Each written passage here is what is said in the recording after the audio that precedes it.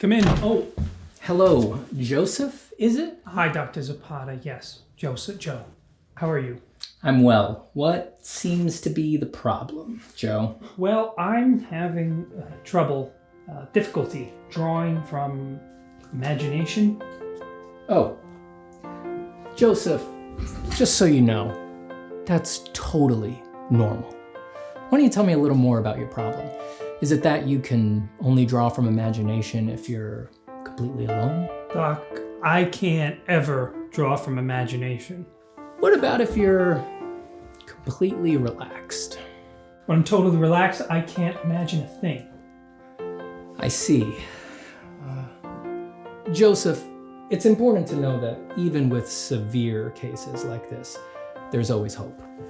I can prescribe an experimental therapy called Form from Imagination. Form from imagination? It's early days, but clinical trials are extremely promising. Why don't you try this for 6 months and then check back in with me? Okay, I'll do whatever it takes. Did you just draw this? Oh yeah. Wow, it's amazing.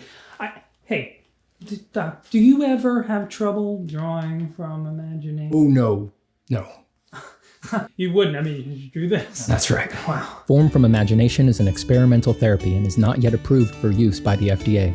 Do not use Form from Imagination if you are already taking any prescriptions for drawing from reference, working site size, or tracing photos you didn't even take. Stop taking Form from Imagination if you experience any of these side effects: loss of interest in your personal projects, megalomaniacal self-confidence, hallucinations, unless they're the kind you're hoping for, drawing better than Steven Zapata, or feelings that purchasing the course was enough and you don't really need to do the exercises. Call your doctor if you have stiff gestures, flat forms, or boring ideas to address a possible life-threatening condition. Full sketchbooks have been reported with Form from Imagination and medicines like it. Other risks include long-term art careers, too many clients, and being worth more than you're charging for. Call your doctor today and ask about Form from Imagination.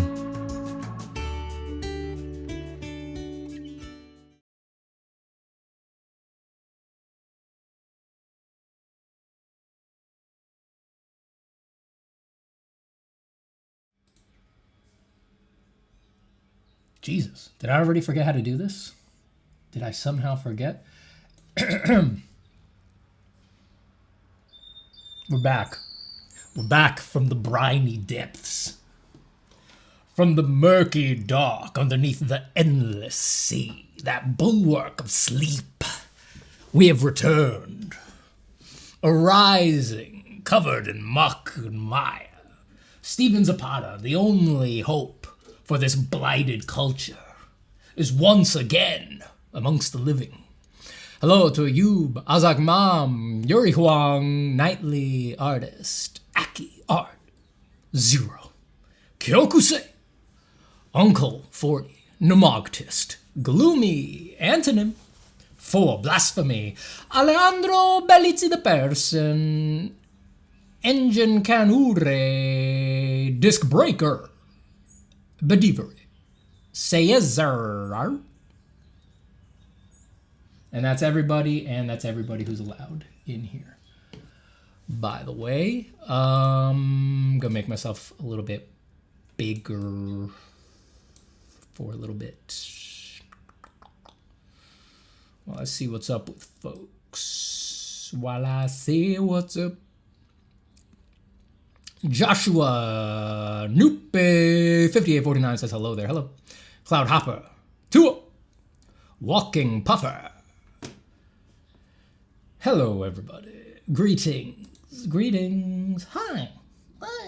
How's it going? I feel like I haven't talked on mic in a long time. I've got to zone in on the vocal variety and test out the whole range of my vocal spread. It's been, I think, 3 months since the last stream. Not surprised by that. A little surprised. We do have a bunch of patrons to thank. The list is too long to get too creative about it, but we will shout everybody out in a minute or two here. Orpheus.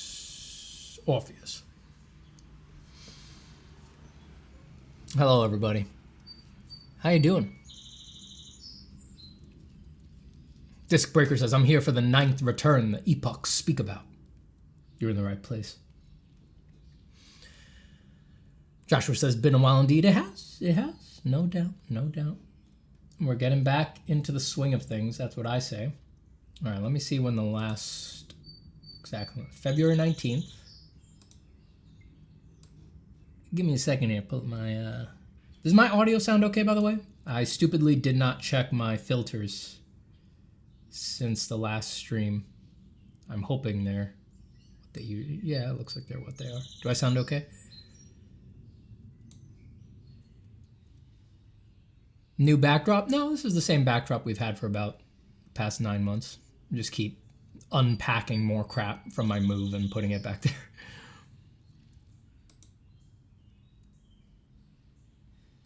Okay, audio's good. Last stream was on February 19th. Let's see who we've got. All right, so, ooh, yeah. Here's the list of patrons who have decided to support the channel and our dangerous endeavors here.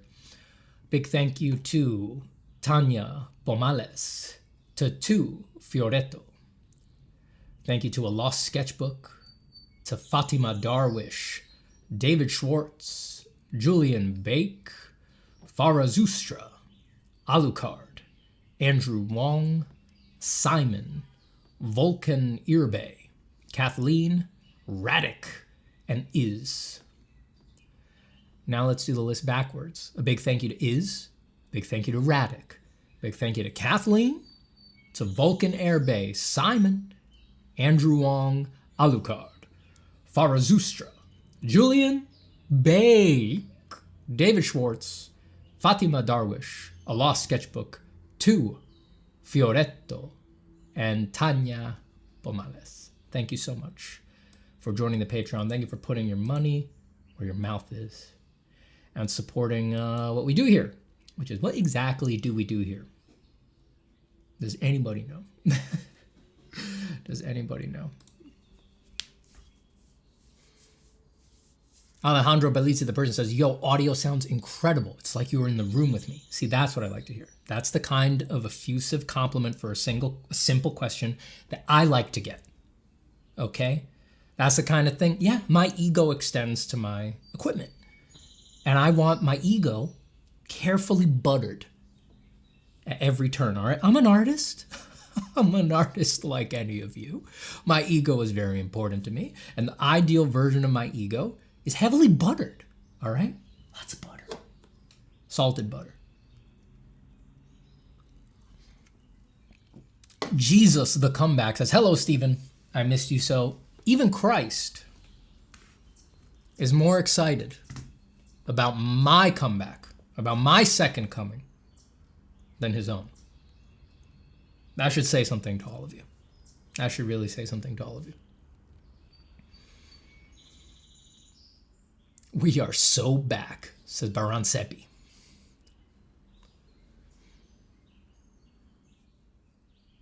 It's a gentle mix of birds chirping. Yeah, spring is in the air around here in New York.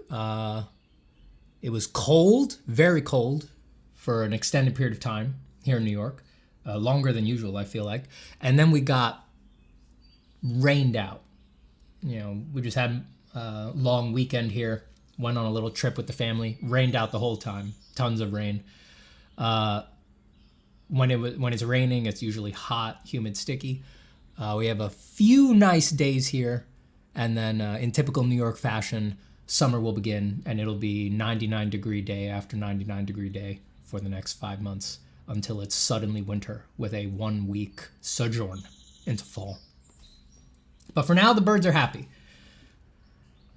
Once summer hits, they'll calm down just like the rest of us. They'll be like, God, can't be chirping this much, bitch. It's too hot.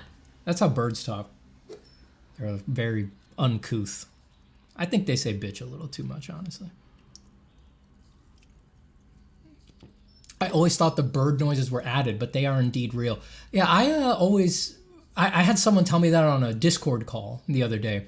I was in the Patreon Discord talking with people, and they were, I guess because they were like, oh, well, he's just talking casually on a phone call. This must be his real audio. And they heard the birds, and they were like, oh my God, Those aren't fake. It's like, guys, our brand here is reality, making contact with reality. Do you think I'd pipe in bird noises? I think I actually did in like some of the very first videos on the channel. So we're talking back in 2018, 2019.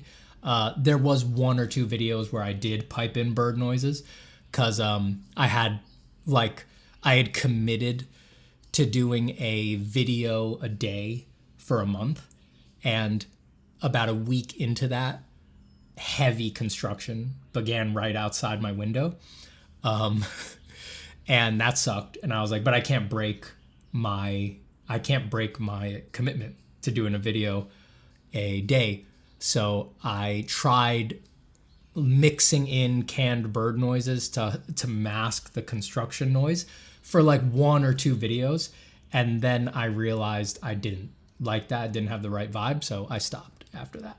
And I started recording my audio in a closet instead until the construction ended.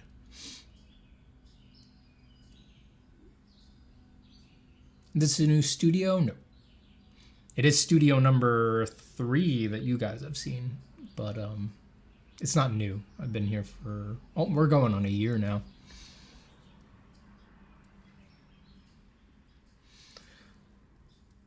Steven, when you say you are the Homelander of drawing, I have not seen the final season of The Boys, so I'm going to I'm not going to commit to saying I'm the Homelander of drawing until I know what he gets up to in the 5th season, which will probably be never. I don't see myself finishing the show. Who's got time for that anymore? So what's up, guys? I don't know. I don't really have a plan for what I'm drawing today. So if you guys have anything you need help with, just let me know. Let's talk about it. Art, philosophy, your soul, all that crap. Sound spiking a bit? Let's see. Does anybody agree? My gain's a little high. I could drop it a bit. We'll see if that makes anything better.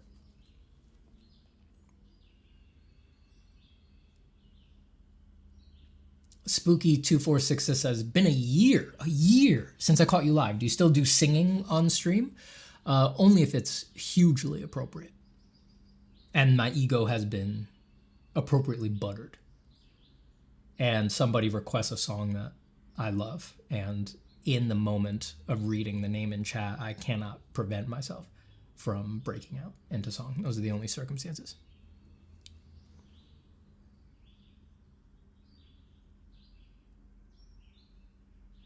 Safi says, do you feel it sometimes, Steven? Me thinking about your words every day? Yeah, I feel it. I know I'm the most influential artist on this platform. No one wants to acknowledge it. No one really wants to talk about it, but I know. I'm no fool.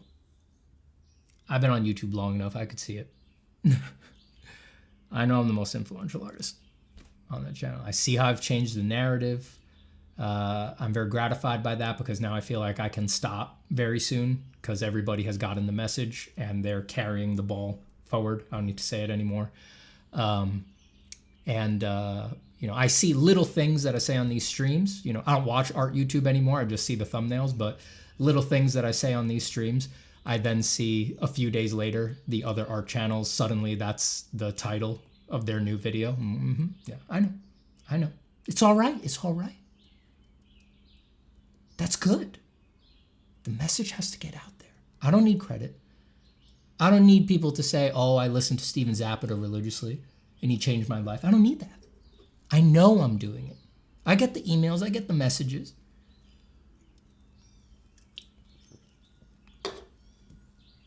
I know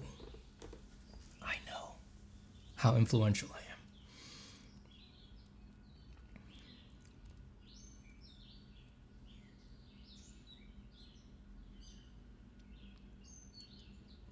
Mafuku art. Mafuck you art. Mafuck you art? Mafuck you art? I've been enjoying sketching with ink. Fuck you art says, I've been enjoying sketching with ink. It feels very freeing to not be able to erase or go back. If you make a mistake, you go, fuck it, we ball and keep moving. Yeah, ink's great for that. Ink's great for that. Some people get in my opinion, some people get a little too caught up with it. Like they make it a part of their ego that they don't erase, or they get this little objective rule in their head that you shouldn't erase, and that's silly. You know, of course you should erase.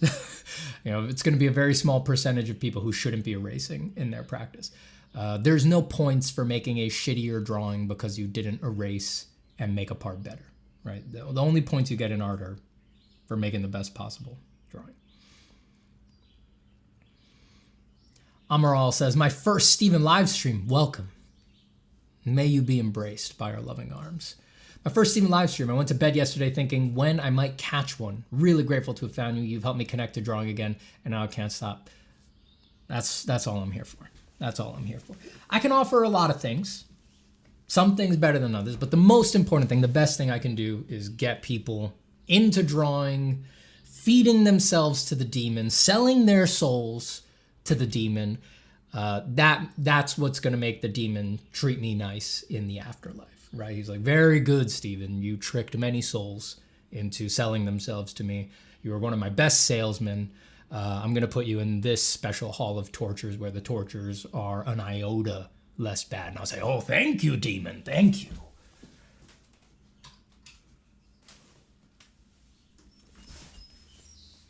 And he'll say, stop being so obsequious.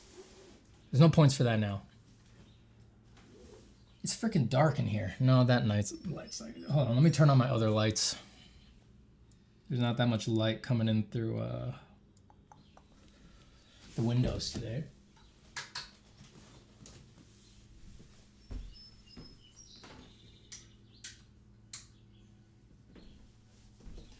Stop being so obsequious, Steven.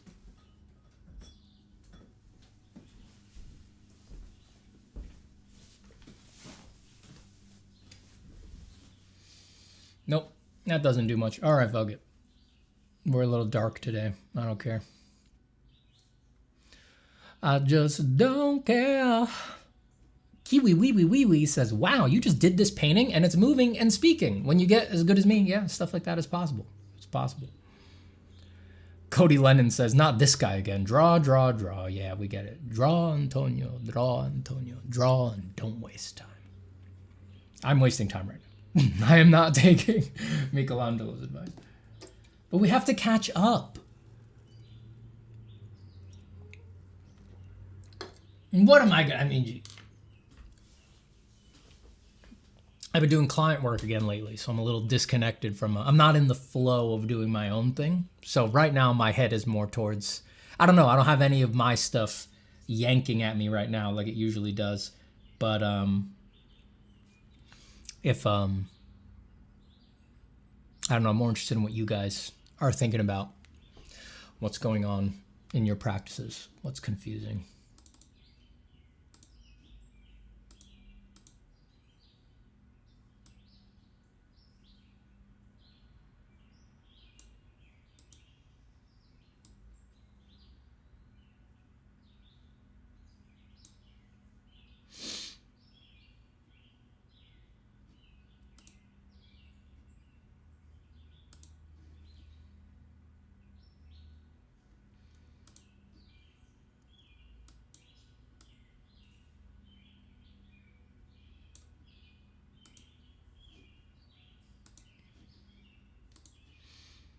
Kenyon says, finally caught a stream. God bless the art demon. God bless the art demon. Tadas Art says, I miss seeing your streams. I hope we get back to streaming more often soon. I think so. I hope so.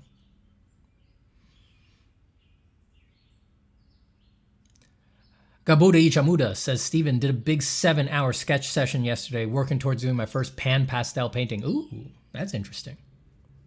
Doing a whole painting with pan pastel. I wonder how that'll look. Sounds cool.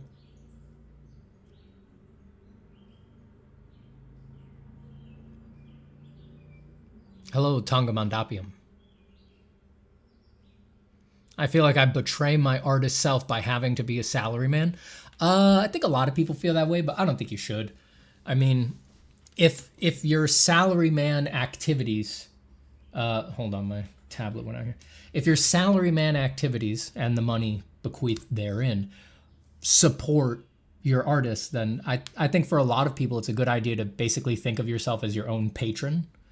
Like, you work your day job to support your artistic side and your artistic pursuits.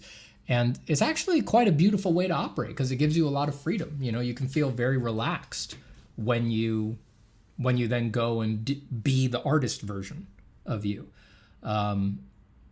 There's a lot of stresses and anxieties that can come with just doing the art thing all the time, and it's not going to be for everybody.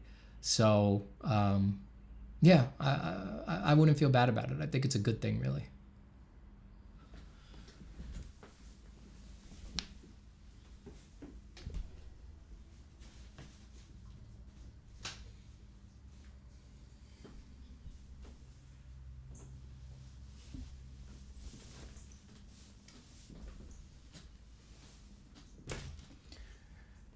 Joshua says, really? I never not have private projects yanking me to the side, even if balls deep in commission work. At least a doodle here and there is needed. Oh, I mean, me too, usually. It's not like I don't have a long list of personal projects that are technically going right now. But, shit. Just today I'm looking at the list and I'm like,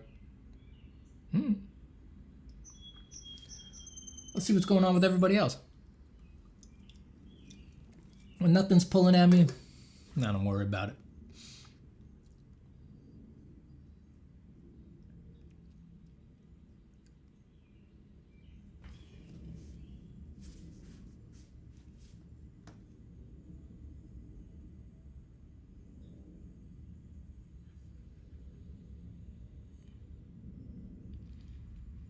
Kenyon says, do you have tips on balancing both personal and professional practices?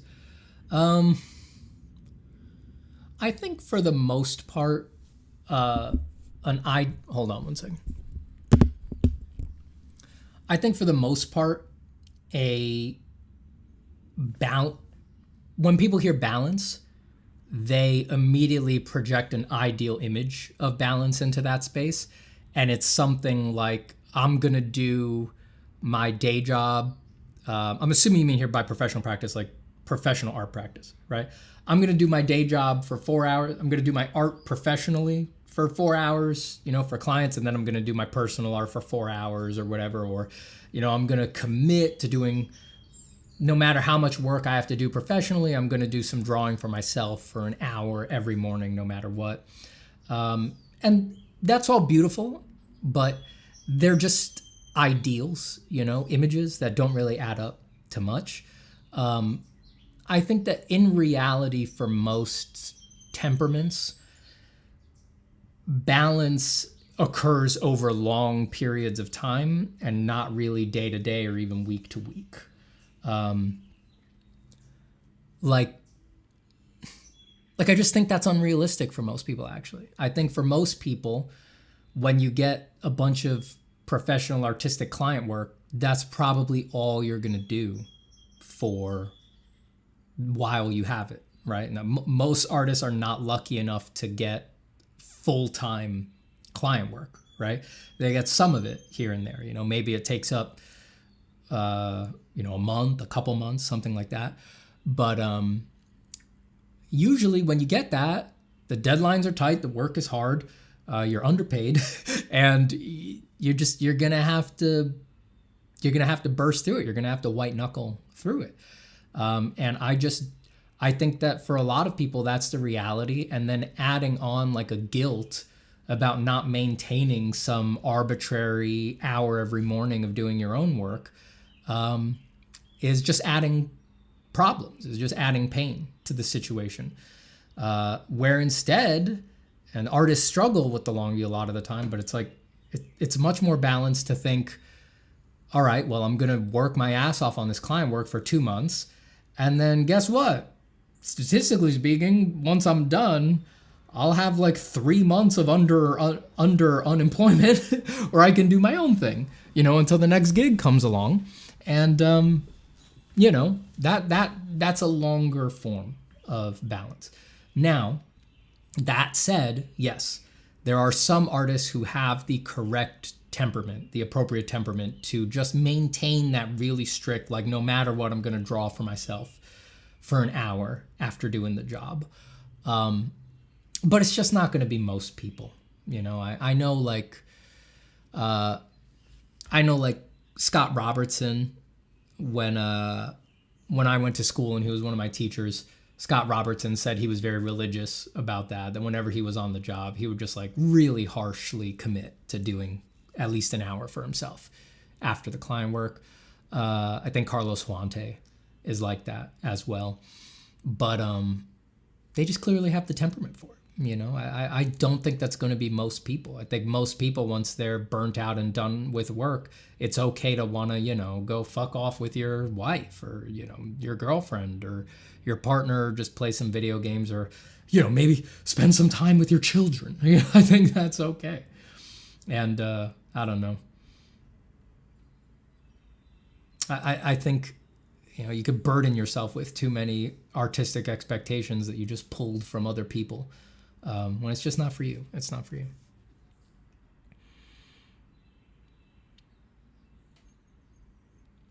Yuri Huang says, Stephen, what is insight for artists on your website? I don't know. I'll let you know when I figure it out. When I know, you'll know. Aki says, I have a weird one. Do you have any guiding words for understanding your unconscious bodily actions done in flow after the drawing was done? I often find myself figuring out stuff, outdoing entire drawings or most of it, then sit down to write about things I may have unconsciously philosophized. How has been your side? For me, when I'm really deeply working from the unconscious, if I successfully didn't get in the drawing's way, all of the unconscious learning or philosophizing becomes embodied in symbols that emerge in the drawing, right? And when I say symbols, I do mean, but not exclusively, like acorns symbolizing the potential of new life in the middle of winter, right? Like that's a kind of symbol, and there's a lot of that in art history. But like even the handling of particular elements of art, like to me, your particular choices about how you handle line can become symbology. How you handle values can become symbology. So for me, I find all of that unconscious stuff while I was gone, it does concretize into symbology within the picture. And then almost like a naive viewer, once the picture is done, I can look at the picture afterwards and analyze it. And even though I made it, I will come to conclusions about it. I often, for myself, I often think of it as a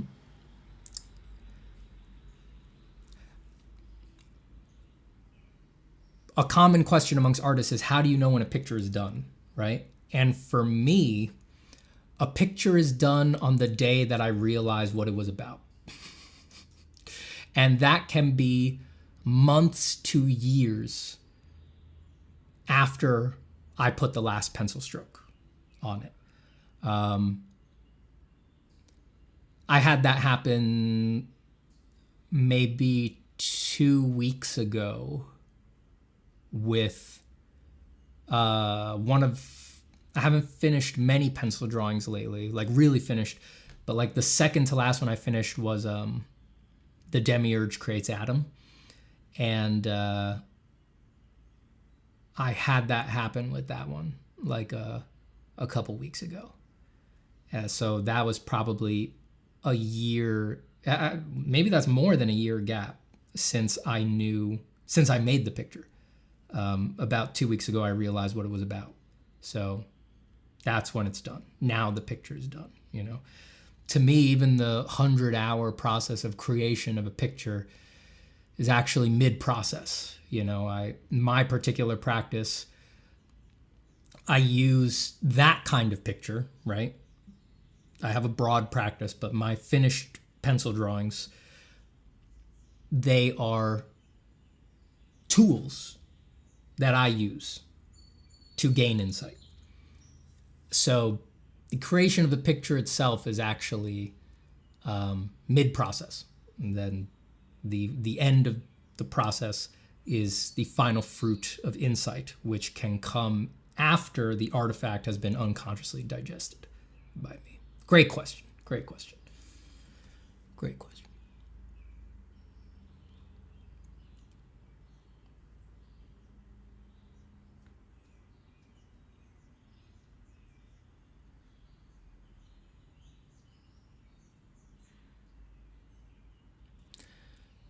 Art Dad Draw says, I definitely think that's 100% on point. Despite all the shit happening in the world, I've never been less financially stressed, and it's amazing. Hell yeah. Be your own patron. Be your own patron. Life's hard. Whatever you can do to squeeze a little art into your life is not bad. Like, it is not bad to have a quote-unquote normal job. Is any job really normal?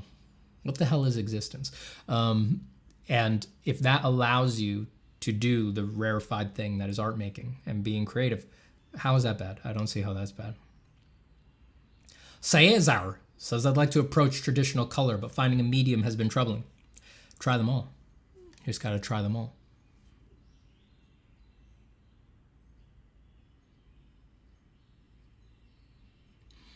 Leonardo Sartorelli says, 1 year, no job, and still looking for concept art jobs. Trying some tattooing on the side. Did some bad jobs, but people that got it liked. Did some bad jobs, but people that got it liked. I'm not sure what that means, but maybe a new field. Maybe. I mean, I'm sorry to hear that it's been a year without jobs, but unfortunately, that is, it's common. It's common. It's hard out there. It's hard out there. I'm not going to sugarcoat it, man. I'm not going to bullshit you. It's hard out there. So just don't get down on yourself. Everybody's going through it, and everybody is living in their own situation, right? Like, I know consuming art stuff on the internet, especially asynchronously, it has a tendency to reduce everybody down to one narrow, like, this is who you're supposed to be, right? And one of the common parts of that in the art world is, to put it bluntly, like, if you quit, you're a bitch to some degree. And I hate that. I just don't believe that. I think people are really, what's a nice way to put it? Stupid and infantile for thinking that way, especially about other people, much less themselves. It's okay to switch fields. It's okay to say it didn't work out for you, right? Like, if you have a more relaxed, less tight relationship to that, it's more likely that you will keep making art and thereby save your soul through whatever change you make, rather than clinging tightly to these false idols and images, which will then require you to basically shatter your identity in order to go do what needs to be done. That is to say, switch fields, make money in other ways, stuff like that. And in the shattering, make it so that you cannot bear to continue making art when you go on to this next part of your life where you have this other job and things like that. And then, it's an archetypal thing. You'll become resentful of art. Like, you will have shattered the artist's identity. And so you'll go be whatever, an accountant for 40 years.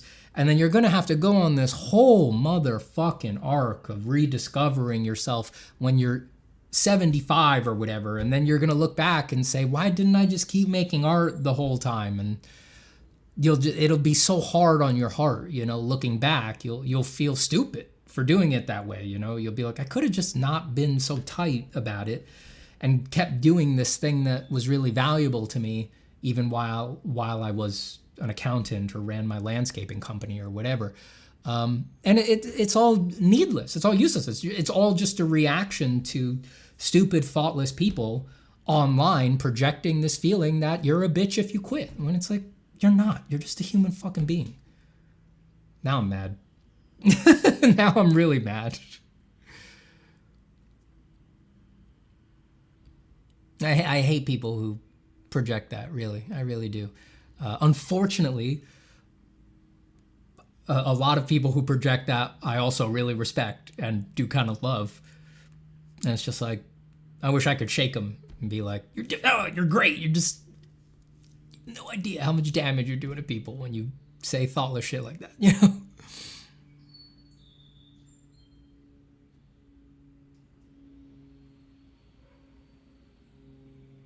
How many unfinished sketchbooks do you have? Oh, I plow through sketchbooks. I mean, I don't know. I don't really leave them unfinished. I fill them cover to cover, but it's like, who cares? Like, is that a flex? Like, maybe it's like, yeah, I probably fill at least 6, probably closer to a dozen sketchbooks a year. But they're filled with crap. Like, I don't make my sketchbooks beautiful. Like, I use them. To me, a sketchbook is for ugly thought process drawing. It's not remarkable to me that I can fill a dozen of those a year. It's easy. In a session of sitting down in my sketchbook, I can easily eat through 10 pages. Like, it's not difficult. So it's not a flex for me. It's like, maybe other people are thinking, well, how many finished sketchbooks do you have? Meaning, is there a beautiful drawing on every page? It's like, if that's the way you're thinking, you got other problems, brother. There's other issues going on in your art practice, and a lot of stuff that's going to jam you up. Alki says, doing some art that is completely private and unshared has been a unique experience I have been delving into. Oh, yeah. I mean, I think everybody should try that at least a bit. You got to commit from the beginning, though. You have to say, this sketchbook or this drawing that I'm starting now, even if it comes out great, I'm not going to share it. You've got to commit. You've got to commit to that beforehand so that whatever needs to emerge in private can emerge in that space. But I think everybody should try it. It's very interesting. Is S6T says, what poem verse lives rent-free in your head? I mean, lots of stuff from Paradise Lost. I mean, people hear me recite chunks of it from memory all the time on here. But my favorite one is probably, close the serpent, sly, insinuating, wove with Gordian twine his braided train, and of his fateful guile gave proof unheeded. That's just looping in the back of my head all the time. Andrew Maxim says, hi, Papa Stephen. I've discovered Krita has some powerfully amazing gradient maps, and I've fallen in love with the software again. Nice. I should try those, because the gradient map system in Photoshop and stuff like that is garbage. Aki says he's going to recite the hurled headlong part of Paradise Lost. Yeah, we'd be here for 4 straight minutes. I love the opening. I mean, I think the opening is like the most hardcore opening ever written to anything, ever. But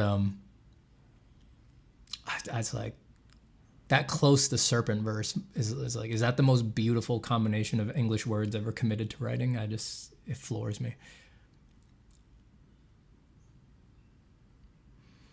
Aquabrain says, Stephen, what are your thoughts on the contemporary need for liminal spaces within the collective unconscious? Also, thank you for being such a beautiful human being. As much as I wish I was smart enough to divine exactly what you mean by that, I'm not too sure. Liminal spaces within the collective unconscious. I don't know. My gut reaction to that is that we're probably, for my liking, we're probably imagining too much of a structure to the collective unconscious, right? It's like, oh, it needs liminal spaces, the collective unconscious. It's like, if we're imagining we can grasp its structure so thoroughly and know what it needs, we're making it conscious, right? So we're tricking ourselves from where I'm standing. It's like, the true nature of the unconscious, collective or not, must remain utterly mysterious. If you think you've got it pegged, you've deluded yourself into, you're just dealing with a conscious concept. The unconscious should, almost by definition, always be mysterious and subterranean.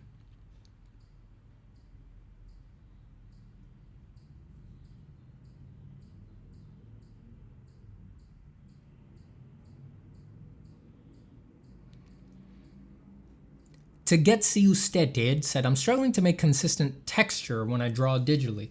Some parts are too smooth and some too sharp. How do you control the texture of your brushstrokes?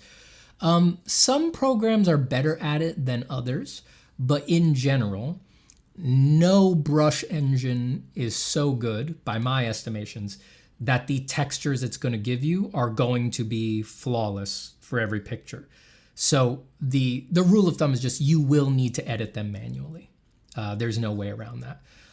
It's good that you have the eye to notice that the textures that it's giving you are too sharp and too smooth in some places. Some people don't have the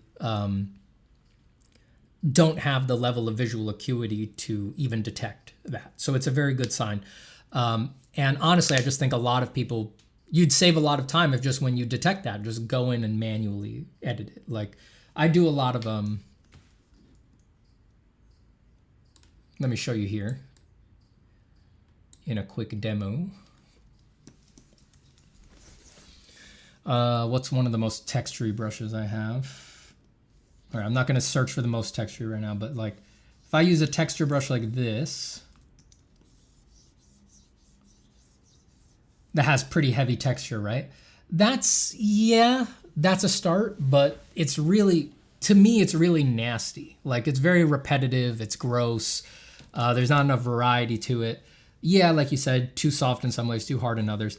But if that textural brushstroke is going to be of a scale where it actually matters in the pulled back overall impression of the picture to the viewer, I will lay it in like that, but then I won't be lazy about just manually editing it. So I'll take a more controlled brush.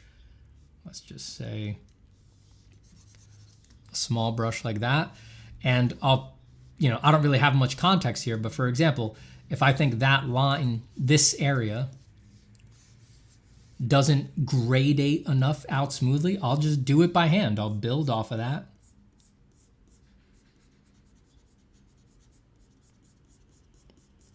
And I'll hatch.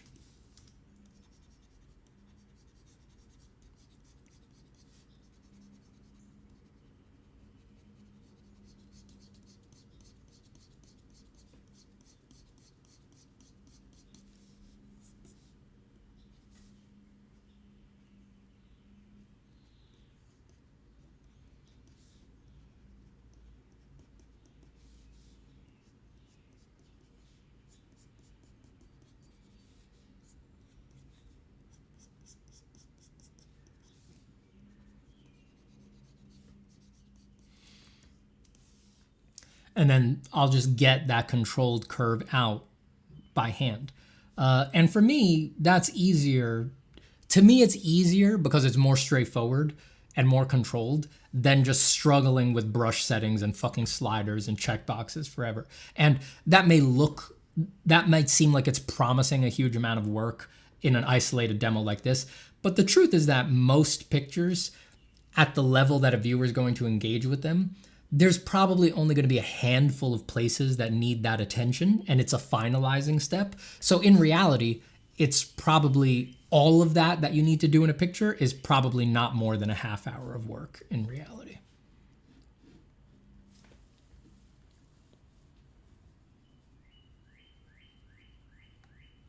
Walker Puffer says, do you have advice for getting work in concept art?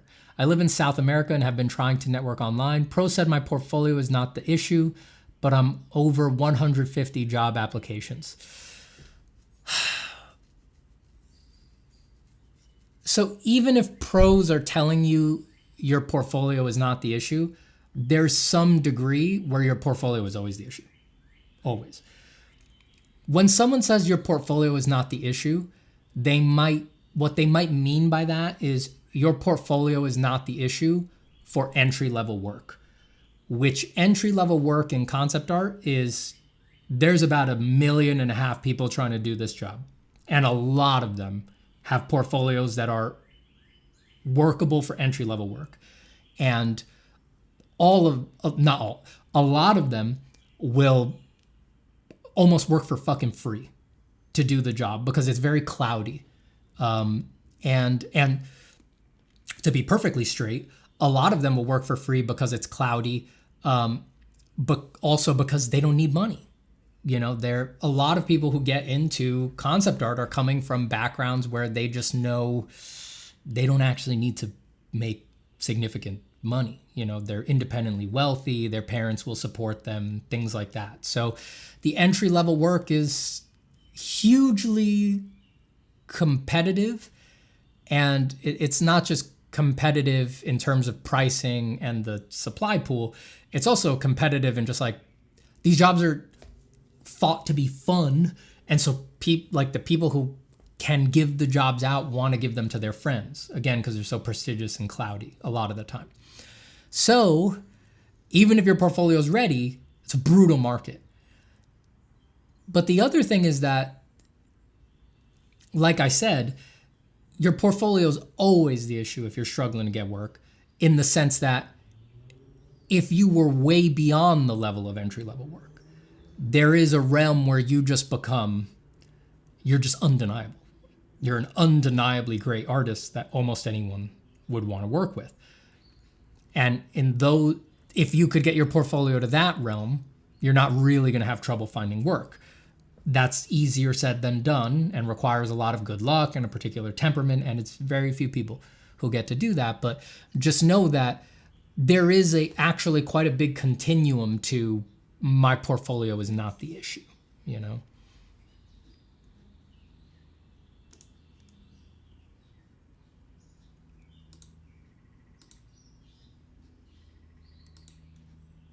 Hello, Reynola Dominguez. Hello to everybody else who's coming in. Hello to CCTZ, Dantello Boblanco, Safiar Karim, Hunda Snapper, Kenyon Corvid, Random Fluffy Pup, Elusius, Shady on Fire. Everybody else who's coming in. I'm getting behind on chat already. Let me lightning round it for a little bit.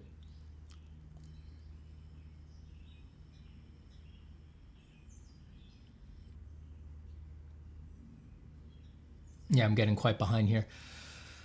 Dantello LeBlanc says, you are saying everything I need to hear. I'm glad to hear it. Symbols as in iconographies? No. I think I covered that when I answered that. You probably were asking that early in the response, but I'm not... When I say symbol, I mean something very broad, very deep, extremely profound. An icon is still not deep enough. We must go deeper.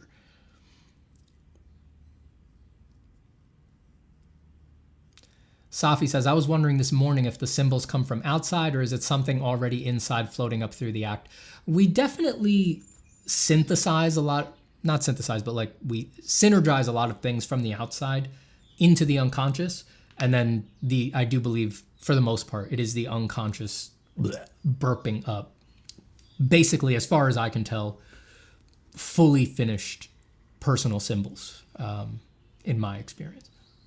That you're completely unconscious of until they emerge, and then you conceptualize and realize what they are.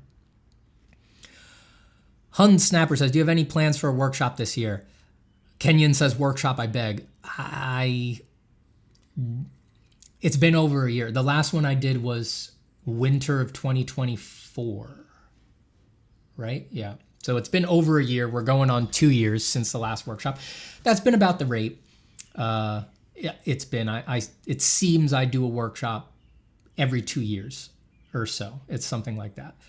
I wish I could say I'm confident, especially since we're coming up on the 2-year mark. I wish I could say I'm confident that I will be doing one this year, but client work is coming back into my life right now, I guess.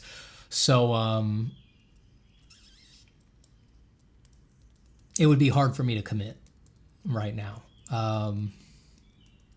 We'll see. We'll see how things go. I'll say this, when it opens up, get your seats, folks.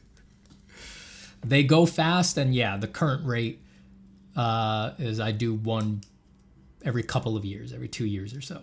So if you're interested, get your seats as soon as they go live. I also haven't done one since I had a kid, so we'll see how having a child now affects the rate at which they come out. We'll see if I can maintain the one every 2 years rate with a kid in my life.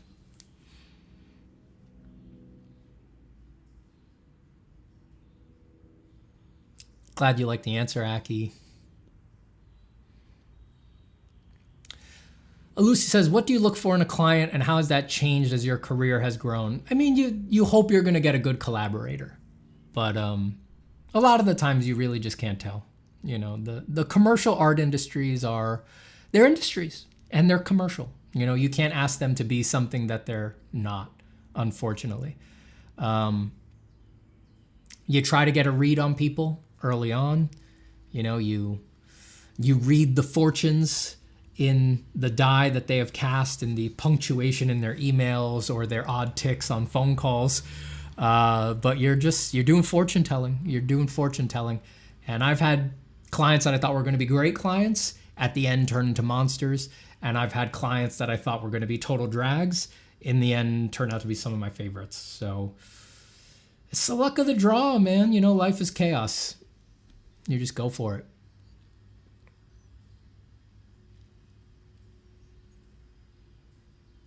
Kenyon Corbett says, do you think it's still worth trying to get into concept art, even with the horrible industry?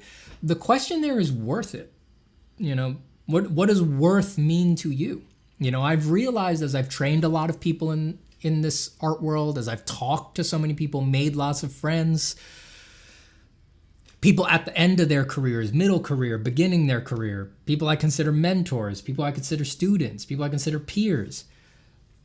I find that there's such a huge variety of what people value from art and from doing something like concept art and the industries, you know?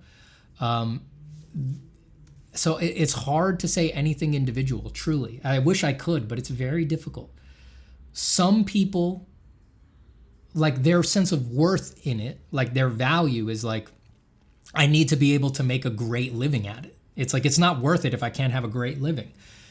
And as I said, you know, as I implied in another response previously, other people don't need that from concept art. They just don't. You know, they come from wealthy backgrounds, and they just do concept art because they want to work in entertainment, and they don't really, you know, we all know what life is like for some wealthy people. They don't need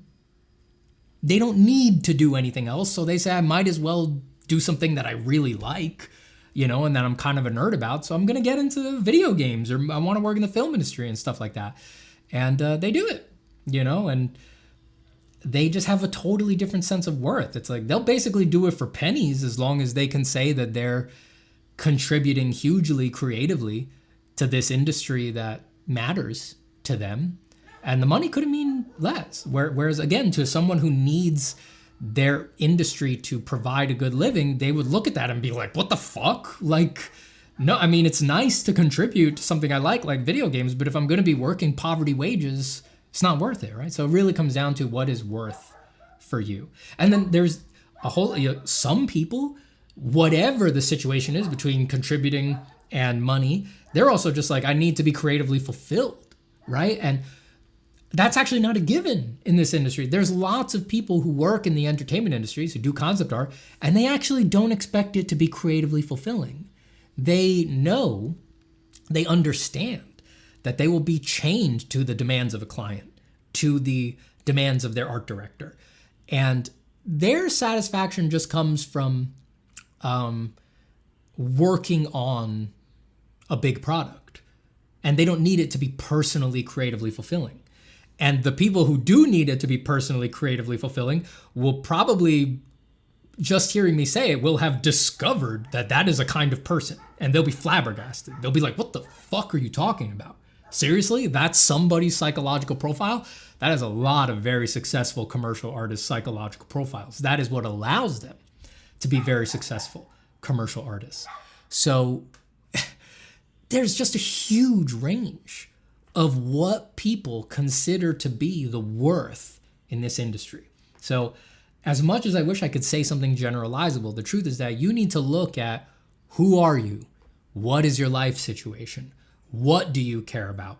What will you compromise on? What will you not compromise on? And you need to make your own individual decision about that, truly.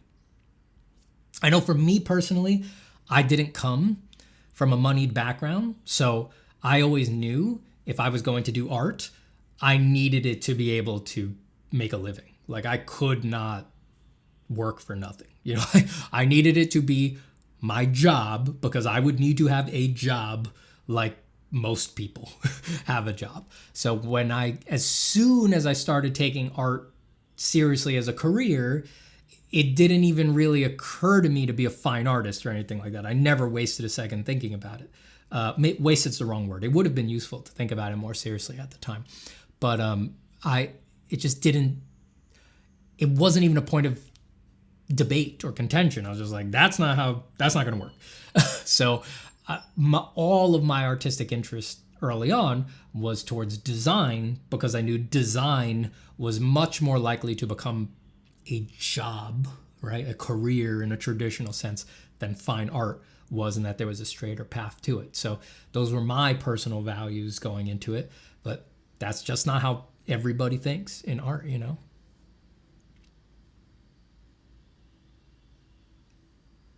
How behind am I here? Okay, I said I was going to lightning round. I was getting caught up, as usual. I'm going to answer am okay. Steven, can you explain what etch is? In 1 second, I'm going to go to the restroom. Hold on, folks.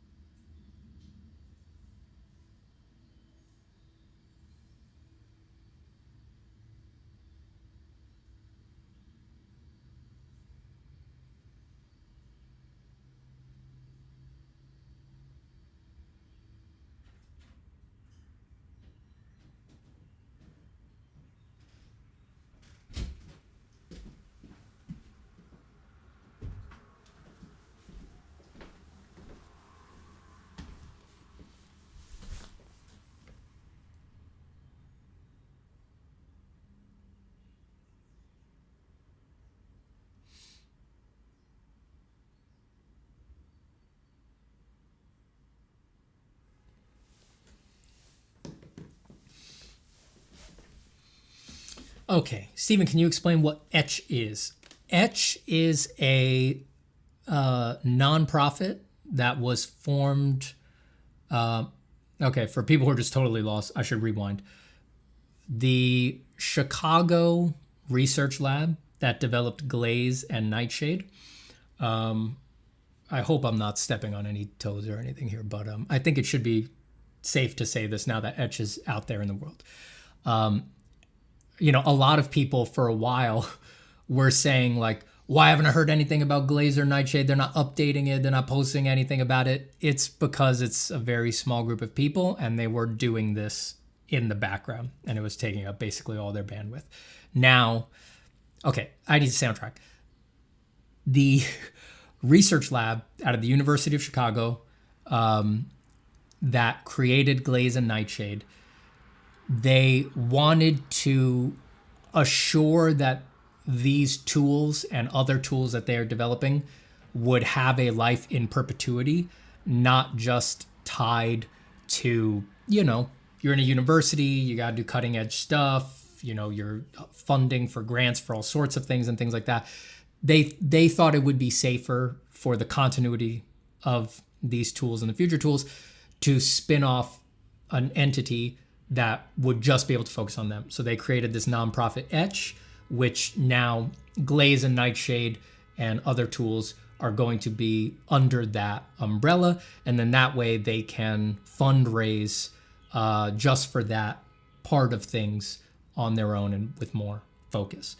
And of course, and then, a lot of people were saying like Nightshade and Glaze, they haven't been updated in so long. And then like once they were done like getting Etch set up and they went public about Etch, then boom, right away came the Mac version of Nightshade, was it? Or not the Mac version, the update for the AMD GPU version of either Nightshade or Glaze. I forget now. But yeah, updates are back on track and they've released some things. So that's what Etch is. It's a nonprofit spinoff of the work of that lab so that they can have, in typical fashion, just a board of directors and hire people and just have people whose focus is just on that.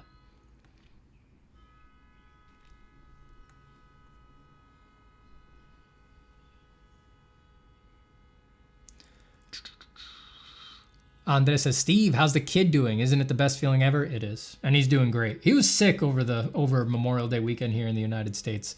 He had his first fever and stuff like that. That was rough. But now he's great. He's completely over it. Someone is just leaning on their horn down the block. I don't know if you guys can hear that, but it's pissing me off. It's really pissing me off. Michael Schlater says, man, Steven, haven't seen you in a long while. Are you fine? Seems so. I'm fine. I am fine. See, am I talking again for a while? Let me boost this up. If anybody else has any art questions, stuff they need help with, something that they could use a little scratchy demo about, you let me know.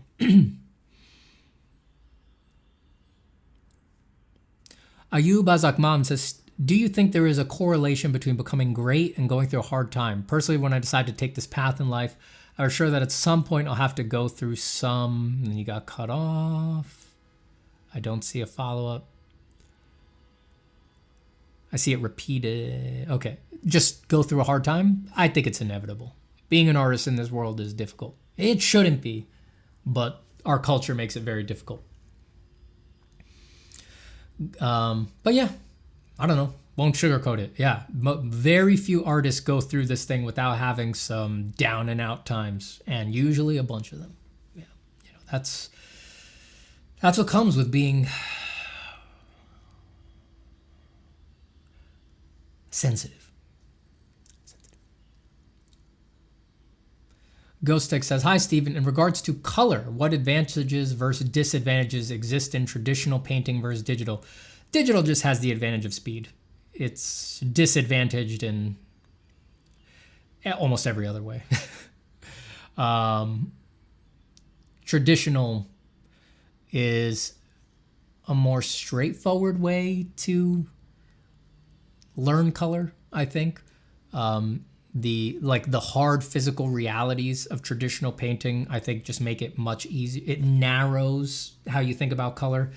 It's actually much harder to learn color when all you're doing is just trying to randomly pick the perfect color off the color picker. Yeah, I think just if color is a real concern for you, traditional is great to do. Yeah. Digital's advantage is just speed, and I guess through some lens, cheapness. Like when you're working digitally, you can put as much CAD red down as you want, whereas if you're working in oil paint, a tube of genuine CAD red is going to cost you $50. But, digital ain't free either, The Tangamandapium says, have you broken any drawings out of disliking it? No. No, I have not done that.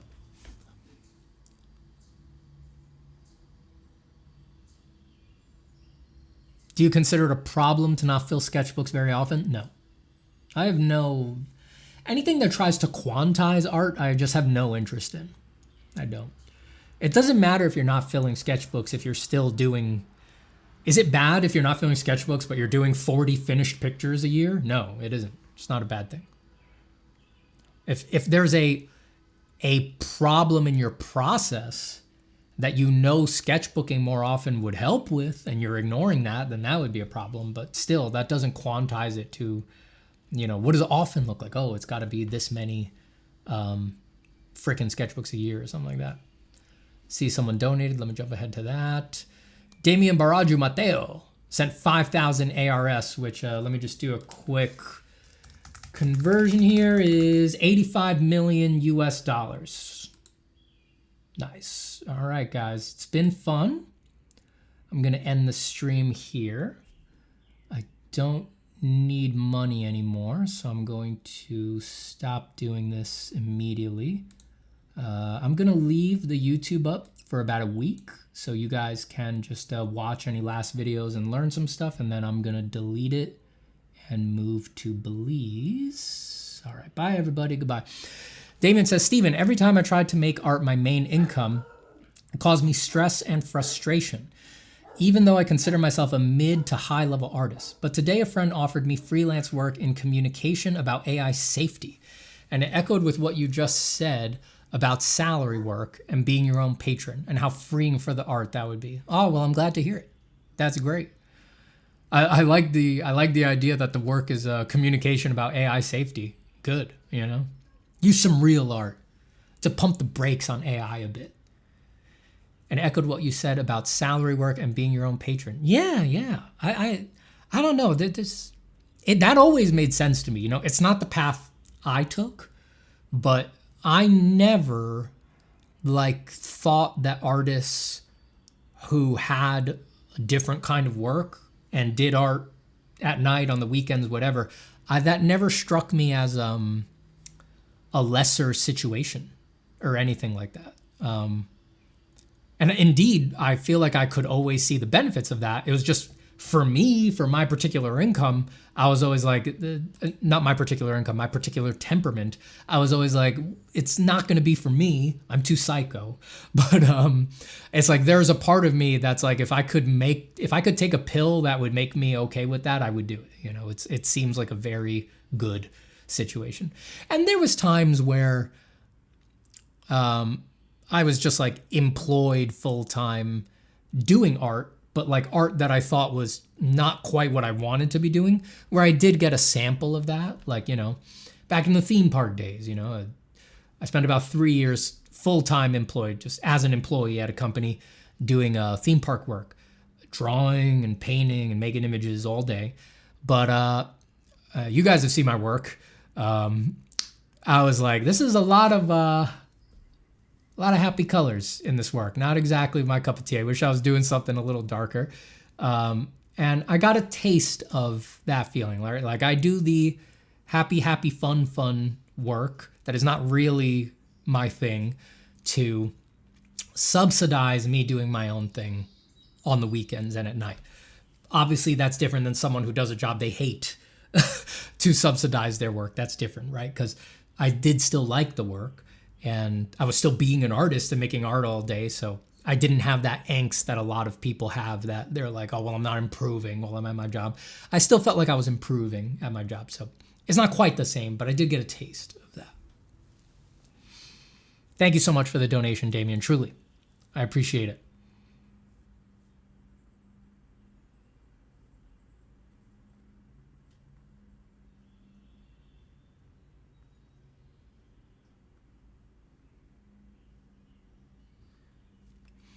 All right, now I'm going to lightning round.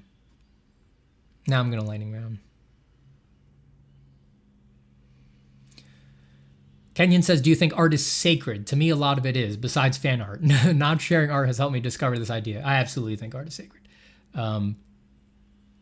It's just like, I don't know.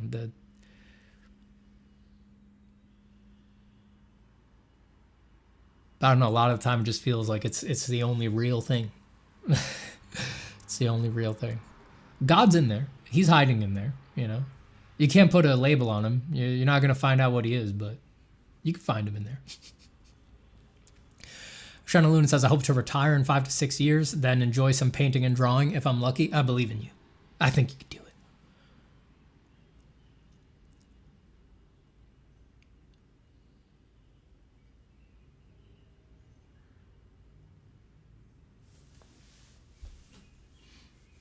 Michael Schlater is burning their art in a fire at the river every year. Cool.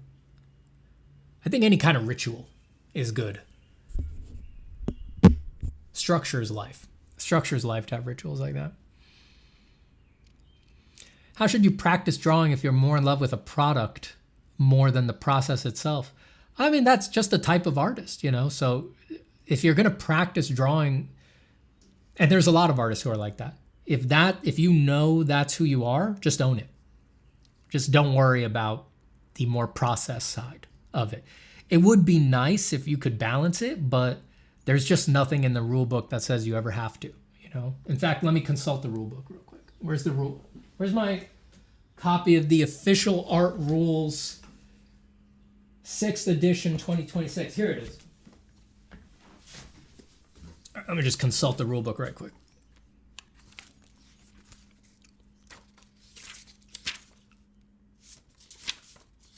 Types of artists. Process-based. Product-based artists. Huh. Just says here, just ship product over and over again until you're famous. Pretty simple, that one. The section for process-based artists was very long. The section for product-based artists is barely a paragraph. Count yourself lucky, I suppose. Just ship product until you're famous.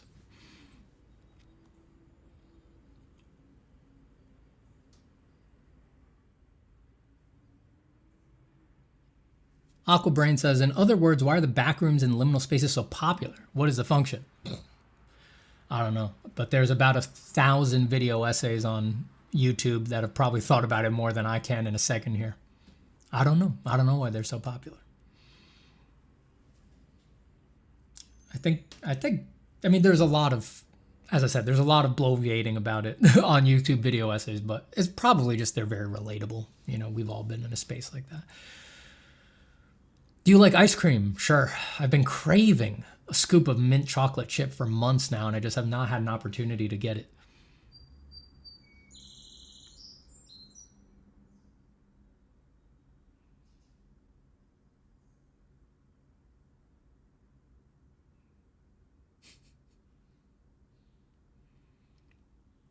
Enjoy your drawing, Aki. Kyo says, I've been playing through Kingdom Hearts games, so phrases like, as your flesh bear the sigil, so your name shall be known as that of a recusant, and feckless neophyte are stuck in my head. Word memes, baby. Delicious word memes.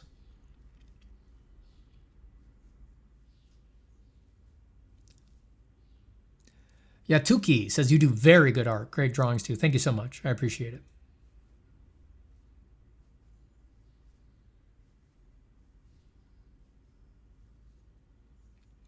Haru says, hey, Steven, did becoming a dad change any views you have on art?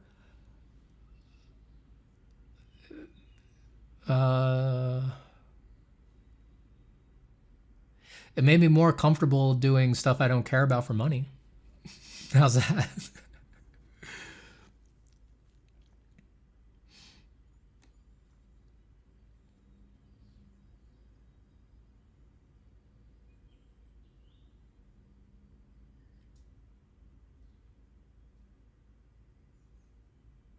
That's not to say that I've spent plenty of time doing art that I felt didn't align with my values or my heart song for money. I've spent hundreds of hours doing that as a commercial artist. I mean it when I say it made me more comfortable doing it. I was always hugely uncomfortable doing it before. Now when I think about doing it, I'm like, yeah, whatever. Knowing you're doing it to put food in your kid's mouth is a good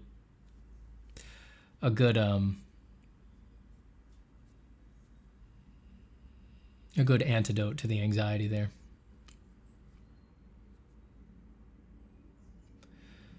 Mikal says, how do you achieve likeness in a portrait? I can often get to about 70%, but how do I push past that?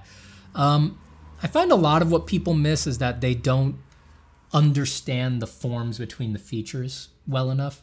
Everybody hyperfixates when they're trying to get a likeness on shape of the eyes, shape of the eyebrows, shape of the nose, shape of the lips and like the smile. But a lot of people have not done a deep study of all of this. Look at all this meat between the features, right? Most people have not done a deep study of those. And, you know, this may sound grotesque to say, but if I put a thin layer of skin over all your features, and hid your mouth and your nostrils and your eyes and your eyebrows under more of your skin, as you screamed in esoteric agony underneath that flesh mask, your family members would still be able to recognize that that was you, just from the gestalt of the shape of all this flesh between the features.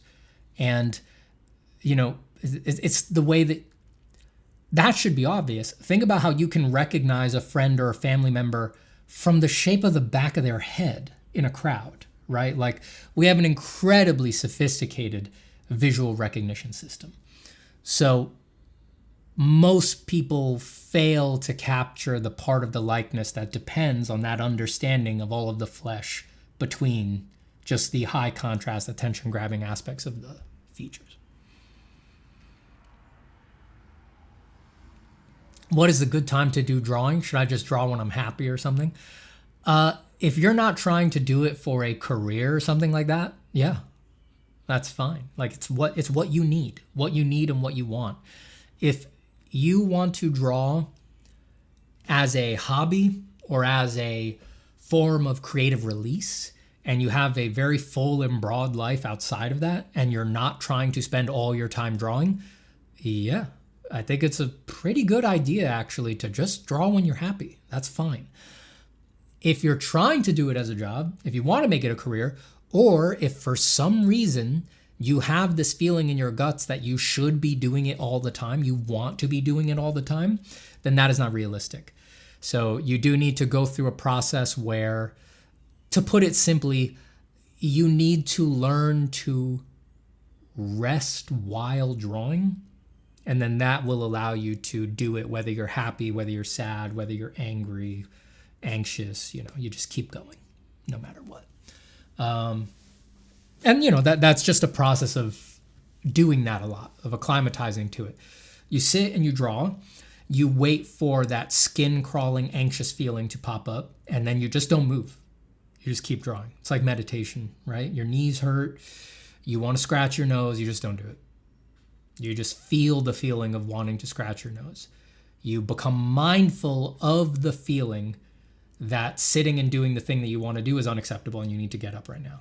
And you, instead of reacting to that, you just observe it and keep drawing. If you need help with that, the first 40 or so videos on my channel that are like 6 or 7 years old now at this point, they cover that. They cover a lot of the concepts around doing that practice.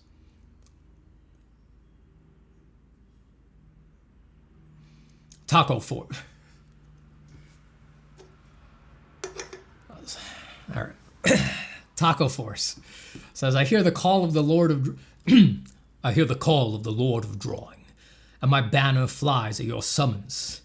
It is that of an eagle clutching a pencil in its talons, and crushing the unbreakable egg in its beak. Very nice. Mako says, struggling with gouache right now. Should I just switch to oils or an easier medium and just be done with it? Gouache is considered by many one of the hardest mediums. So if you're struggling with it, yeah, try something else. I think a lot of people resist oils when oils is one of the most forgiving, most flexible mediums, especially for beginners. It takes some setup. There's toxicity concerns, which can be avoided, by the way. Just Google how to paint with oils in a non-toxic way. It is possible. You just have to buy different stuff. Yeah, but it's the most flexible medium. Absolutely. You know, it stays wet for possibly months, and you could just correct and scrape off and remove, and it's very forgiving medium.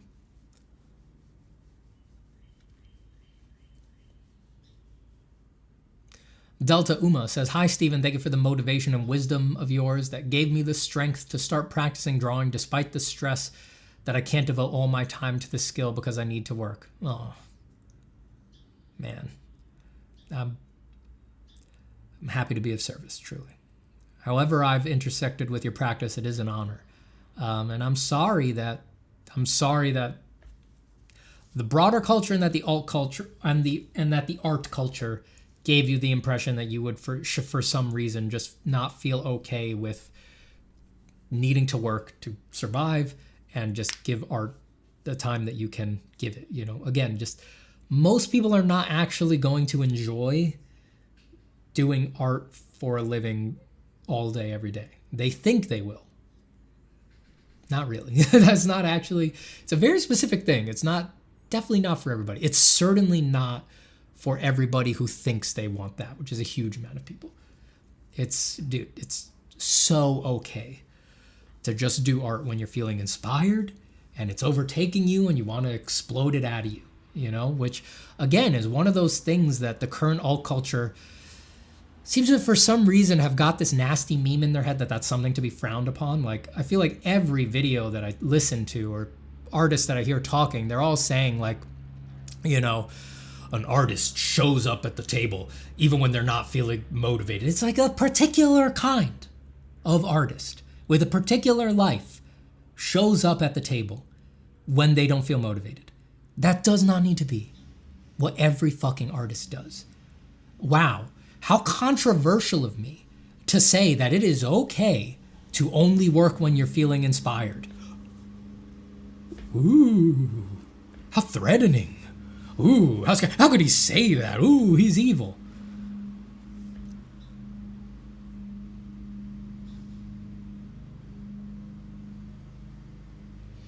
My Elysium Law says, hey, Stephen, what advice do you have for developing a tolerance for a high volume of work for somebody whose temperament naturally makes it difficult? It's what I said before. First off, you really need to get straight on, if that's your temperament, why are you doing this? You really need to give yourself an honest evaluation and not try to live other people's lives and not live other people's dreams. You need to say, what's my life? What is my dream? And why am I feeling that it is my response? For some reason, even though I temperamentally don't have a tolerance for a huge volume of work, why am I forcing myself into that funnel? Questions, questions, questions. If for some reason you come to the conclusion that you do need that, then it's what I said before. You need to learn how to rest on the page, rest while drawing. And it's the mindfulness that I said. It's going to take a while, but to shorthand it again, it basically becomes a meditation practice. You say, I'm going to sit down, and no matter what, I'm going to draw for 30 minutes. I know I'm going to want to get up after 30 minutes. I know I'm going to want to get up in the 30 minutes, and I've just promised myself I'm not going to get up. I'm going to instead be mindful and aware as best as I can, and when the feeling, the skin-crawling, diarrhea, hate my life, explosive feeling that I must get up right now from this drawing board emerges, instead of being stuck on the deterministic train of a feeling emerges and I react to it, I am going to pause, maybe even put the pencil down for a fucking second. I'm going to pause and observe phenomenologically what is the nature of that feeling. It has a signature. It has a particular bodily feeling. It comes with an affect. It has a tingle in the spine, an itch in the knee, a contraction of awareness and consciousness. It comes with a negative affect, right? And just instead of reacting, observe. Just feel. Feel what it feels like to have that come up, and commit yourself to, I don't have to do what it says, so I'm just not going to do it. And then when I hit a half hour, I can just go fuck off and play video games. And I can congratulate myself on having broken through to a new level of withstanding that desire to quit, right?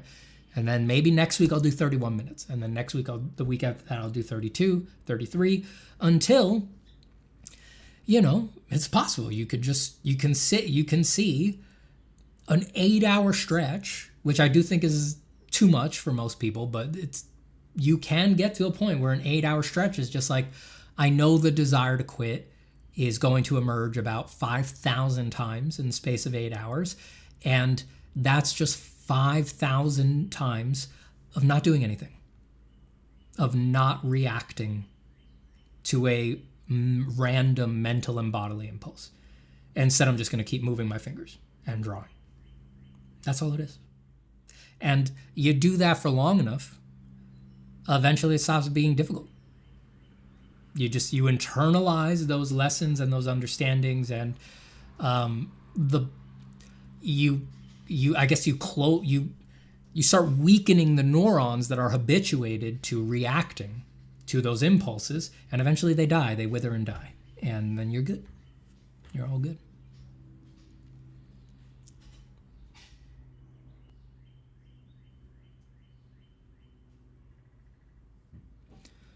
Raven Will says, I can make minimum wage and be happy because I just can't physically stand doing anything else. See, like we were talking about before, people have different measures of worth in this world, right? So the artists out there, look at Raven Willis, right? The artists out there who do need, for the art industries, for maybe the entertainment industry, being a concept artist, to feel worth it for you, where you just take it as a given that, like, you better be making a good amount of money off of this because it's so fucking hard to do and you're making value for big companies and all that.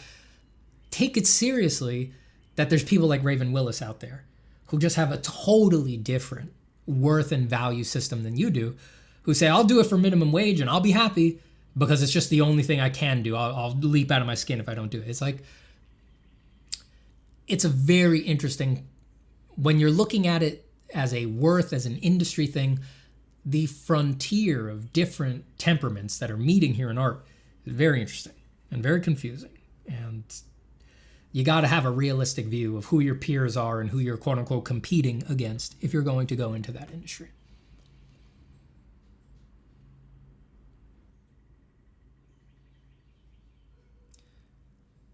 Kala Clover says, what's one thing about being an illustrator that you think should be discussed more? Always a fan of your streams. Being an illustrator, it's a good question. I'm more of a designer, and I've done most of my professional work has been doing design work, not illustration work, though I've done a bit of it. So I feel a little like I'd be talking out of my ass because I'm just not like a day in, day out professional illustrator,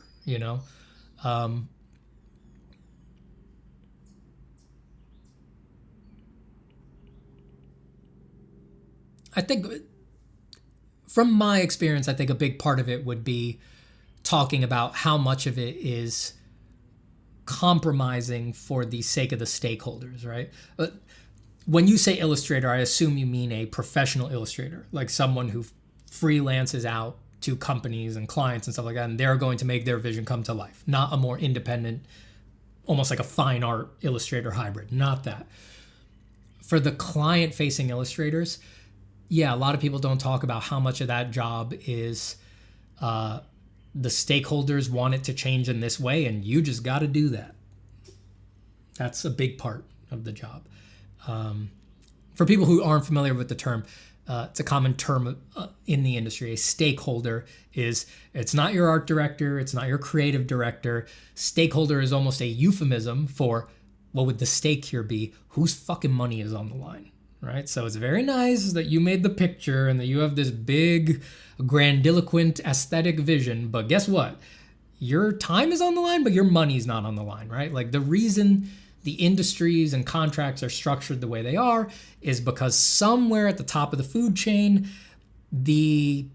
there's someone taking a risk or some group of people taking a risk on this video game, this movie, and their risk is just way bigger than yours. Right? Like, again, I'm not saying your time is invaluable, but you're trading time for money. Their risk is they're going to invest and raise money in the millions to tens of millions to hundreds of millions of dollars on something that just has no guarantee of being successful. Hold on, my chat completely exploded. Is that because my stream died? No, stream is still live. Just my chat exploded. YouTube died. So it's their money on the line. It's their stake. They are the stakeholders. And the stakeholders get to give notes that do not have anything to do with the mental construct that you and your art director and your creative director are operating within. You're the illustrator, the art director, and the creative director. For those who don't know, that's in ascending order of status or just hierarchy, right? Like creative director is the art director's boss, the art director is the illustrator's boss. You all tend to work, because you're all artists, those three jobs tend to be held by creatives. You work within a creative context. And so you need things to make sense creatively and aesthetically. The stakeholder is everybody's boss. It's their money on the line, and they don't operate within that context. They operate within a market and money context. So the only thing that they need to make sense is what they believe will make money. And their notes go over everybody else's notes. So their notes are often have nothing to do with creativity and have nothing to do with aesthetics. And whatever they say goes. So you will have to break your aesthetic and creative babies over your fucking knee and make them do whatever the stakeholders need, because it's their money on the line. That's how the industry is structured. That is not something that gets talked about a lot. That is not something that gets talked about a lot when it comes to illustration. And a lot of the times all you could do about it is just shrug, just you just have to shrug and do it. Otherwise you'll go crazy. Darmex26 donates $5. Thank you so much, Darmex. Those $5 are going to go right into pure, uncut Colombian coffee for my son, for my baby son. Gonna brew it up, piping hot. We're talking boiling hot. Put it in the baby's bottle, give it to him boiling hot. He loves a hot baba. There's no milk in it. There's no cooling milk. He takes it black. And as he chugs it and starts to vibrate with its power, as it unlocks his Colombian genetics, I will whisper into his ear, this dose comes from Darmex 26.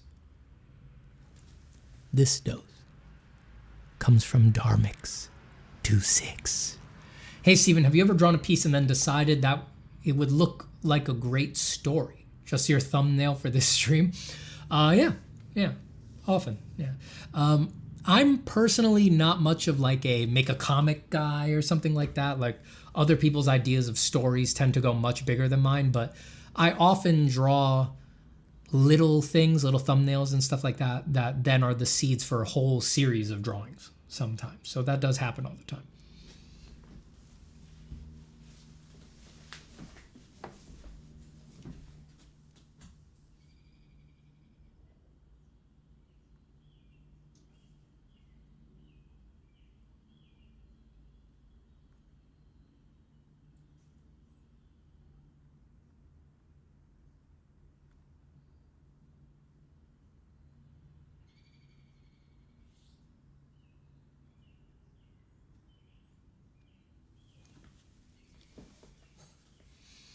Zero Tank says, is silhouette and character design really as important as people make it out to be? I find myself rejecting the idea that you need to have a special, interesting silhouette. I'm on your side. It's not that it's not that it's inappropriate. It's just that like it's not that it's irrelevant. It's just that people have pushed it too far. Like some people think that, to do a little demonstration here, because so many people don't work on project and instead just work in abstract, they sit down and do silhouettes with no design constraints. And so that's basically going to force that to you a silhouette is basically just like all this spiky chaos,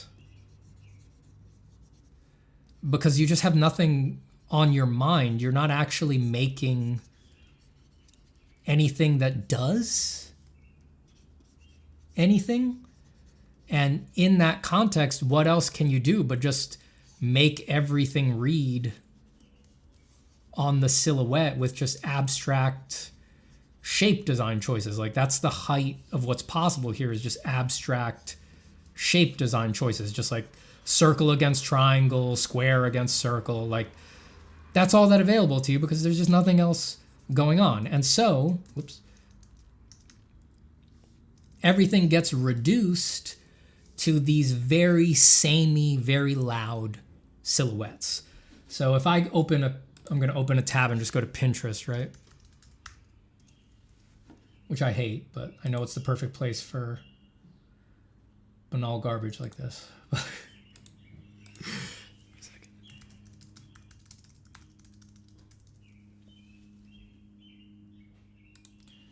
So I went to Pinterest and I searched character silhouettes. So if I pull up my search and I just fill the screen with it, you can see that even though every individual silhouette might be quite dynamic, in aggregate, everything just zeroes out to one conceptual idea, which is I need the outline to be very loud because that's the game I'm playing right now. And that's all that anyone's going to pay. That's the only thing anyone's going to pay attention to when they make an evaluation about this. And yeah, everything becomes samey. Like nothing really stands out, even though ostensibly, if thumbnail theory is true, the quote unquote best silhouettes are supposed to read tiny, right? That's the theory. They're supposed to communicate the punch tiny, right? Here they all are tiny. The quote unquote best silhouette should be jumping out at everybody like a big flashing winner right now. Silhouette theory fails. It's everybody working within the same conceptual modality, right? So the truth is that you just need a silhouette that is appropriate for the design constraints, right? And there's not just external silhouettes, there's internal silhouettes, right? There's the internal silhouettes that are created by graphic breakups, color breakups, things like that. So if you look at a classic example would be superheroes, like Western superheroes, Superman, Batman, Green Lantern, Spider-Man. They all have basically the same silhouette. They're, for the most part, muscular men that are muscular in the same way with very slight deviations for like the Wolverines and the Spider-Man out there, right? Wolverine's muscular, but he's squatter. Spider-Man is very fucking muscular, but he's thinner and lankier, right? But besides that, like there's very little difference from a blacked out Captain America and a blacked out Green Lantern, right? And you use every other element of art and principle of design to make the designs differentiate, right? You use color, you use internal breakups, you use iconography. And you can't really say that Captain America's design and Green Lantern's design fail just because they have boring blacked out silhouettes. They don't. Obviously, those are great designs. They've held up forever. It's not my cup of tea, but it'd be hard to say that they're not great proven designs. So yes, long answer short, I'm on your side.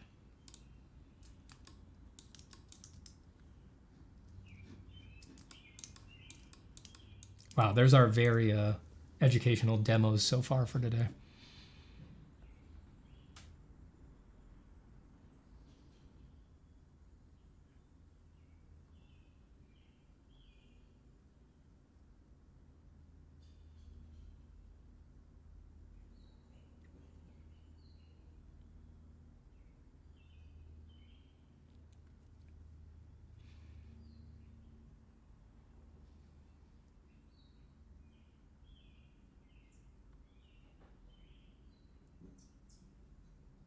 All right, where was I? Here, because of the thumbnail, it looks like it can be a full story, says Darmex26. Now learning how to go about using texture brushes. Yeah, well, that thumbnail was specifically, the thumbnail for this stream was being done within a broader context, so that makes sense. Esteban says, I see, now we know what Etch is, that's cool. Yeah, I'm excited for Etch. That, along with launching Etch, which already had Glaze and Nightshade under it, they also released a browser plugin that lets you detect if music is AI generated. So if you go on the Etch website, you can find the link to that browser plugin as well. I haven't tried it, but good. Suplex Mess says, hey, welcome back, mate. I hope your sleep schedule is slowly normalizing again and that all is well. It's, slowly. The Tagamadapim says, do you recommend having a baby? If you want one. I don't know. That is too big a thing to take advice from a freaking stupid art streamer on the internet about. I mean, having a baby really requires you to reckon with the greatest philosophical questions, So, I don't know. It's to be taken seriously. Why are you doing it? It's hard as hell. It's a lifelong commitment. You're taking somebody's life into your hands. You might be doing the only real act, which is instantiating another instance of consciousness, which is just not like other things, everything else in experience occurs within consciousness, and so is sort of, in a sense, equalized by that fact. Consciousness, on the other hand, that is to say, the fact that there is something it is like to be you as a living entity, the fact that the lights are on rather than being a philosophical zombie where you're just taking actions in utter darkness, the way that you might think that, let's say, an ant is, depending on how far you think consciousness goes. Consciousness we don't know what it is. It might be sui generis. It might be the only thing in itself in all of knowable experience. And so it may be instantiating another consciousness might be the only true act. Everything else may be a false illusion, right? But as Descartes said, and I have problems with, I think, therefore I am. But thinking is too loaded. It's like, it's more like, I am experiencing, and that is undeniable, right? Like, you did that to someone, right? Like you instantiated that again, that little miracle of existence. Why? Why? Yeah. Lots to think about. AK75SA, have you drawn the baby? Yes, many times. Shreyashadashamukha KAQ says, what do you think about intent as an artist? Essential.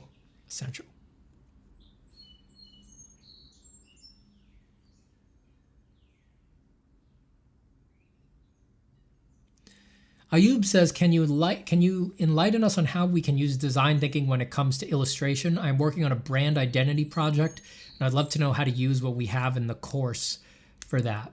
Well, I think of brand identity as more graphic design rather than illustration.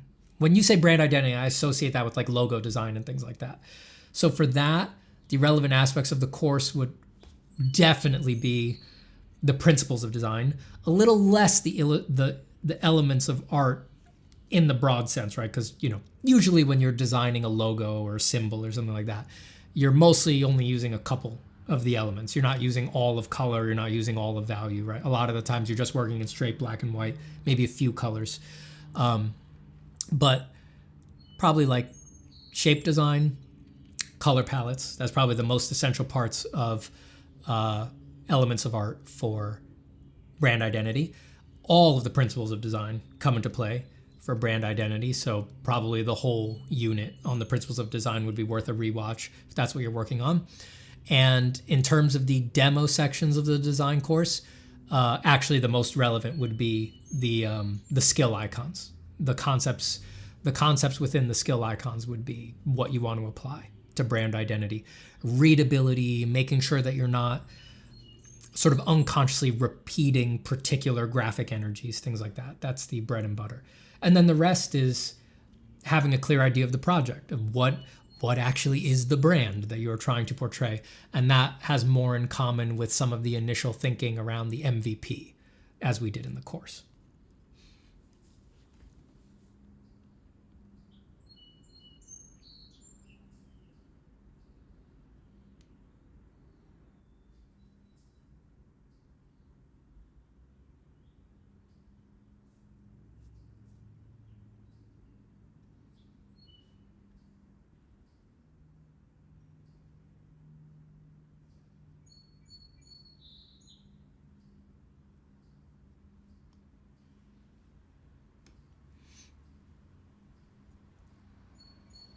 Sorry, I'm just reading some messages that are not questions necessarily, but I just don't want to miss anything. I am getting way behind on chat though. Oh my God. Way behind on chat. I keep saying I'm going to lightning round, but I just can't. I take everything everyone's saying way too seriously.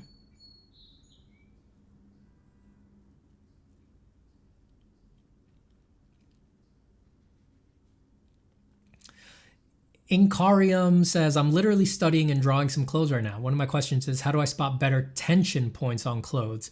And I saw that pipe folds tend to travel to one to another. It's confusing. Tension points generally occur at bones, like joints. So shoulder, elbows, right? Those tend to be, if I was wearing a long sleeve, there wouldn't be many wrinkles on my elbow because it's pushing out, smoothing out the fabric. So joints and like things that structure the clothes.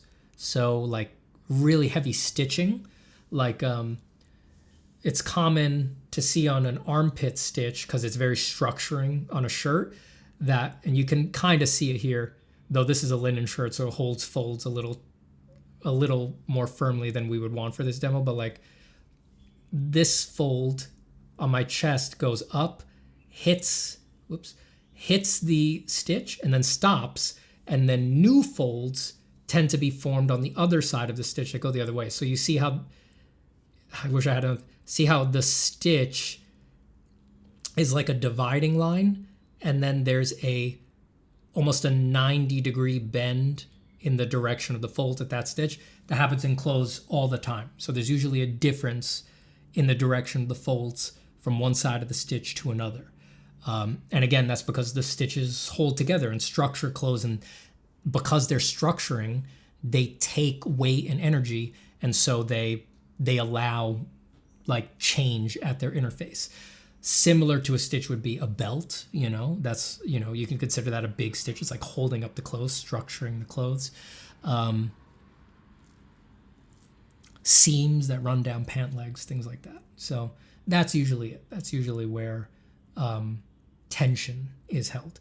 Joints, structuring stitches, and then any structuring accessories like belts and things like that. I'm getting a little hungry, so I hope you guys don't mind if I eat on stream. I'm gonna have my sandwich.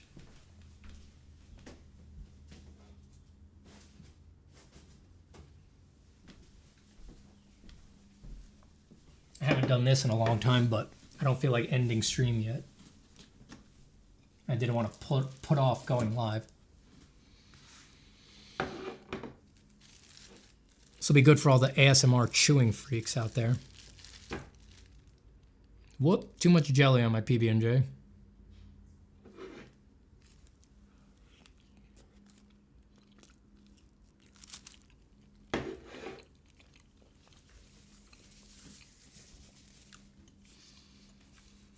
I feel like I haven't eaten on stream since pre-YouTube days.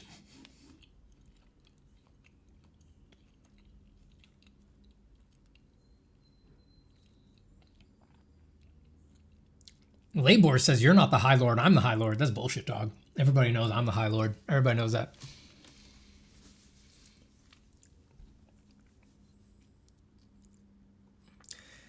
Anirudh Bansal. That's funny. Okay, I need to lightning round more. Need to go faster. So things that are funny, haha. I like all your funny comments. Anirudh, your comment about Undisputed Master is very funny, but I need to stick to the questions. Midadu says, after years of training, I finally got my dream art job, and yet I've never felt more empty. What is going on here? I hate hearing that. I wish you'd found the channel years ago. As pretentious and self-aggrandizing as it sounds, it's like avoiding this is so much of what the channel is built around. Usually it's, usually when people find themselves in this situation, it's because they had a deep wound in their heart that required them to be validated by success to try to heal the wound. And that's a great fuel for a lot of progress and a lot of art making. But then you got there and you discovered that jobs and success don't heal wounds. The only thing that can heal them is you. You have to let them go and close them and change the things that needed to be changed. And a job was never going to do that for you. Yeah. Reese Bogged says, can you make a quick sketch of a character or thing out of the latest book that you have read? I'm not going to do that right now because I have a lot of questions I want to get to. But if I was going to do it, I'm reading Demon Copperhead right now. So I'd sketch Demon. I guess I'd do a sketch of Demon as I picture him in my head.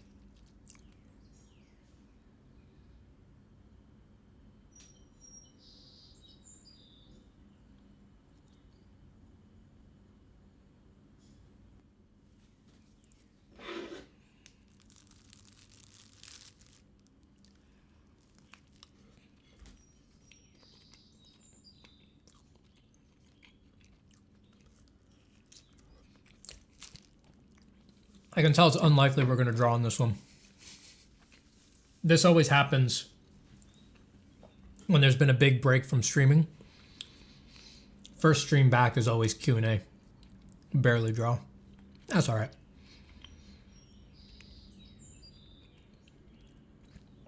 Happy to help, Rodrigo Vieira. Happy to help. Ayub Asakman says, is this rule book a real thing? Absolutely. The fuck? They didn't give you your rule book when you started being an artist? Come on, man. How'd that happen? Just send a letter to the International Board of Badass Draftsmen, of which I am the president, and they'll send you your rule book.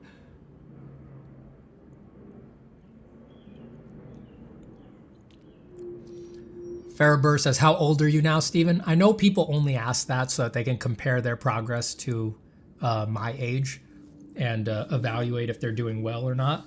And there's a part of me that hates that because I hate the idea that my age is just being used as a fuel for what are generally invidious comparisons. You're just going to use that to beat up on yourself, or to either beat up on yourself or falsely inflate yourself when none of that shit is relevant to your art progress at all. So I'm loath to answer the question, but I always do because I don't know. I just feel weird not answering things that I can't answer. So I'm currently 35. I say all of that to please. I beg you, don't do what so many artists do and say, oh, look at what they are at 35 or where they were at 20, how good they were at 20. Oh, they already had a job at 22. Oh, I'll never get there. It's like, you're just fucking yourself for no reason, you know?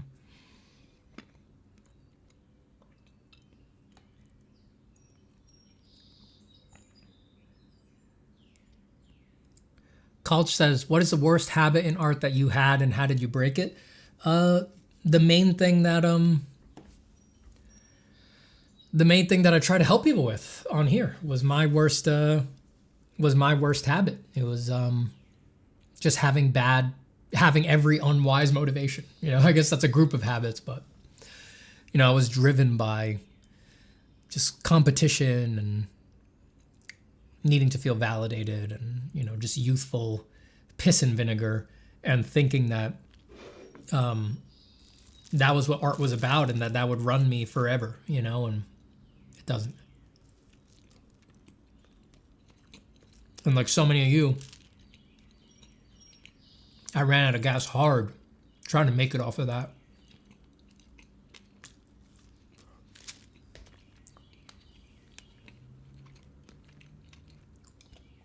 And I had to save myself.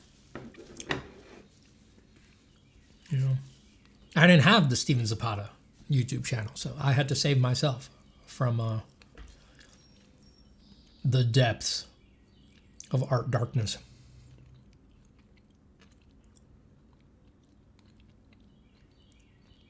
Suplex Mess is reading Paradise Lost. Excellent.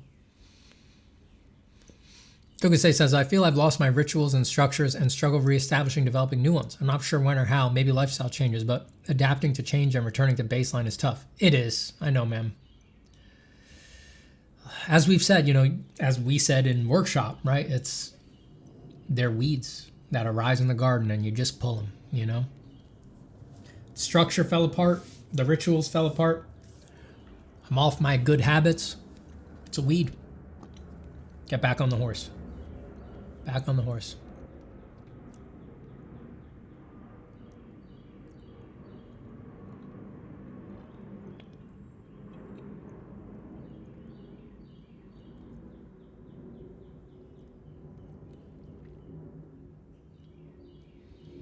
Jack Gray says, yo, Steven, sent you an email the other day. Been researching intrinsic versus extrinsic motivators in some depth. You think the tension between them is overall negative or positive? I read your, so I'm sorry. I always take this opportunity to make this blanket statement. I get a lot of emails. I read almost all of them, and I have the time to respond to very, very few. So sorry about that, Jack.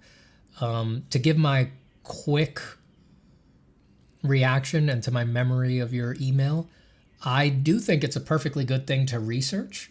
I don't know, but it also depends on what level of academic rigor is required for your project here, for your project to succeed. Because I'm personally not familiar with how much good academic study there is into intrinsic and external motivators. I'm not really sure how you would structure good academic studies about that. So it's I guess what I'm trying to say is I wish it could be studied well. I'm not familiar with if it's possible to. My gut tells me it isn't really. It makes me worry that if you're trying to write a research paper here, there's going to be very few citations and a lot of just conjecture. And that might not be the level of academic rigor that you want, right? It may be, as my YouTube channel is, it may be more on the level of something you should make YouTube videos about than something you should try to, for a gradable project, do a research paper about, because I'm just not sure there's tons of good research to grapple with there. As to do I think the tension between them is overall negative or positive?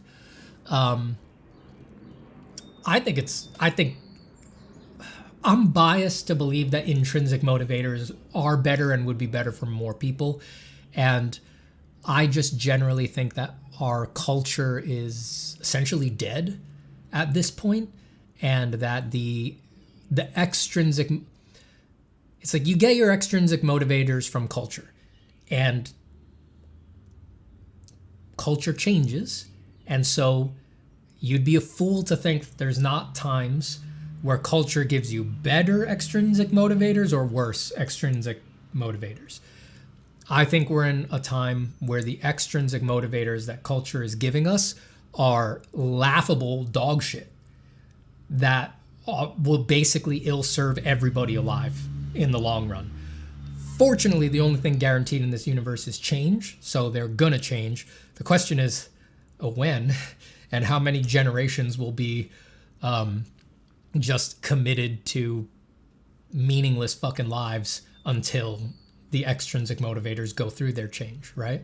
Because we're all gonna be wallowing through a lot of fucking boring nihilism if it's gonna take 200 years for the extrinsic motivators to change.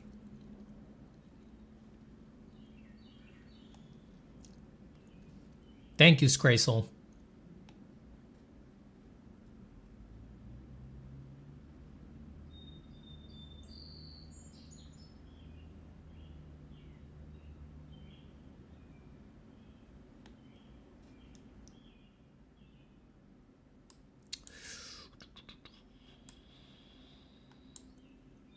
Okay, I'm going to get caught up with questions.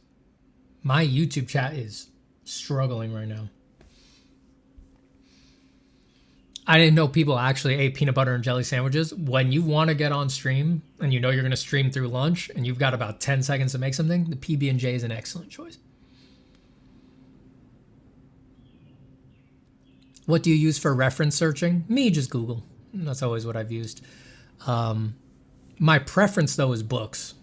When I'm on a bigger project and I'm going to be working within a particular language for a while, my go-to is to buy books about that topic. They're always better than what you find on the internet. But for quick stuff, just Google. I hate Pinterest. Fucking hate it. Never liked it.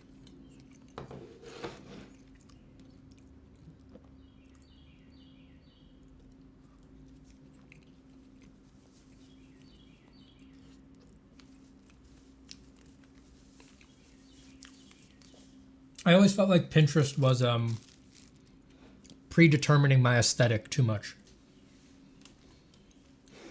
I much preferred getting the neutral, unaesthetic, raw information from Google to, I don't know if you've ever used both with any degree. I think you see that Pinterest is pre-selecting for aesthetically pleasing images, but aesthetically pleasing images is a lens that is always going to be specific to the person running that lens. So basically, the Pinterest algorithm has something that it considers to be pleasing. And or at least, even if it's just a self-selecting set of the kind of people who post and share to Pinterest, they tend to zero in on this is what pleasing colors are, this is what pleasing values are. And then the algorithm within Pinterest inflates that. And so I just always felt that it was predetermining my aesthetic too much. And that's why I always hated it. I didn't like that. That's not for me. Some people like that, just like, yeah, I want to start from material that is already pre-selected to be like, oh yeah, these are images people want to look at. And it's like, all right, if you want to draw hot girls or whatever, I guess that's a good start, but that's not what I'm looking for in art, so it was never for me.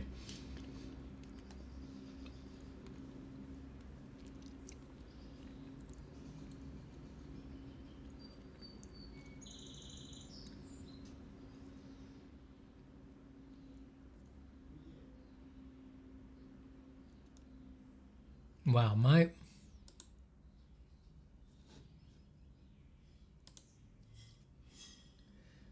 I don't know how many other streamers there are in this stream, but have you guys ever had this problem when you're streaming to YouTube? And I've had this problem for a long time now. There's like some sort of memory leak problem with my YouTube chat, where over time, and this has been happening regularly for months now, it builds up. I don't know, the YouTube chat window is taking up too many resources, and it gets more and more heavy. I can hear my computer spinning up as the chat lags more and more and takes longer to scroll until it eventually breaks and I get an error message and says there wasn't enough memory to load this page. And my YouTube Studio crashes with that error and my chat window crashes with that error. And then it's fine when I reload them, but it happens in a cycle over and over and over again. Has anybody else encountered that problem, and do you know what the solution is?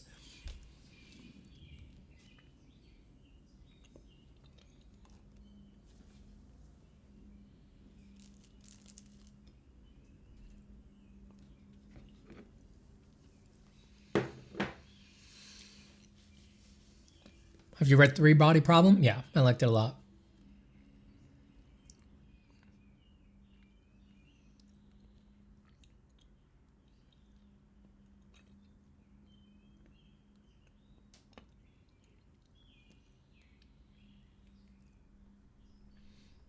Gracel says, question, do you use/go to libraries for reference? Yeah, I go to libraries for a lot of things. I think the library is great. I like to go to the library and just browse.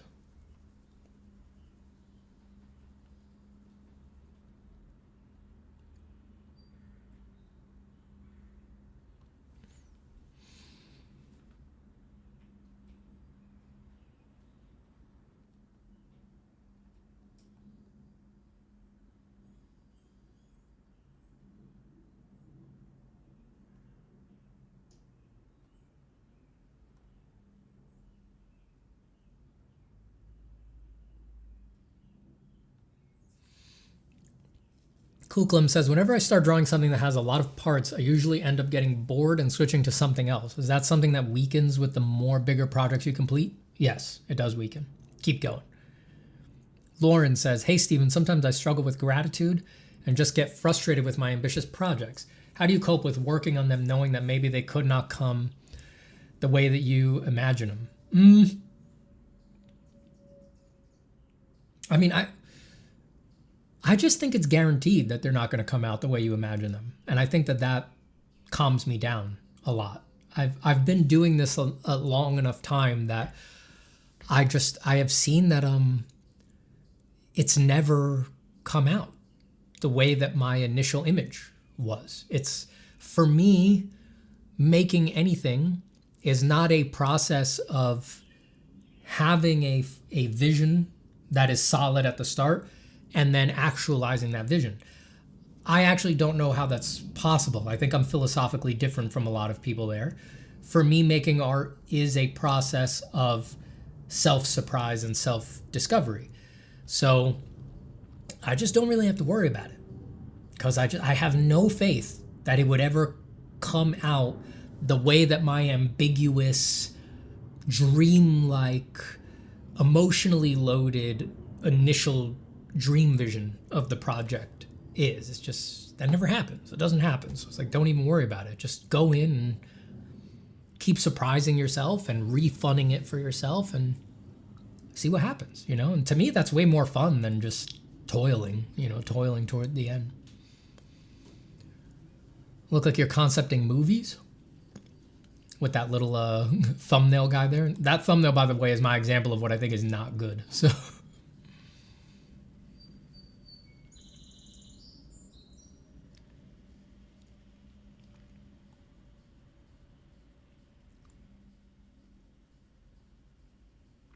is there a school or schools you would recommend for computer animation? No, I don't know enough about that to give a good recommendation. I'm sorry.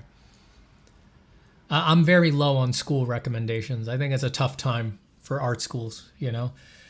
I liked my school experience. I went to a school called Art Center College of Design. I enjoyed my experience. I'm one of the few people who does not hate the art school that they went to. But it's, you know, schools change so much. Like the last time I touched Art Center at all, it was like the program was completely different. It had been divided in different ways, totally different classes. There was barely a single class that I recognized. It's like, it feels like it's gone beyond the horizon where I can just recommend it wholeheartedly. I have to acknowledge that I'm ignorant now of what the program really is, you know?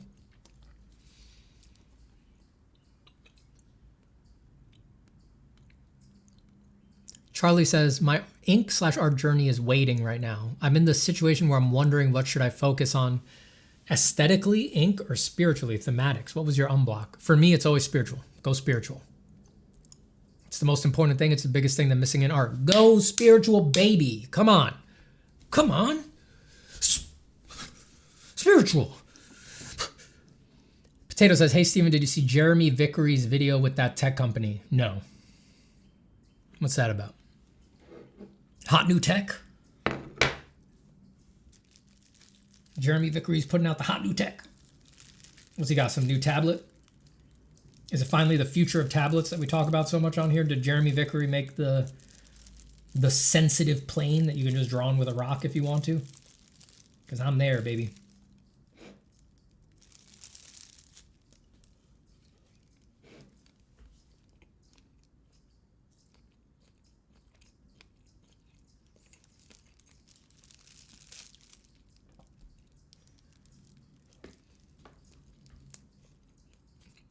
Rixie says, High Lord of Drawing, and he's not even drawing right now. Shame. You clearly know nothing about being a lord. A big part of a lord's job is holding court for the peasants, and that's what I'm doing right now.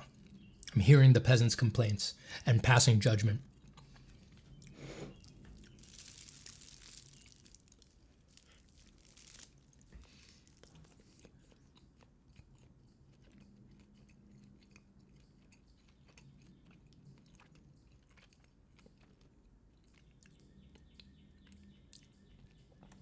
Viper says, Steven, I recently started doing my dream pictures. Excellent. Yes, but I'm not sure of how to convey what I want to convey in them. As in, how do I learn to convey a specific feeling? Any advice, please? That's not really something that advice can fix. You have to understand. Sometimes people ask questions like they're small when what has happened is that they have accidentally stumbled upon the crux of art. It's like you're not actually aware of the actual scale of your question. The thing is that once you have figured out how you, as an individual, will effectively convey the specific feelings that you want to convey in your dream pictures, which obviously is such a big thing that without context, without seeing your pictures, how could I really give good advice about that? But that aside, the day that you figure out how to do that, you're done. You're a master. You did it. Like, you thought your question was little. You found the supporting strut of the entire artistic process. It's like you will be trying to figure that out for years, probably. And believe me when I say it is possible to solve it. You know, I have it in my personal autobiography, struggling with it, not knowing if I have it in me. Can I find my own thing? Can I make it true to me? It took a very long time. I found it, and it worked. It is possible to figure out. It is a huge effort, and it's really what the long road is made of. Like, it is the big milestones, the big eurekas. And it will then change, right? Like, you'll do it once, but you will have to do it again, right? The dream pictures, you basically find a place where you can't believe you've broken through the clouds, right? You're on the summit and you're like, oh my God, I fucking figured it out. I did it. I figured out how to convey the specific feeling that I wanted at a high quality in my dream pictures. And then it's almost like because you did that, the art demon refuses to be bored and be complacent. It's like suddenly there is a great rumbling from underfoot and a new summit arises about another 300 feet above you. And fortunately, there's a little ridge line that you can trace to try to get up to that next summit. And when you hit that summit, you'll enjoy it for a few seconds and breathe some thin, rarefied air, and then yet another mountain will arise. And that is the art journey. But, dude, the question that you're asking is the big stuff. It's no small thing. So, because it is no small thing, seek no small answers. Seek no small answers. Go for the big stuff.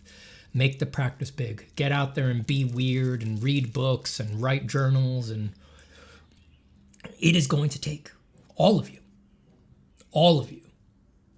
to figure that out. It will ask for everything from you, everything.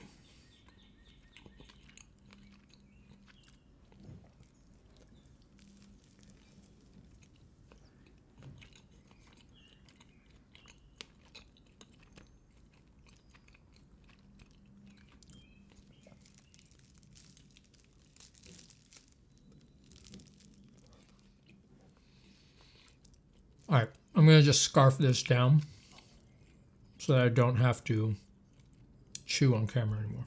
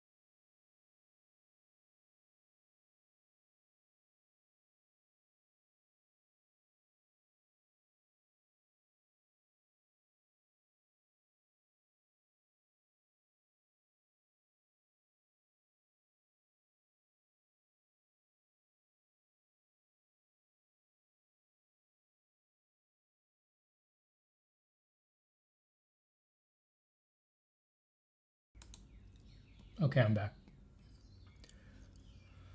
Oh, scarfing down my sandwich, washing up, getting a glass of water.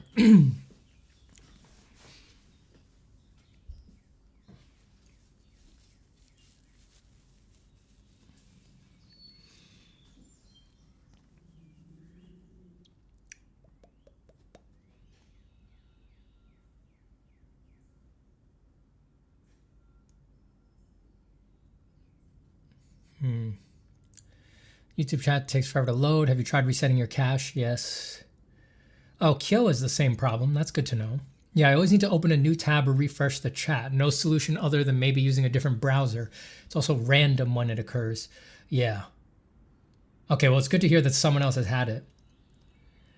Evervoice says you can set a browser tab memory limit, can't blow over selected amount. Oh, that's interesting.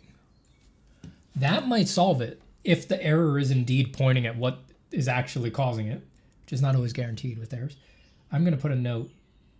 Just going to make a note in my phone 1 second to investigate that.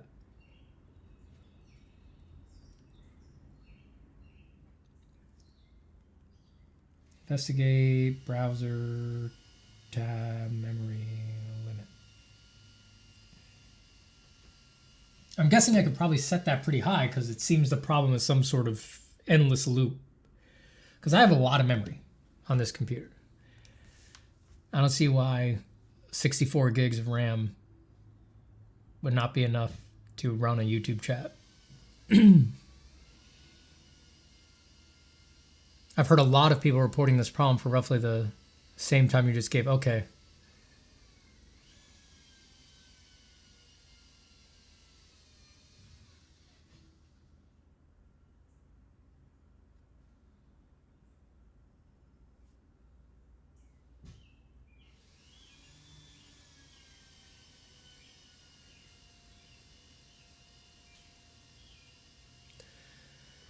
uBlock Origin could fix that issue for you? Interesting. Why would that be? It's not an ad, right? What are the best kinds of books you prefer in libraries, photo or informatic?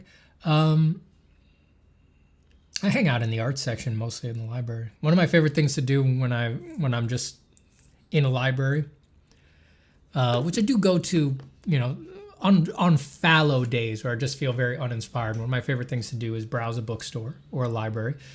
And particularly at the library, I like to look at what art textbooks they have, like art history.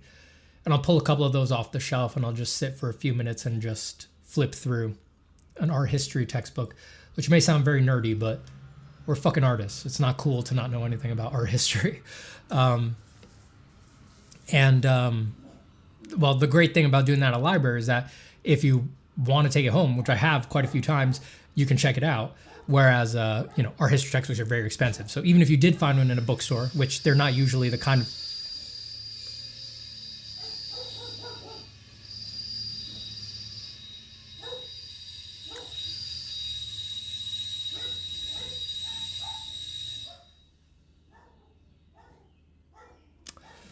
I don't know what the fuck that was, but I need to close my windows.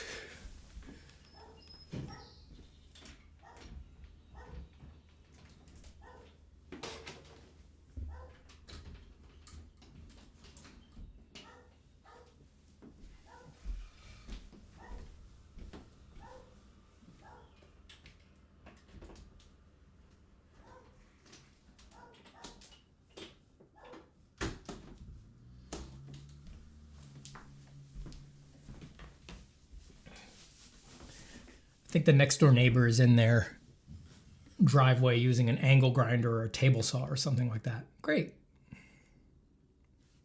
Goes, hey, can you just stop that for a minute? I'm running an art stream over here, okay?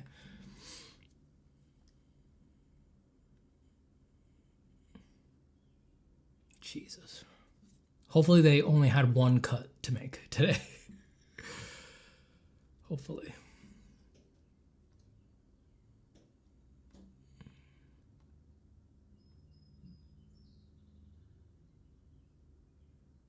Goodbye, Aki.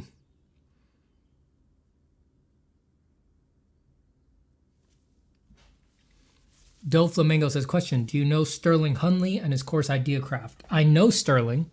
I know about that course, but I haven't watched it. It's insane how he teaches creativity, which I thought can never be taught. No, there's absolutely, you can teach processes that tend to spur eurekas and things like that. That's definitely doable. You know, it's quite common. I think when people say you can't teach creativity, is that I think what people really mean is you can't make someone who's uninterested in being creative be interested in being creative. That's all it means.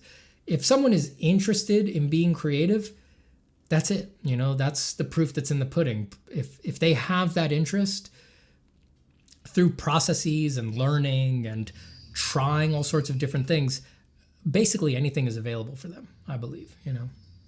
And yes, Sterling is great. I've known about him for a long time. I haven't seen that course, but back when he had some stuff up on like the old conceptart.org forums, I think he had some tutorial series or talk or something like that. I remember listening to a lot of that. What's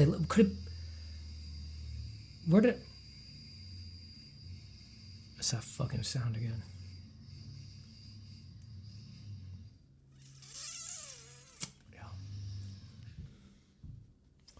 All right. I just got to be okay with it. Maybe jack up the noise cancellation.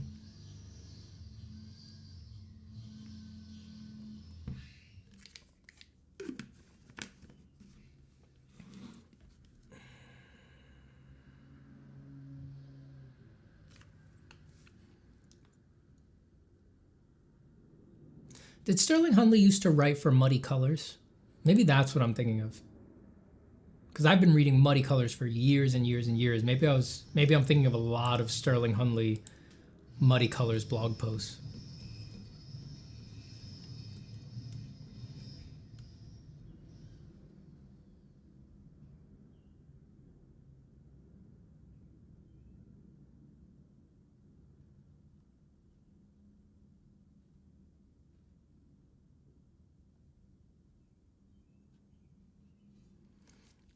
Stephen, how did studying art history make you a better artist, says Yuri Huang. How does one develop a useful perspective when trying to make sense of the vast lineage of artists and movements?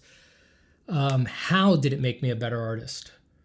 I think it removes so much ignorance, really. Like, I think the main thing that art history teaches you is that everything that you believe to be true about art today will be overturned.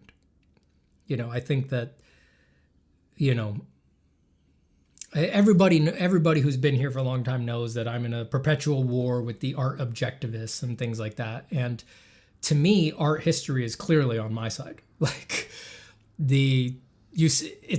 as far as I'm concerned, it requires an utter ignorance of art history to be an art objectivist, right? To think that there is a solid, knowable nature to art, and there is an objective answer to what is good art. And wouldn't you know it, it happens to be the way you make art. How lucky for you. To hold that position and read an art history textbook is essentially impossible, as far as I can tell. You'd have to delude yourself the whole time that you're reading it. And that's one of the biggest things. I mean, that frees you a lot, you know. Some people may, you know, I think the people who sort of need art objectivism in their lives, they are afraid of the freedom that art not being objective can provide. And they're afraid for reasons, right? They just have a different temperament. They need things to feel very solid. You know, they're not going to do art unless they feel there's just an A, B, C, D, E, F, G to follow. I'm not like that. I have a different temperament. Many prayers and blessings to them. I hope things get easier for them. But I think they're afraid of that freedom. But if you have a different kind of temperament, that freedom is great. It's great, you know, to just feel that anything is on the table and that you can make your practice whatever you want and that you can make any pictures that you want. Which leads us to the next question. What exactly are dream pictures? The dream pictures is a term of art from here on this stream. We're really the only people who use that phrase. I said it in some video fucking however long ago and people latched onto it. But the dream pictures are just, it's a catch-all phrase for the pictures that are your pictures, not the pictures that you're doing because you think you're supposed to make them. It's not the pictures that you're doing because you think that's what works on social media, or that's what's going to get you a job, or you watch this YouTuber who makes this kinds of pictures and they have a lot of followers and subscribers, and so that must mean that's the kind of picture that you need to make. All those external things that make you think I'm supposed to make these kinds of pictures. The dream pictures are exactly not that. They're your thing, the thing that you're really supposed to be making.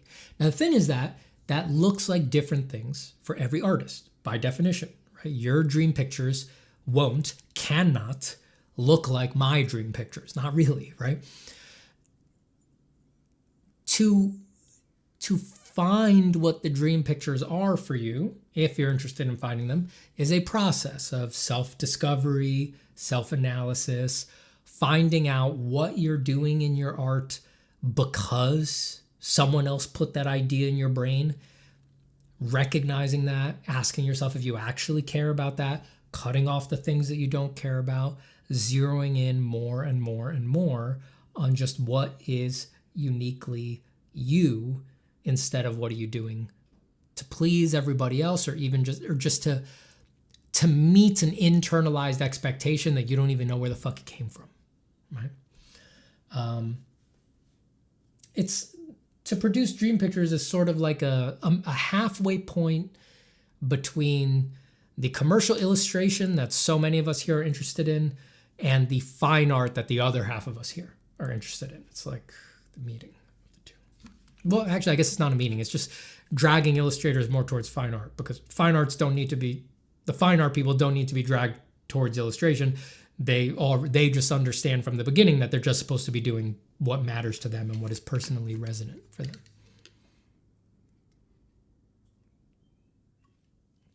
Would there be a reason why drawing on paper comes out better than when drawing digitally? Is there a reason that sex without a condom feels better than sex with a condom? Is there a reason for that? Tanya says, hello, Stephen. May the High Lord of Drawing judge me for not drawing when I should be. Anyway, hi, and I'm so excited to catch a live stream. Thanks for all of your enlightening videos. Happy to provide them, truly. Thank you for being here.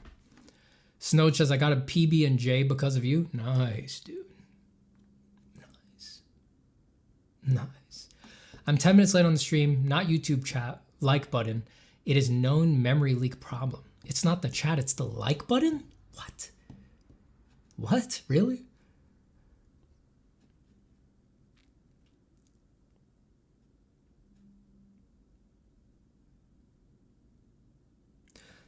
Mohammed Saif says, hey, Stephen, hope you're doing good. Do you have any advice on drawing for longer periods? I'm struggling at the moment to keep drawing for more than 1 hour straight without taking a break in between. Nobody needs to draw for more than an hour without a break. Nobody. I mean, unless you're being chained to your desk by a brutal client crush. Perfectly fine to do an hour stretch and then go an hour stretch of drawing and then get up and walk around and take a little break.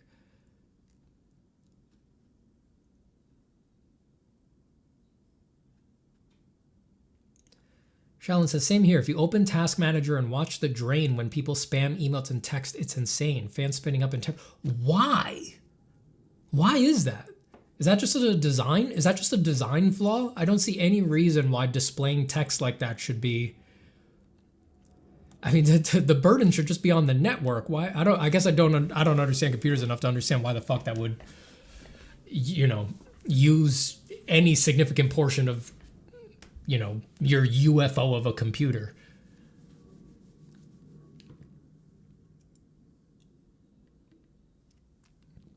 The Tonga Mondapian says, question, do you believe when you dream about someone a lot, it means something? What a nice way to let me know that you're dreaming about me a lot. And I just want to say it's normal. I get a lot of messages from people saying that I was in their dreams last night, that things happened between us in the dream. And I just want you to know, it's normal. It's normal for growing boys and for growing girls to have dreams like this. You don't have to feel ashamed. Does it mean something?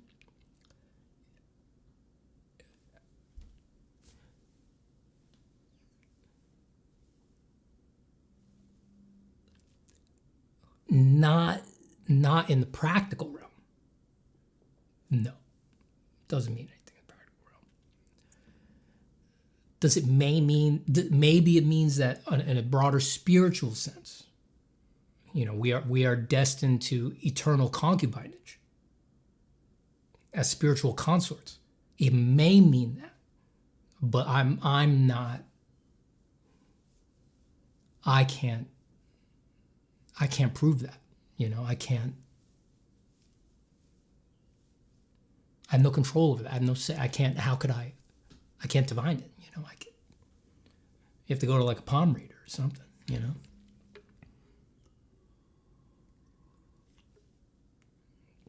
It's not that loud on our end. That's good, because it is insanely loud here. It's like it's in the room with me.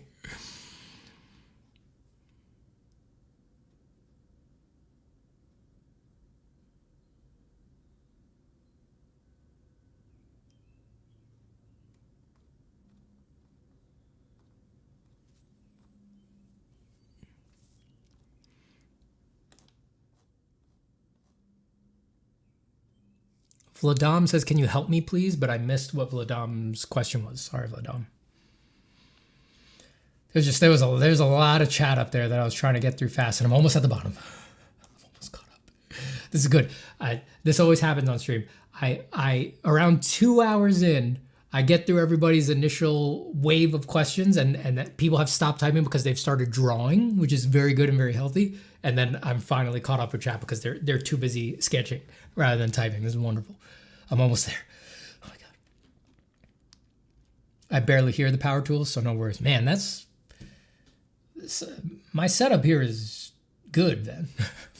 That some people barely hear it because it's so insanely loud. It stopped me in my tracks. Emil says, hello, Stephen. How's the baby? Baby's doing great. I think I've reached the conclusion that I want to make a living making indie games, having control over the writing and concept art side of things. Thoughts? Go for it, baby. If you're wondering, I have a good amount of peers that are on board, programmers, other artists and such. Fuck it. You got friends, you got connections, you got the vigor. Go for it. Live your dreams. It sounds like it stopped, so I'm going to open my windows again because it did get hot in here very quickly.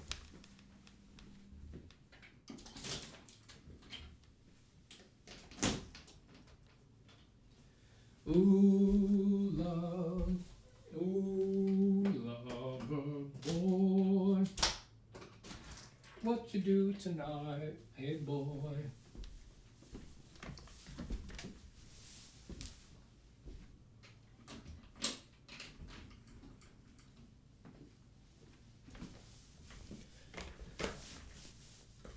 May their cuts have been sure and true the first time, truly. Which books about art history do you recommend? This is going to sound so nerdy, but take a class. That's what introduced me to art history. Thank God I had the foresight in my youth to, even though I heard it was very hard, and the teacher took it way too seriously, in high school, I had something pulled me to it. I said, I'm going to take art history, this very hard class. I'm so glad I did. It was just a basic, like a survey. It's called a general survey. So it's sort of, in a semester, the broad sweep of art history from beginning to end. And of course, yes, naturally, in this context, that means Western art history, not covering the broader scale of global art history generally. Very little time spent on it, some time, but not anything significant. But that's just a great, easy way to do it. Somebody forces you through it. And then beyond that, I really just think, it's so nerdy, but just a textbook. Just get an art history textbook. They're all different, written from different viewpoints and things like that. But get one, keep it on your coffee table, and literally just like say for a year in the morning in your 5 minutes where you sit and drink your coffee, if you have the luxury of such time, you're just going to throw the textbook open and just look at some random pages. Go to the end, go to the middle, go to the beginning, and read the text. Don't just look at the pictures. It's a huge education. It really is a huge education. One that I really liked was, make sure I have the name right. The Story of Art by Ernst Gombrich. I really like that one. I'm not sure if it's technically a textbook. It might be more of just like a book that tries to introduce most of our history. But yeah, I really liked The Story of Art. I remember it being vaguely textbook size. The most important thing that I read in The Story of Art, though, was the first sentence, which is legendary. It's just, there's no such thing as art. There are only artists. I mean, that the first time I picked the book up, I read that and closed it. I knew in my heart, I was like, I got it. That's all that needed to be said. It's a legendary first sentence. But in the intervening years, I have grabbed the book and cracked it open several times, and it's all good stuff. And then once you've done that, I think it's good to pick some of your favorite eras. The thing with art history is that an art textbook may be 2,000 pages thick, but then any era in there, there's another textbook on it. So like for me, I took art history, I've checked out the art history textbooks, but then I really like the Renaissance, right? The Italian Renaissance, Michelangelo, Leonardo, Raphael. So then you can just move on to getting a textbook of, well, the Renaissance. You can get a textbook just on early Renaissance art. You can get a textbook on just early Renaissance sculpture, right? Like that's a full 1,000 pages on just early Renaissance sculpture. Very academic and things like that. But and there'll be another one that's middle Renaissance sculpture, late Renaissance sculpture. So the great thing about pursuing art history like that is that you're going to see stuff in those textbooks that you would never find online. You're never going to see that stuff on the internet. You're going to see sculptures you wouldn't believe on the internet. It's the next best thing to going to the museums and to the places. The ultimate in seeing art that you're not going to see anywhere else and seeing amazing things that you're not going to see anywhere else is going to the museums, going to the places themselves.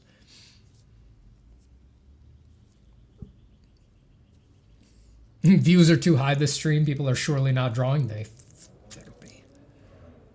They better be.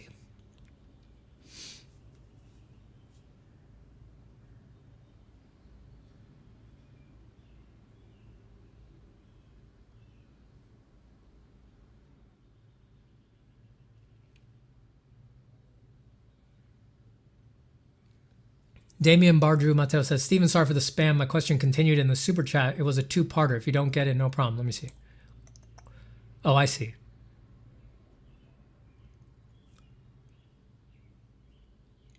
So Damien also said, suddenly I can see a version where the art is freer and I'm doing well, but it's hard for me to drop the image of getting to a version of my life where the material rewards of my art frees me. Something like being a fine artist. Suddenly I can see a version where the art is freer and I'm doing well, but it's hard for me to drop the image of getting to a version of my life where the material rewards of my art frees me. This is going to sound somewhat cynical, and it is, but in my experience, this is the reality. I'd be lying to you if I didn't say this is what I've seen. The problem is that for most fine artists, it really is like, it's more similar to the commercial art prison than fine artists like to admit. The truth is that a successful fine artist, often what happens to them is that they spend many, many years building up the ability to sustain themselves off of their fine art. And for most of them, that looks like they're represented by a gallery. They have a series of collectors that are going to buy their pictures or whatever, and it's enough to keep them alive. But the thing is that unwittingly, they often find that in doing that, they just created a brand, and that brand is what people are trying to buy. So the label of fine artist, people often wrongly assume, means that you are going to make money off of just whatever you fucking feel like making. And that is just really the case for almost nobody. Almost nobody. What happens is that you do that initial rush once.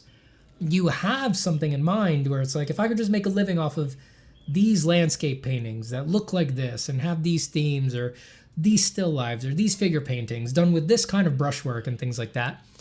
You have this love for this thing. You want it to be real. You have all the classic sort of naivete and wanting to prove that it's possible and all that. And those are all wonderful things. But then you get there, and in the process of making that possible, you usually wound up making it so that's all anyone wants you to make. The people who want to collect your work, and certainly your gallery, usually, they are just hoping, and a really good gallerist, it seems, will encourage you to innovate and discover. But that's a really good one. Most gallerists are hoping that at that point, you're going to put your novelty-obsessed artist in a little box, and you are going to narrowly iterate on your most successful pictures over and over and over again so that more people will buy them because you found a formula here that really fucking works, right? And for most artists, that's just not sustainable forever. Especially if you were the kind of explosively creative and energetic artist who was able to lift this edifice of desirable artistry from nothing, from the very ground, the burning merle of perdition, right? If you're the kind of person who's able to do that, you're probably not the kind of person who's going to be satisfied narrowly iterating on whatever you came up with until you're dead. You're probably just not. Now, amongst really high-level fine artists, they then do, and this is well attested, you can read art history if you want to see this, but it's like, then, okay, actually, I'll come back to this, but basically then you're going to want to move on. But your gallerists and your collectors are not going to want you to move on. So what you need to do, at least not until you have a new thing that is just as good as the last thing. So then you get caught in a very brutal system where you're actually just doing what a lot of us are doing now with like the commercial art versus personal art thing. Now, to sustain yourself, you have to keep making gallery paintings that are those narrow iterations so that people will buy them over and over again. While at night, you do your lab work and you experiment and you look for the new thing. And over the course of years, you are doing it again, doing the whole system again, trying to find the new thing that the collectors are going to buy. And you have to soft launch that, and some of them are going to fail, and then if you're lucky, one of them is going to work. But the whole time, your narrow iterations on, the landscapes that you used to love, the still lifes that you used to love, are just driving you crazier and crazier and crazier and crazier, unless you're the rare artist who just, is perfectly happy to do a similar-ish still life 1,000 times until you're dead, which is rare, is quite rare. Great, very good for your career if you can do that, but it's actually quite rare. So that actually feels a lot more like the commercial art trap than a lot of fine artists care to admit. And the thing that I detoured away from before is that the way that fine art, very successful, very rich fine artists get around this is that they then have assistants do all of the iteration on the narrow lens, or most of the work on the iteration on the successful thing. And then they get to spend most of their time in the lab, while, in all honesty, their studio, their assistants are doing the vast majority of the pleasing the collectors and pleasing the gallerists. So nothing's perfect, right? So it's like the grass is always greener.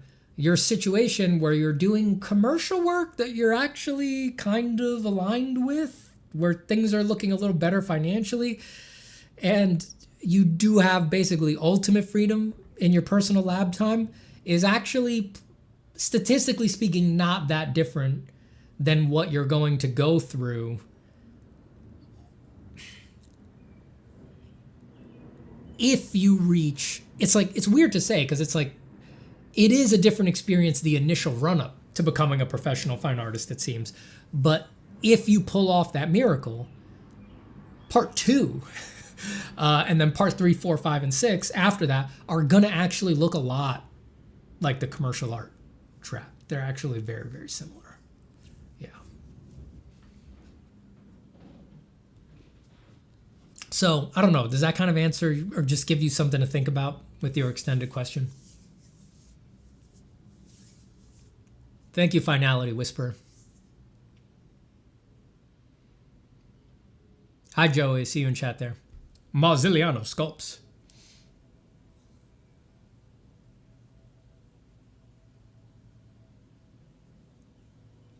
Starman Kieran is making money, making some cash from murals and commissions. Good. Glad to hear it. Woofle says, yes, I remember Steve Houston talking about his boxers like that he was tired of them. Yeah, it's like temperamentally artists are novelty speakers, are novelty seekers. That's not going to change once you have a gallerist who is really excited to sell as many of your paintings as possible and take 50% of the cover price, of the sticker price. It's weirdly not gonna change when that happens. Vladam says, I started drawing at least one portrait every day for almost 1 year now. Excellent. I got really comfortable and wanted to go next level with drawing full body. The problem I encounter now is the arm, deltoid, chest area. Sorry for bad English. That's the area. Well, I mean, trust me, buddy, if you're going to go full body when all you've been doing is portraits for a year, not that there's anything bad with that. I think that's great. I'm just saying that factually speaking, you're going to have trouble with the whole body. So you're going to have to figure out a lot more than just the arm, deltoid, chest area. But if I could give you my little pocket tips for that.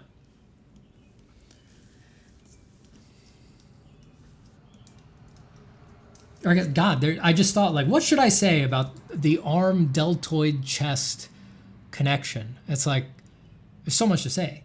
It's like, well, all right, just to give the big picture, it sounds like you need to take an anatomy course or really study an anatomy book very closely. If those are the problems that you're getting frustrated by, anatomy is usually the solution at that point. So it might be time to begin a 6 months to year-long deep dive on anatomy, and that's more than I can get into here.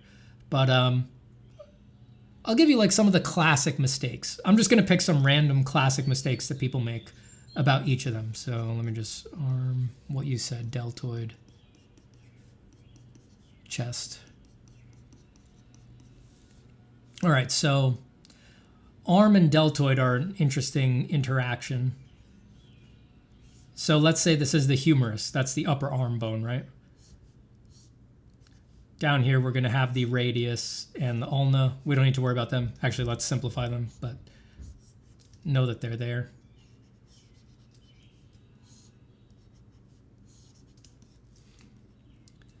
Let's just say that's the humerus up top.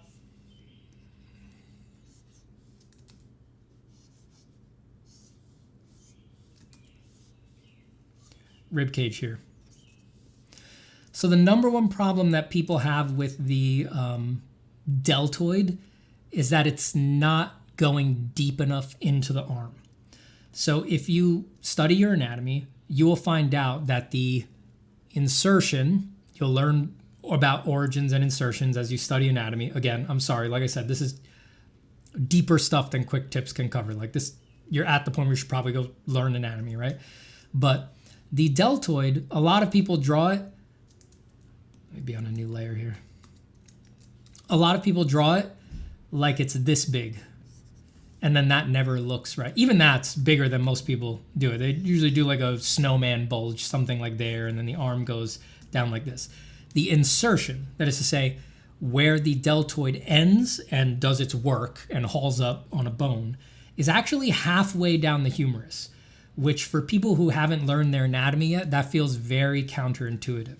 So it's actually much longer than most people think it is. So it also has complicated interleaving, interdigitation, and articulation with brachialis. And so that's more important from the side view. But let's say for now, that's one of the big things. But the deltoid inserts somewhere down there from the front view, and the chest, the pectoral muscle, right, is always in a relationship with the bottom of the deltoid. That little tail of the deltoid where it ends down on a muscular arm is always, it's not always, but generally we could think it's just about in line with the little corner of the pectoral muscle, which is actually a multi-pennate, striated fan muscle that is overlapping itself. Jesus. But they actually go there. So that actually gives you a good clue for how tall the chest actually is.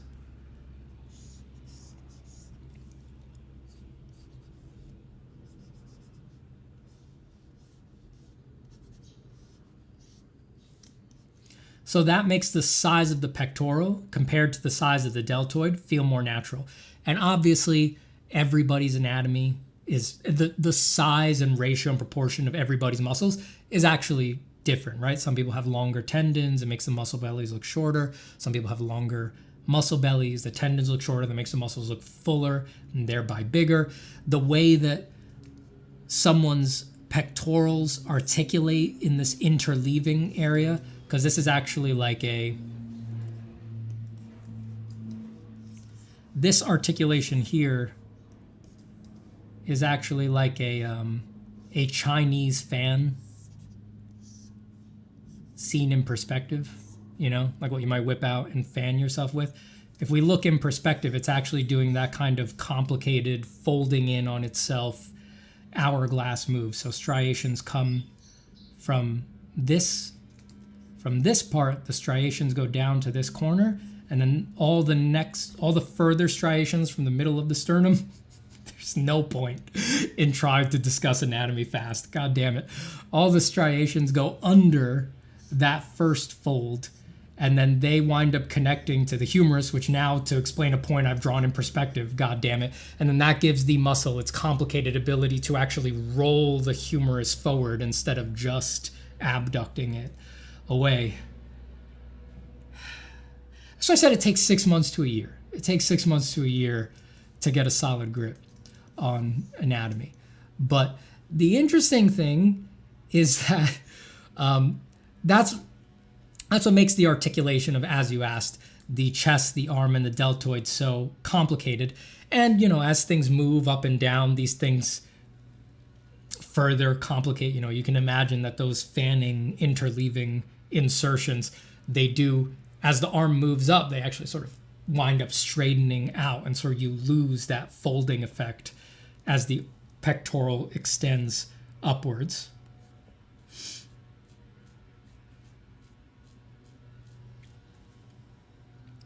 Too complicated. Let me go back to my tips. So I'm just going to give you one tip for each. Deltoid, it goes lower on the arm than most people think. Pectoral, it also goes lower than most people think. It tends to interdigitate right at the bottom of its muscle mass with the first line of abdominals. So your pectoral has a little tail here that actually doesn't go all the way to the sternum and connect with it. A lot of people don't understand this from an initial study of anatomy, but not every part of every muscle terminates on a bone, right? That's where they do most of their work, but there are actually parts of the useful part doesn't always terminate on a bone. There are parts of a lot of muscles, these little offshoots, that actually do most of their useful stuff by interdigitating with other muscles, and it doesn't really matter so much what bone they're landing on. So the pectoral down here, it has an abdominal portion, that's what it's called. It's this little extra tail here that doesn't really make it all the way to the sternum, and instead interdigitates with the rib cage and with the top pec. And on really ripped bodybuilders, that's why you get a bunch of really cool, complicated shapes right next to the top ab. So it actually goes lower than a lot of people think. There also tends to be, notice that these striations here, notice that I drew so it didn't go all the way to the sternum. Sternum in green. This bottom striation also doesn't go all the way to the sternum. It has a little cutout here because it actually kind of dodges away from the xiphoid process in the very bottom of the sternum. Again, that then also makes the top ab look more like a cool, weird pyramidal structure on a lot of really ripped people. And The clavicle is up here running between the top of the pec and the top of the deltoid. And this purple area here is something called the infraclavicular fossa. Infra meaning under, clavicular meaning having to do with the clavicle. And a fossa, anatomically speaking, is like a hole or a void. That means that there's not much there. So actually in a lot of anatomical positions and movements, this is a depression rather than a bulge out. There is stuff there, some neurovascular bundles, and certain bodies you'll actually see one of the heads of the I forget the name of the process, but like the shoulder blade from the back has a part that is deep, has a head, an articulating head that swings aggressively forward. And on some people, you'll actually see that head in the infraclavicular fossa from the front, which is fucking crazy. But that's very rare. That's not on a lot of people. And they have to have a very particular anatomical arrangement in order for something like that to pop up. But yeah, that's, some quick, easy to digest tips for just one little fucking corner of the human body in its relaxed anatomical position, rather than gotta close the windows again.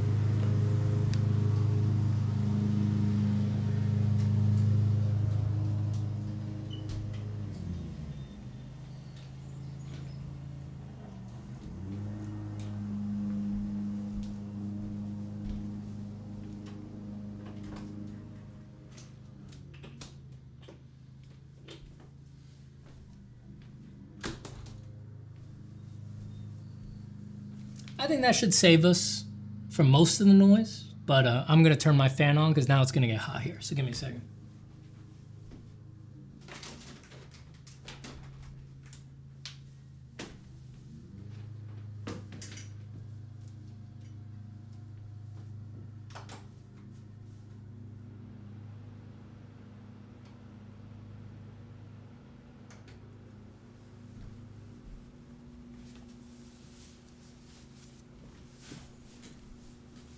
Okay.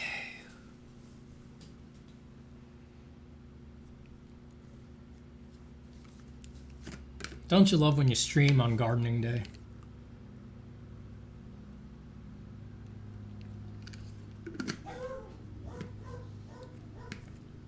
All right.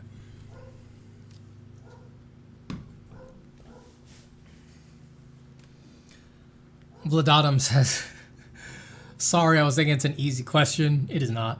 I had to pick up an anatomy book. Yeah, thank you very much, sir. I know that wasn't super helpful. That is a type of demo that I like to think of as all it's usefully conveying to you is the importance of doing a deeper study on your own. That's all that's usefully being conveyed there.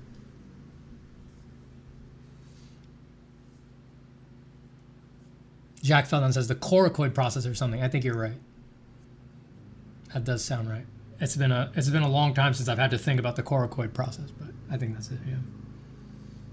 So did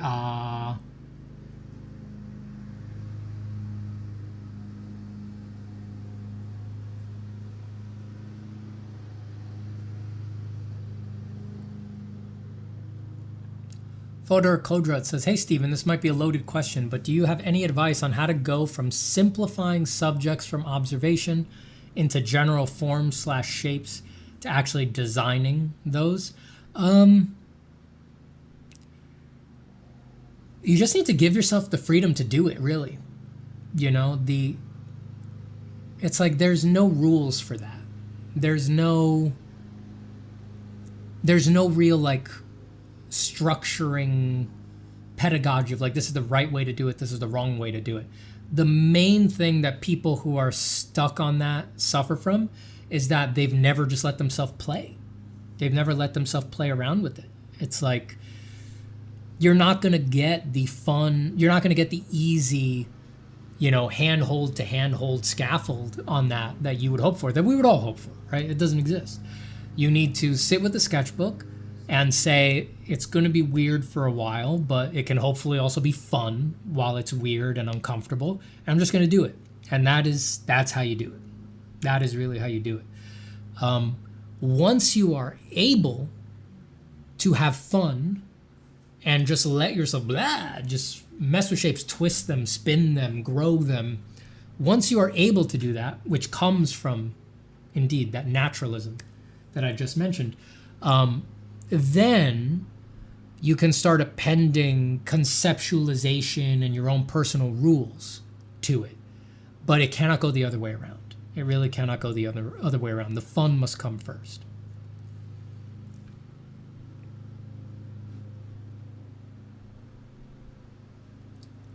Art of Sane says, can I repeat my question if not answered or got missed? Yeah. Oh, yeah.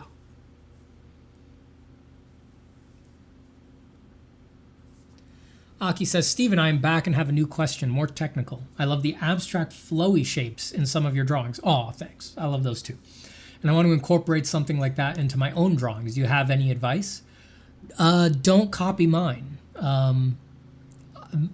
The abstract shapes that I put in my work are coming from stuff that I like. So like, they're abstract, but to me personally, they're not abstract, right? Like, when I look at any one of them, I know, oh, that's Baroque filigree from frames from paintings from the Baroque era. Or, oh, that little licky flame shape, that's just my body doing the repetitive flame motif from Balinese art or from Buddhist mandala painting. The sort of like thin ridges that sort of flatten off and curve and articulate with each other. That's all like fleur-de-lis and curlicues from decoration on Gothic cathedrals. So they become abstracted when I take them out of context, but they're not actually abstract, right? And maybe now when you look at them, because I spilled the beans, they won't be abstract to you either. But even if I hadn't, the point is that to me, they're not abstract. I know where they're coming from. And I'm able to do them because I've studied those things and because I love those things. So all you need to do is open up that door and go find those abstracts that you love and that mean something to you and study them, draw them, and don't be afraid to just give them a shot. Just let them run roughshod over the pictures and let them do some crazy stuff. But that's what it is, you know, looking back in the lineage of art and finding the things that you love and seeing a lot of great things at museums and things like that, and just incorporate it, you know. Don't just let it be the stuff that you really want in there. Like, don't just let it be gone, you know, like put it in, actually put it in, you know, let it get in there. Yeah. And then that way you'll have abstract elements that are different than mine, you know, because you'll be inspired by different things than me, you know, where Aztec or Mayan decor excites me, you may be more excited by like folkloric shapes from Tibet or something like that. You know, it could be anything.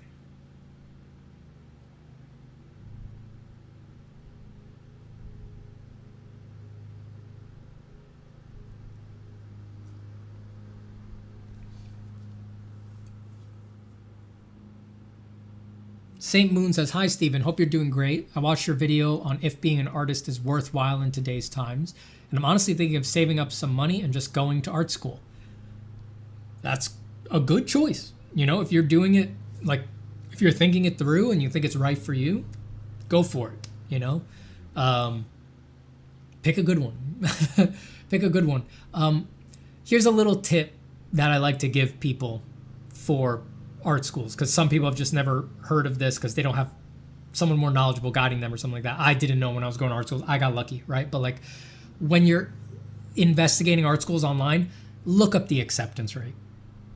You can Google that. It's easy to get results for. It's just that a lot of people don't know to think about the acceptance rate of a school, or that you can find it out. Just Google, what is the acceptance rate for this school? Don't go to an art school that has 100% acceptance rate. You know, we're talking like, ooh, I don't want to get it wrong, but like those, I'm sorry if I got it wrong, if the president of the Art Institute or Academy of Art University or something, a lot of those online schools, you know, Google the Google the acceptance rate. And if you find, oh, the Art Institute has 100% acceptance rate for everybody who applies, don't fucking go there. that means it's not really a school with standards. They're going to take anybody at any level who can pay, and that is not a good, that does not, you have to be basically a pedagogical genius to make that environment successful, and the people who run these places are not.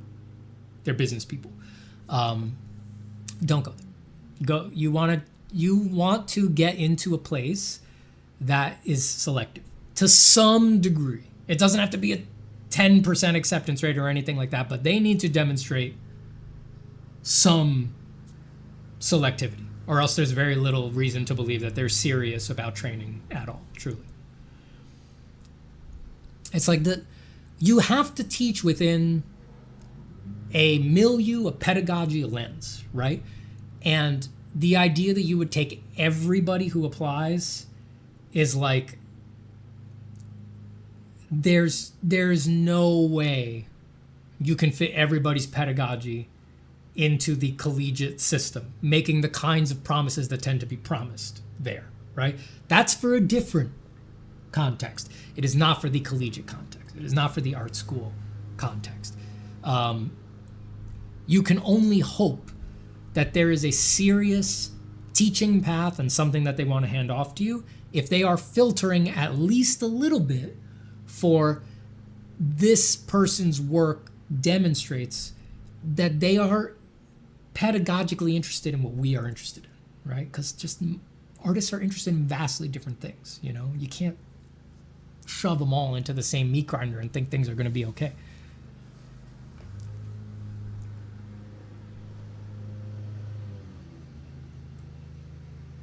Ghost Text gives $5. Thank you so much, Ghost Text. You know what we're going to do. We're going to turn it into fresh cut Colombian coffee for my son. Served piping hot in his little bottle, 6 ounces at a time. No milk. And I'll whisper into his ear, Ghost Text gave you this one. And he'll say, shut up, Daddy. I'm drinking my milk over here. It's my son's voice.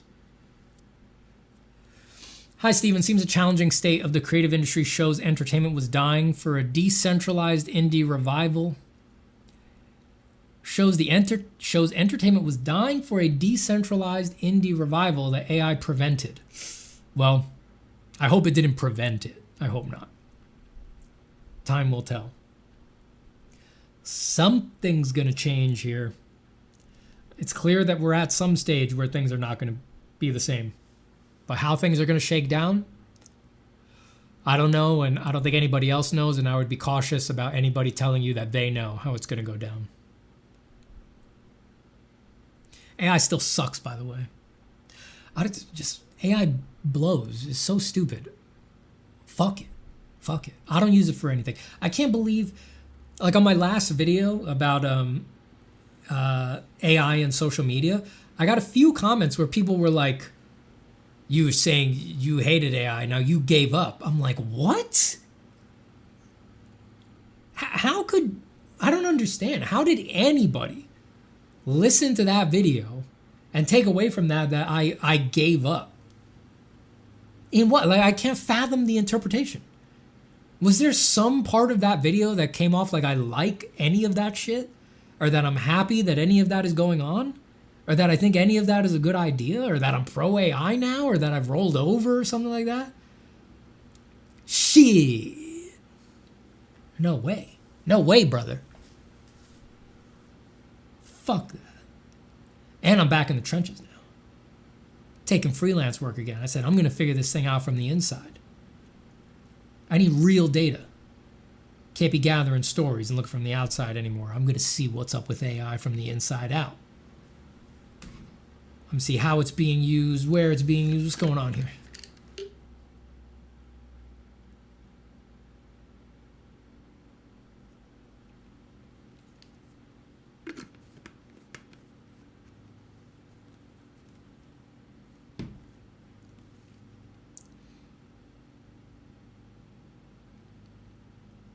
Zero Tank says, do you think socialization is a requirement for making it into the industry? Should I start working on that? I'm usually not in the mood to do so.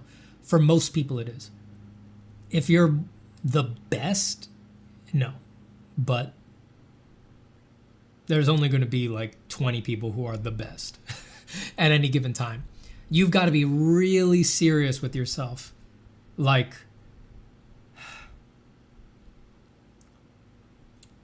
because sometimes I say that, and a disheartening amount of people are just so averse to. You don't have to be great at socializing. You just have to do it a little bit. But sometimes I say that, and there's so many people who are so averse to socialization because of their artist temperament that they're like, that's me. I'm going to be the best. I'm going to be one of the 20 best. And it's like, dude, if you're going to do that, you need to be really honest with yourself about if you've got it in you for real to be that. Because I'm not one of these people who says talent doesn't exist or anything like that. The top 20 people are freaks. They're freaks.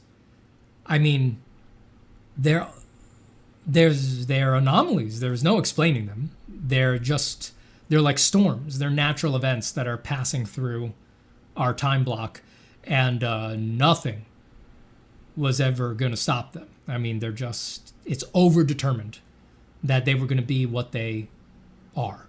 They're freaks, and they've usually been freaks forever, for a very long time, and things worked for them very quickly, usually. So if you're going to try to be that, you have to really, you got to look at yourself honestly and say, am I that? Because I'm not, and you got to be honest about being able to look at yourself and say, okay, I'm probably not that. Because if you're going to delude yourself, lie to yourself into thinking you're that, and then not do any socialization because you're lying to yourself that you're that, then you're going to never get a career that could have been quite good for you mentally, that you otherwise would have had if you'd just been honest with yourself and done everything that you were going to do anyway, plus a little bit of socializing. So you just got to be really honest with yourself.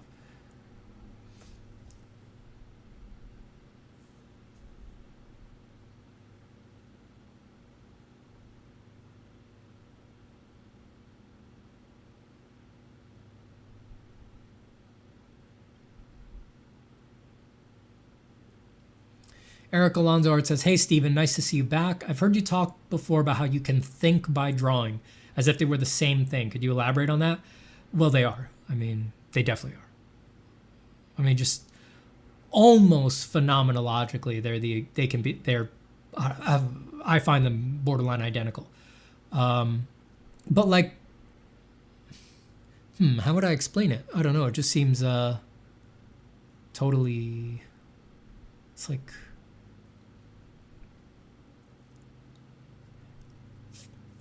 so there's two versions. The more practical version is like design drawing. I'm a designer, not an illustrator by training, by background, and by profession. Most of my time working professionally, I've done design, not illustration. So as a designer, it's very clear to me that you can think by drawing, right? I don't need to have the random, it's not random, but you know what I mean? Like, the linguistic string of my internal monologue is not the end-all be-all of thinking. I don't need my next sketch to be mediated by a linguistic string of ghost words that is occurring in my mind, in my internal monologue. I can just begin moving my hand, and it will reveal to me what the conceptual modus of that next design idea is. And that is very clearly thinking with a drawing. It's doing everything that I might have done by, let's say, writing the idea and saying we're going to have a square on top of a line, and then at the bottom there's going to be a triangle to offset the square, and then the lines are going to curve at this degree and all of this. I could write that. I could pre-think that in a linguistic string, or it can just emerge as I draw. And it's the same thing. The same thing is occurring. The more esoteric thing is that I believe I can do what a lot of people would think of as like free will, like decision making, like coming up with ideas and things like that, I believe I can do that by just drawing, and I don't even need to be drawing about those things to do it. So my wife, for example, from the outside, she knows that when I say I need to sit and think, that means I need to sit and doodle. And I will just sit and draw. She knows that how I think is that I sit and draw. And the drawings don't have to have anything to do with what I'm thinking about. And then I'll stand up in an hour, just all of a sudden saying, I've got it. The idea that I needed, the solution that I needed, just emerges, completely formed, pre-packaged from nowhere, from the unconscious, after an hour of doing an unrelated meditative activity. That's thinking. It's not the conscious thinking that tends to occur in the endless ratiocination of internalized language, but it's clear thinking was occurring.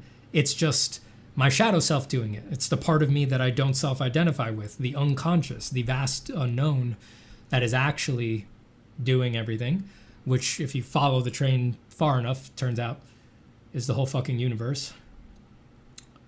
So that's scary.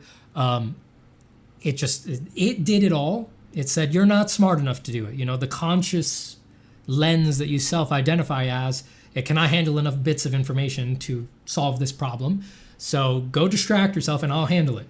And it does its magical thing that it does. Math without numbers, writing without words, thinking without reason.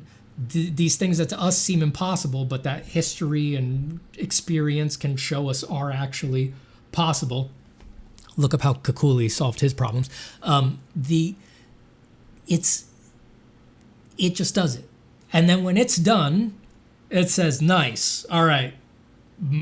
Just the idea now rolls off the factory floor as a completed car or whatever. And then conscious me gets in the car and goes, I made this, and drives off. And what I just described is, the whole story of us confabulating our freedom of agency and free will and all of that. And secretly everything that you do is running on the same process. You're just deluding yourself into thinking that that's not what's happening so that you can maintain a confidence that moral responsibility exists so that you can hate the people that you hate and all that shit. Anyway.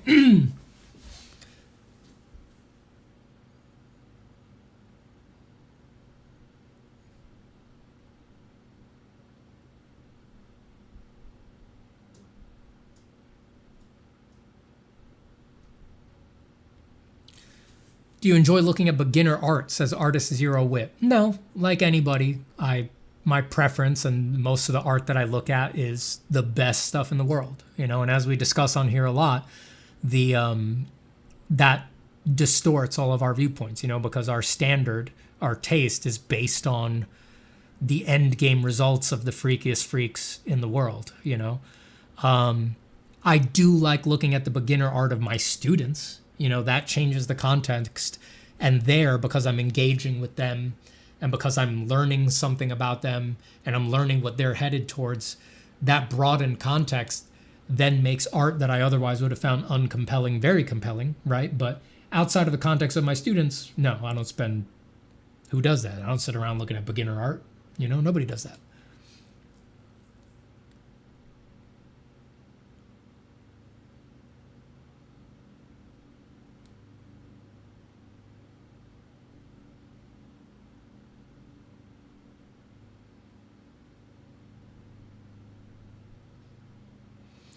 Baron Sepni says, Stephen, I wanted to share that I realized the most important problem I have is rushing, being in a rush while drawing and being extremely sensitive and afraid of ugly-looking drawing. For example, when I watch Craig Mullin's painting, he is so slow and relaxed while drawing. More thinking, less drawing. Definitely true. It's a sign of a master, for sure. Rushing is probably one of the problems of our era. Everybody needs to slow the fuck down. And you identified the other big problem, which is beginners being afraid of ugly drawings. It's like, that's a common fear, but it is an irrational one. You have to accept that, of course, they're going to be ugly. I'm a beginner. It's irrational to expect anything else from myself, and it's okay. The ideal place for a beginner to be in is just, I know they're going to be ugly, but I'm going to make sure they're fun, and then the fun will carry you through the awkward and ugly period, which does end. It does end, There's real light at the end of the tunnel. Thank you, Pedro CC. I'm happy to be back. MOK says, I went to 100% acceptance rate school. Stephen is very correct. Yeah, please look it up. If you're thinking of going to art school, check the acceptance rate. It should be hard to get into,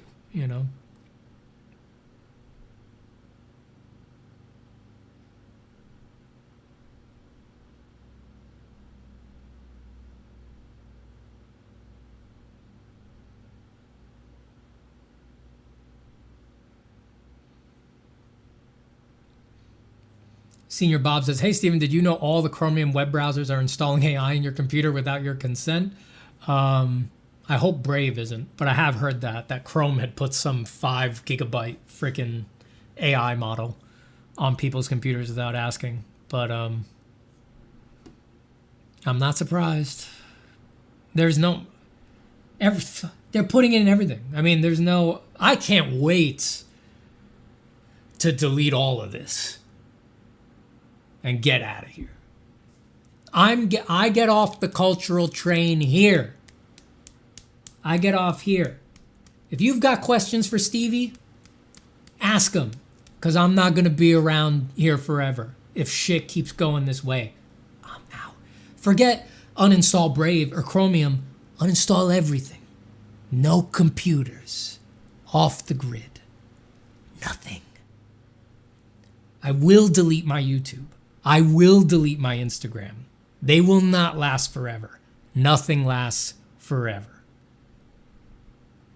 It will all go bye-bye. A day will come where you'll have a distant dream of somebody named Steven Zapata. And if you want to know what Steven's up to, if you want to see the amazing drawings he's been doing lately, you've got to come find me in person. Or you've got to find them pinned to the wall of some dilapidated, crumbling ruin where I decided that's my fucking art show and no one even knows they're there, and maybe someday some lucky traveler will find them there. That's where you'll have to go if you want to see the drawings. This whole thing, this whole system is broken, bad for souls, toxic. I've run the analysis. I've looked very closely into everything. The juice is not worth the squeeze. And we are all temporarily locked in. And the only logical choice is to get the fuck out. And soon. And soon. So yes, it will not last. Fuck Chromium, fuck Brave, fuck Photoshop, fuck OBS, fuck even the open source things, fuck everything. I will buy 1,000 of my favorite pencil. I will buy many reams of my favorite paper, and I will disappear. Those are my values. So long, fuckers. So long. So enjoy it while it lasts. Ask your questions while you got them. I don't understand how people operate with a presumption that everything that they're engaged with is forever. It's going to be around forever. The internet will be around there. Social media. There's no way. There's no way. I'm not even playing with that. I do not believe the Steven Zapata Art channel will be on these toxic platforms forever. I don't think I'll be doing this forever. The only guaranteed thing in this universe is change. And I'm not going to leave it up for these companies to do what the hell they're doing with it these days with it. Gone.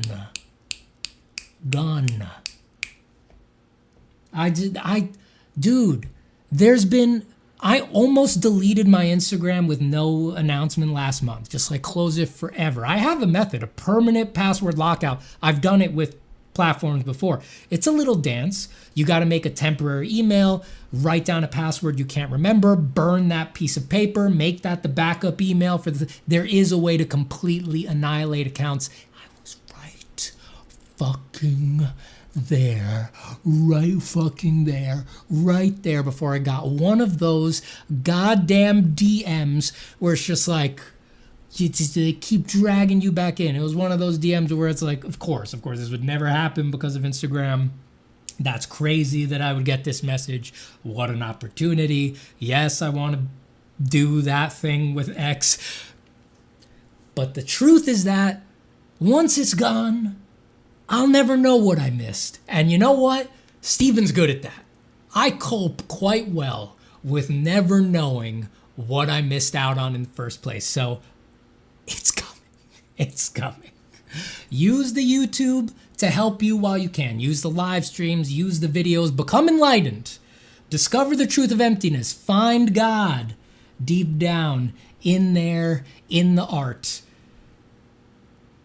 This ain't gonna be around forever. I'm out. I am out. You're using Adobe Photoshop, mate? Yes.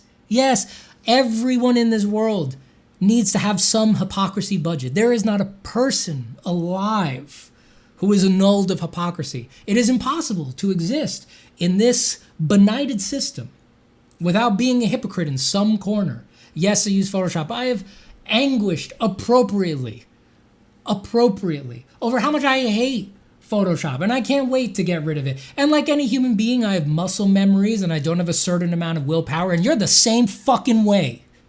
You are the same way. We're all the same. And we're all stuck. But like I said, the only guarantee is change.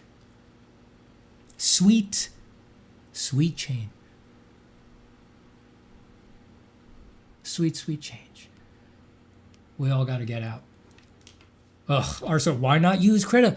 It's not, software isn't the solution to all the software shit. Look, I like all the open source stuff. Yes, there's better things. I tell people, don't learn Photoshop. I tell people all the time in the stream, do not get addicted to Photoshop. I tell people that all the time. I am a professional artist from before the AI days, from before Creative Cloud, and Photoshop is if you're a professional in that world, you need to open native PSDs. You can't ship the stuff that you do for work in Krita, in Procreate, in anything. The only thing that is full compatibility with everything Photoshop can do is Photoshop, unfortunately. And so there's a lot of gravity there, right? But I tell people all the time, don't learn it. Do not, if you are not working on huge teams with, like I do, if you're not working on teams where 6 artists work on the same picture and last week, I got a picture I had to finish. I opened the document. I couldn't believe it. I opened the layer count. 563 layers. Nested masks, every different blend group, every different blending styles that were, the layers all had different blending styles, and then the whole group had a blending style, and that whole group was masked, and that was all nested within another group. It's the only way to handle files like that. That's the nature of the professional system. I always tell people, if that's not what you're doing, don't touch Photoshop. Don't get into the Adobe ecosystem. You'll get addicted. If you're just trying to paint, use Procreate, use Krita, whatever, right? Do that. Anyway, I'm on too much of a tangent here. The main point is, this is not going to be around forever. Photoshop will die. Krita will die. Everything will die. However you need to escape. I don't see this stuff lasting. I don't. Get out. Today, I have no doubt in my mind that I will at some point delete the YouTube, delete my Insta, delete all my socials. I'll disappear. I have no doubt. I don't know what day that is. I don't know the exact structure of that. But today, I feel just certain that day is coming. That would change if this awful tendency that all of these companies are heading towards with what they're doing with data and the content that content creators like me make and all of that. If I saw a complete reversal and all that, if AI just got chucked out the window and all that, I would reconsider. But today, if you ask me today, this won't last forever. This will not last forever.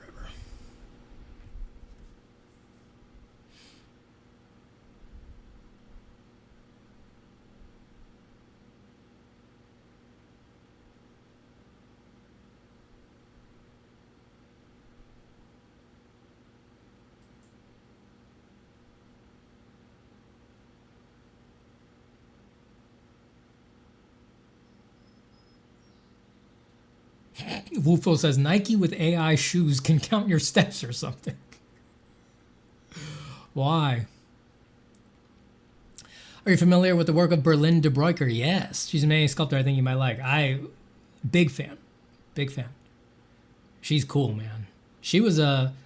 There was a particular project I did many years ago. We're talking 2015, 2016? Something like that, 2016, 2017, where Berlin de Broecker was a big influence on that project. So I just remember a particular era where I had like 100 of her sculptures on a reference board. Yeah, big fan. She's awesome. She's an awesome sculptor.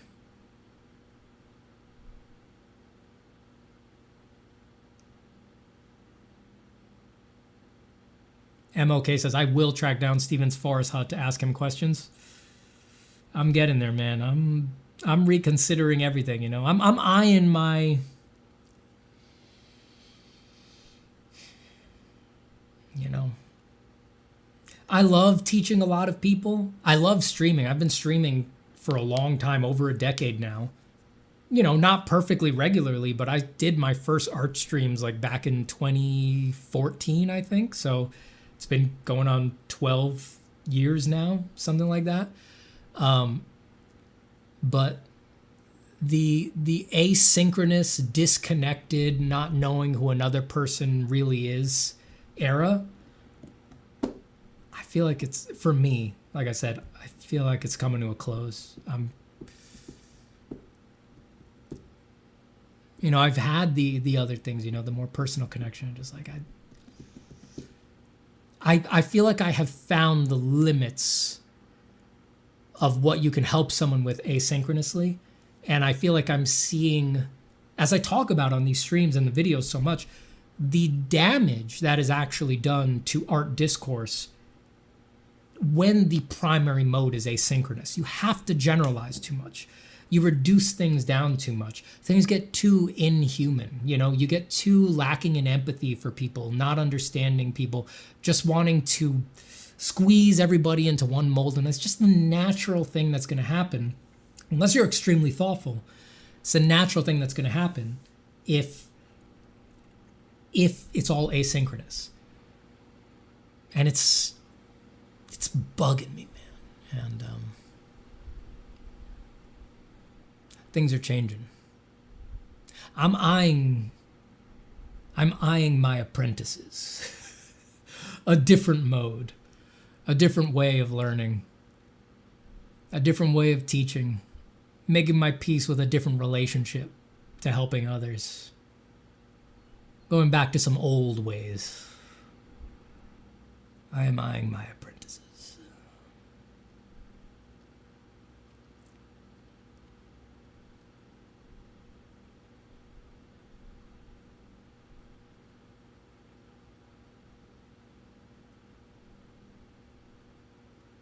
Lucia says, I got some good schadenfreude from listening to graduates booing commencement speakers who praised AI. What were they thinking? What were they thinking? And wasn't the first person who got the big boo, wasn't that lady like just the president of some, like a real estate development company talking to a bunch of writers and artists? It's like, who thought that was a good idea? You know? Why?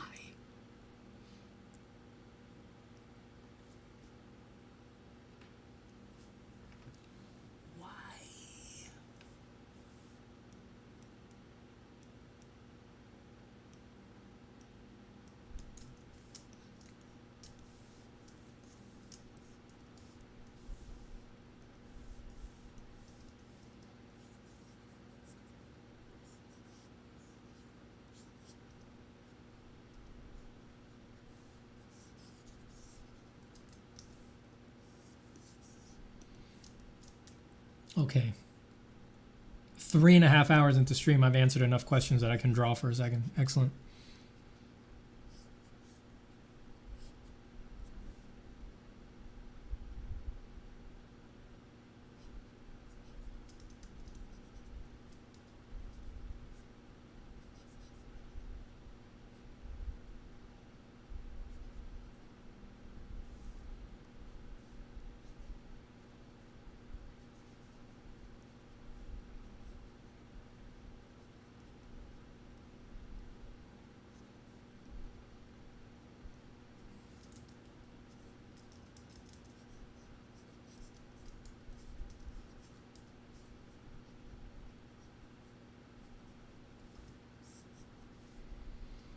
Self-portrait right off the bat.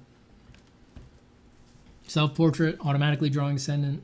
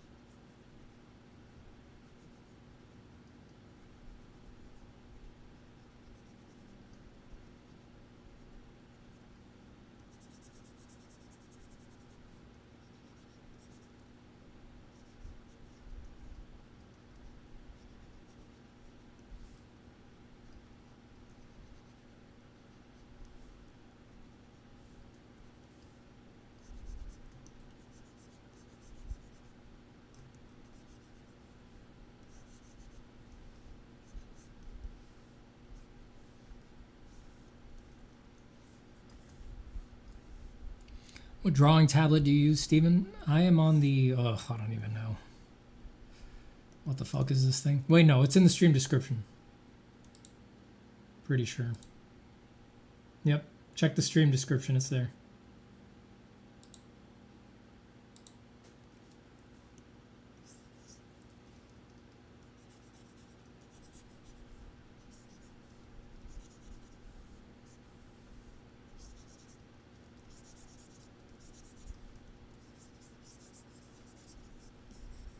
Okay, I got it.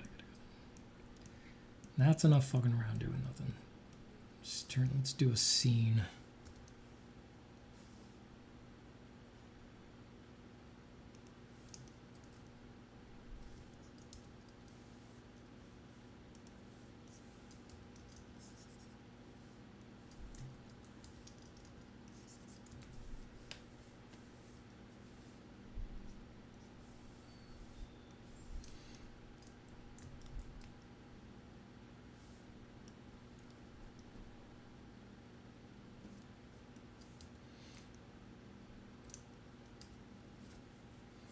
Oh, Coquelin gives $20. Thank you so much.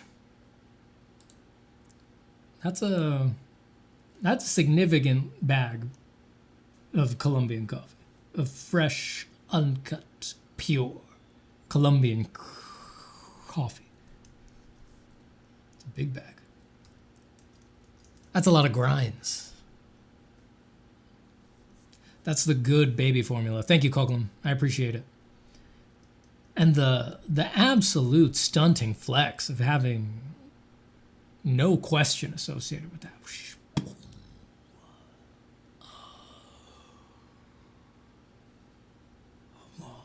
I'm in a black void. What the fuck? Kuklam just completely blew my mind. Well, where am I?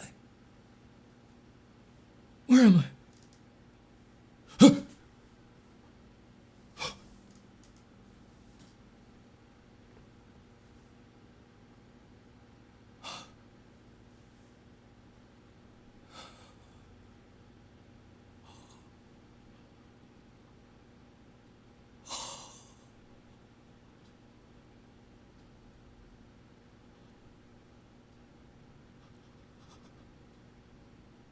I can see God from here.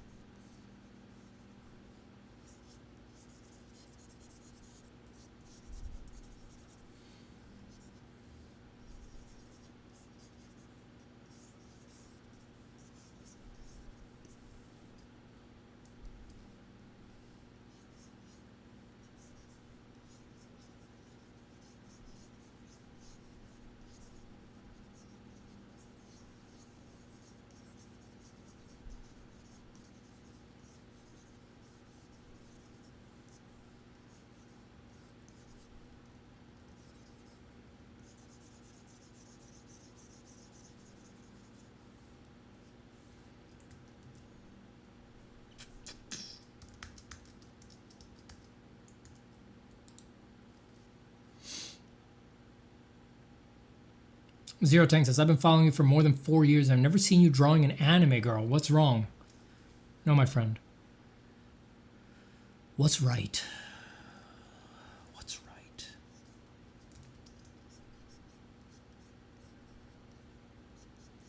There before the grace of God go I.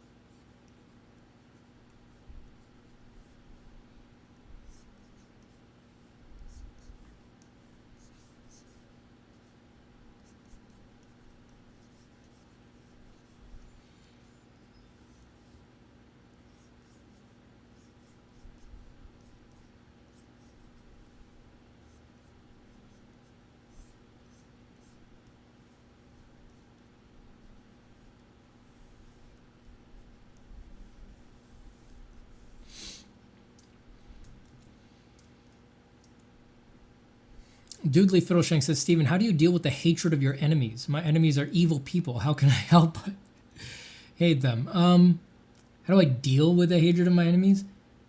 I don't know. I don't really deal. I don't think I'm some good dude, you know. So I just hate them, you know. I try to not take them too seriously and not take myself too seriously.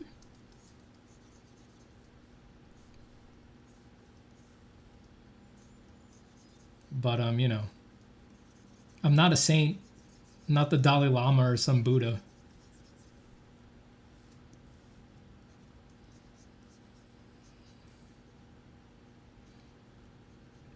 I'm suffering from the same debilitating lack of empathy that the internet creates in all people, because that's its nature.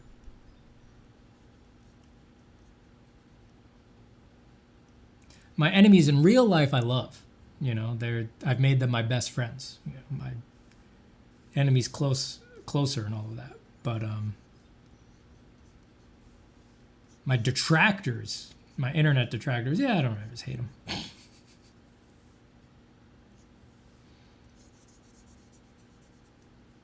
I think it's very stupid to start from the assumption that you're some good dude or something like that. It's like, no, you're not. I think people's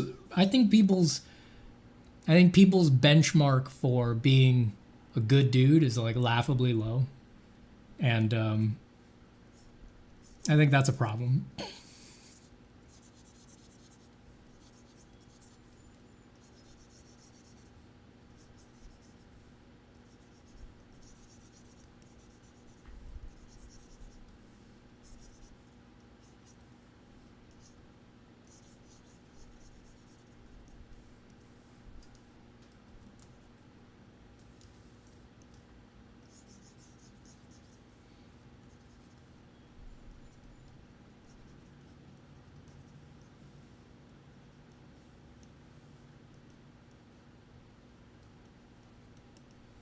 This is me burning my detractors. That's me. Detractors.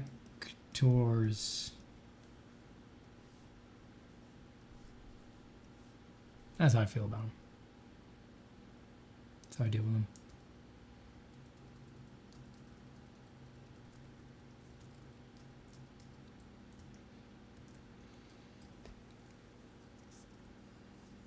Good luck, Space Raisin. Space Raisin? Space Raven. 12.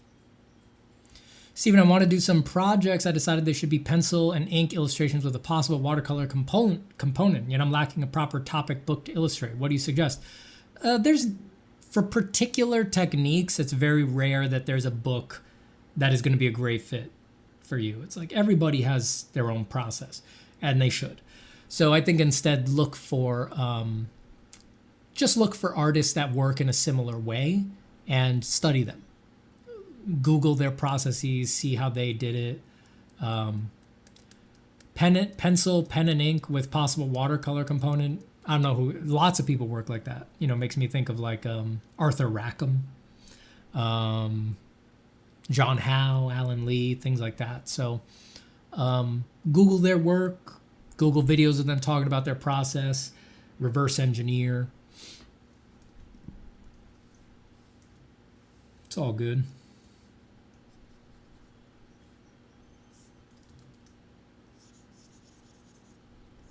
It's all good, baby, baby.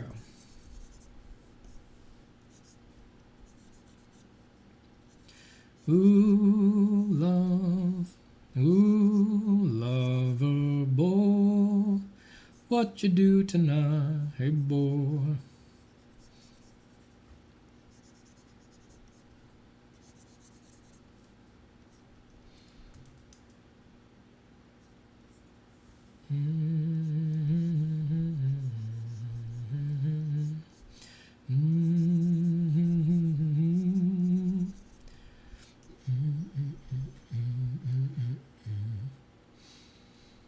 That picture is Stephen re-entering society after his 10-year wild monk arc.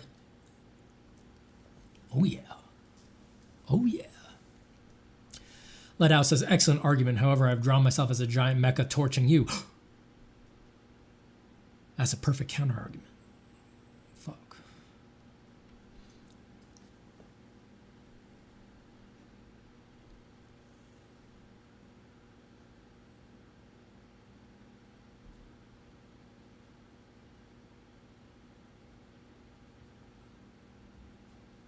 Can you yap about how good design shapes our reality and behavior? That would be a hard rant, or like a long rant, and I just went on a long rant, so I'm going to resist, but we'll definitely do that another day. I mean, it does.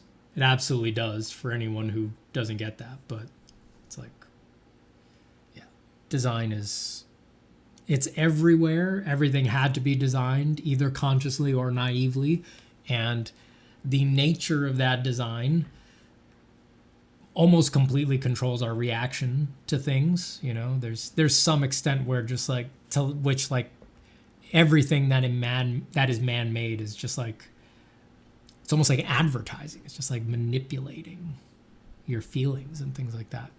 And it's just totally pervasive to the point that it doesn't just determine your behaviors. It's just like it almost determines your self-identity at a certain point, Are you a coffee lover or just need a coffee for the caffeine thing? No, I'm not fancy about anything. I'm not some fancy coffee lover.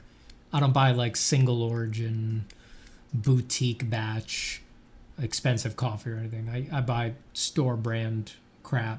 I just like medium to weak strength of coffee in horrendously large volumes.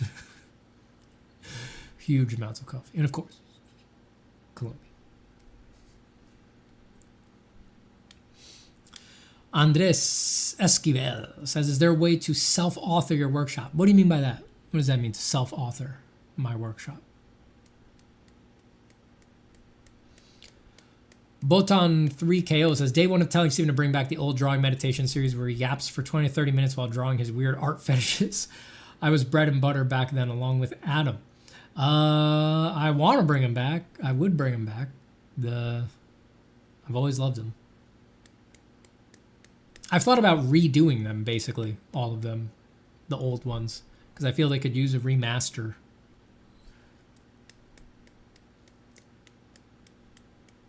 If you sign up for the Patreon, there's one on there that's recent-ish from a couple months ago that it was never published to the YouTube. It's like called the, what is it? It's like a body melting meditation. It's pretty long. I think it's like 50 minutes long.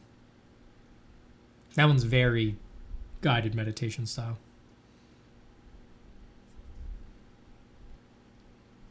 Oh, Bendik sends 119 NOK, which I can already tell you is 3 million US dollars. Thank you so much, Bendik. I love it. I've done that conversion before. I'm in it, baby. I'm in it.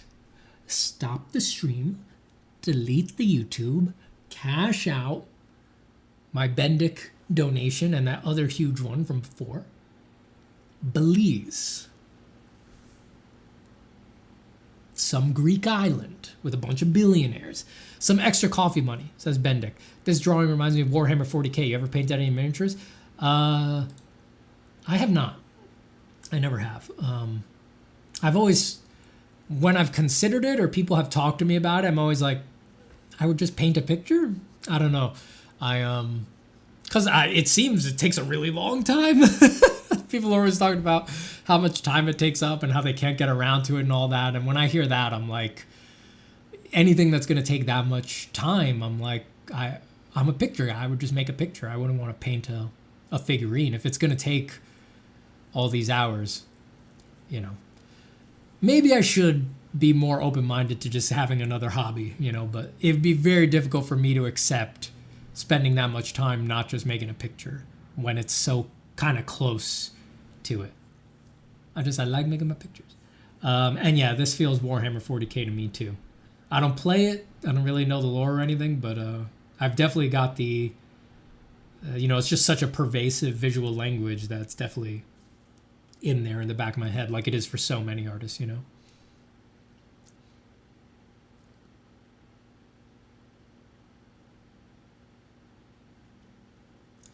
SL3600 says, Wacom revives their art pen with barrel rotation.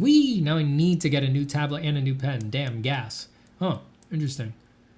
I had the old art pen, the one with the chisel nib, and it never did it for me, so I guess I wouldn't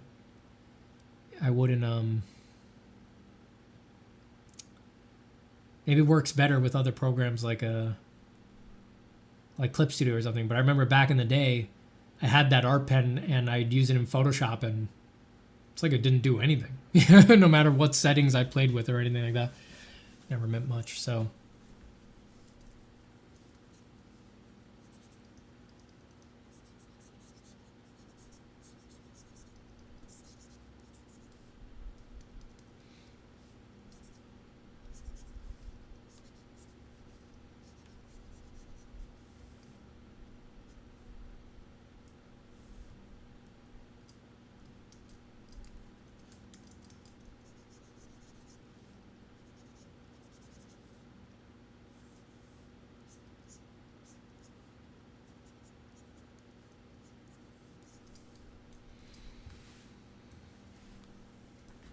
Do you have any favorite myths or folklores that you find very interesting? H.P. Lovecraft.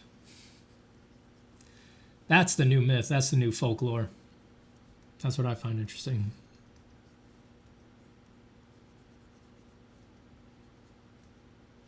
I always like the any like ethnic myth or folklore from any country or something like that. I'm always interested when I hear them. I always love hearing them, but they very rarely inspire art for me. I'm just interested in hearing them like as a person, but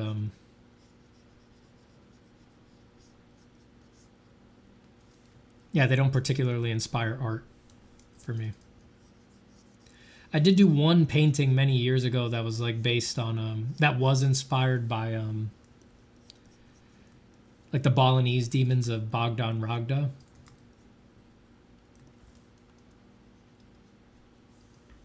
For some reason, the look of that just one day clicked, and I wound up making a whole painting about that. I wonder if I have it quickly accessible.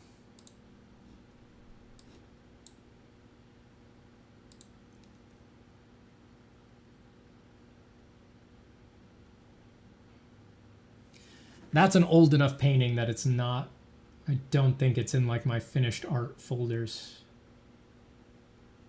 Or if it is, it's, oh no, here it is. I must have put it here recently. This one. It's only 2,000 pixels. It was much bigger than this. This would have been 2013, 2014, something like that. It was much higher res than this. This says high res, but this is not the actual res. I remember I did this one really big, like 12,000 pixels tall or something like that. This is like the only time that I've done something explicitly inspired by a particular folklore myth.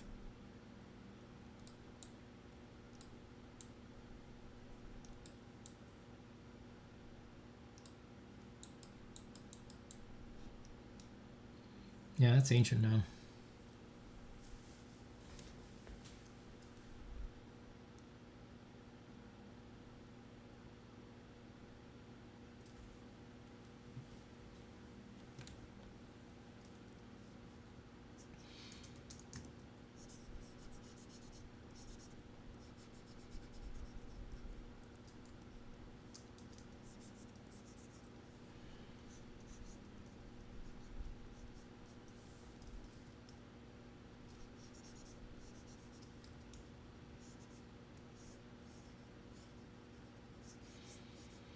See, now that I'm aware that it looks like Warhammer, I like can't. now I'm like too aware. It's jamming me up. I'm like, do I want to lean into it? Do I not want to lean into it? Now I can't just work freely on it.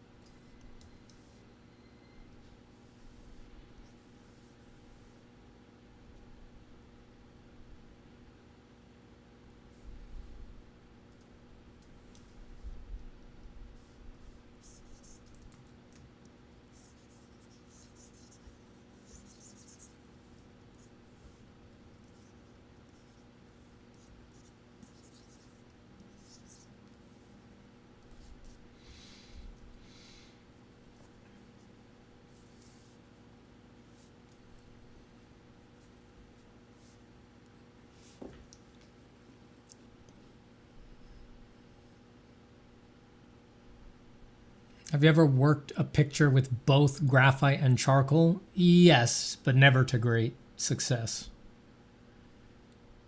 I think my most recent pencil drawing, Hunting with the Ancients, if I remember correctly,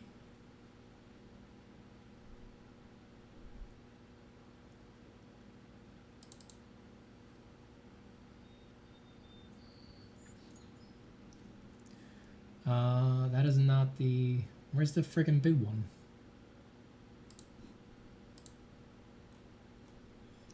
Where's that high res? Why is this a link instead of the actual high res?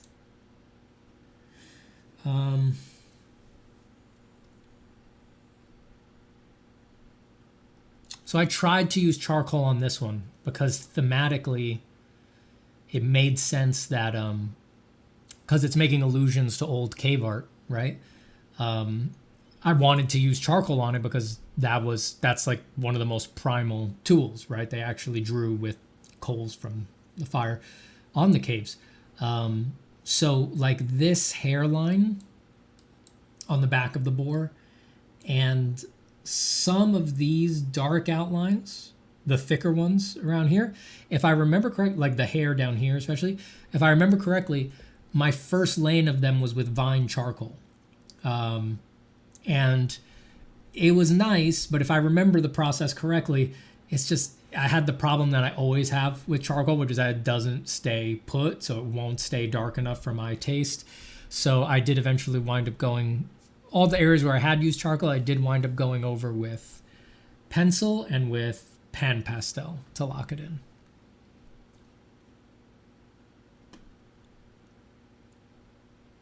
I need help drawing New York City, and I'm struggling. That's a big ask. I need advice to speed the process of drawing a city, and did it need to be accurate to the real New York City reference? It probably doesn't need to be accurate, except for the biggest parts of the skyline. And I don't know. I can't really give you many speed tips there because I just don't know enough about the piece. I think in general, it's a bad idea to hope that a detailed drawing of a city is going to be fast. I was actually talking to someone about this in my Discord just the other day. They had posted some thumbnails, and there was one where a city was unobstructed and like a secondary element in the picture. And I was like, don't do that one. Because I have in my head this little list of compositions that are like, basically, if you commit to that composition, it has an infinite horizon and it's almost impossible to finish. It's like an unfinishable composition. And cities are like that. Like just a clean shot of a city, especially from overhead where you're really just doing an aerial, you're never going to be done. It needs to be obstructed. There's got to be a lot of trees in the way, airplanes flying in front of it. There's got to be a lot of fog or some special effect that you can hinge it on, because a straight up just depiction of a city, it's never going to be fast. You're in trouble if you're trying to make it go fast. Have you ever done a video tour of your studio? No. I mean, what you see here that's the only interesting part. That this is the studio. There's nothing. I'm not one of these people who has a sick studio. I'm not. I don't have that bug, to always be sprucing my desk and doing cable management and color coordinating my studio or anything like that. Some people need that. They need the environment to be just right, to be creative.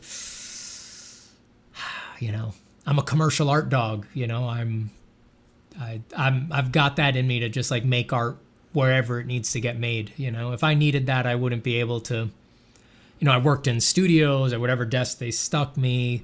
Even in studio, occasionally I would work on something that was like NDA within an NDA. So even my buddies at the studio weren't allowed to see what I was working on. So they would shove me in a fucking closet, because really there could only be 3 people at the company who knew I was working on that. And so, all right, well, I just got to make art for 2 weeks in a goddamn closet, and it's got to be great. It doesn't matter.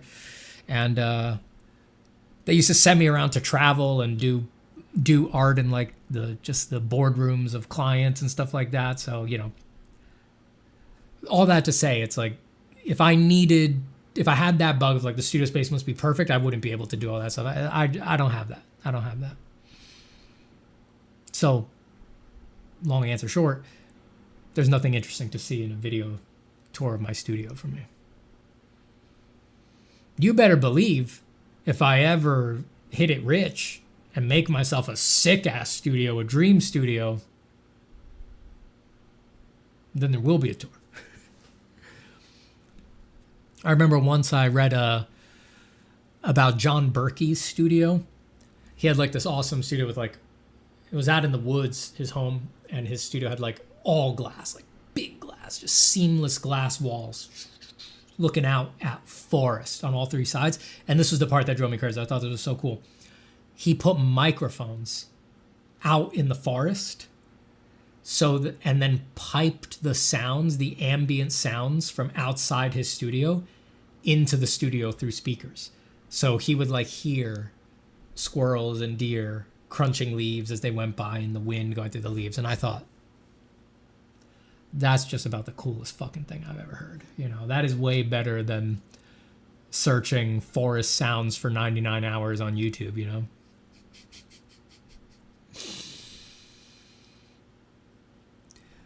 Arturo says, question, how much a distraction with music on the background in this podcast stream? Huh?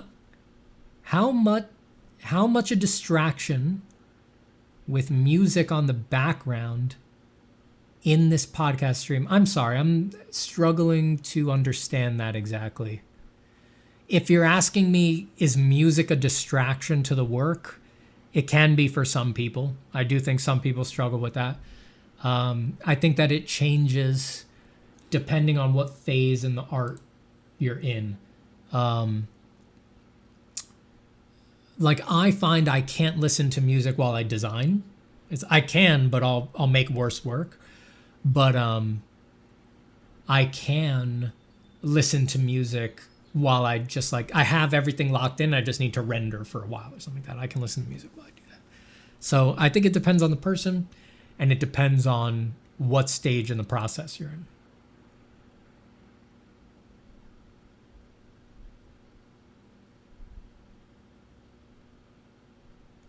If you could only work on one more art piece for the rest of your life, what would you make? Something very wide. Something huge.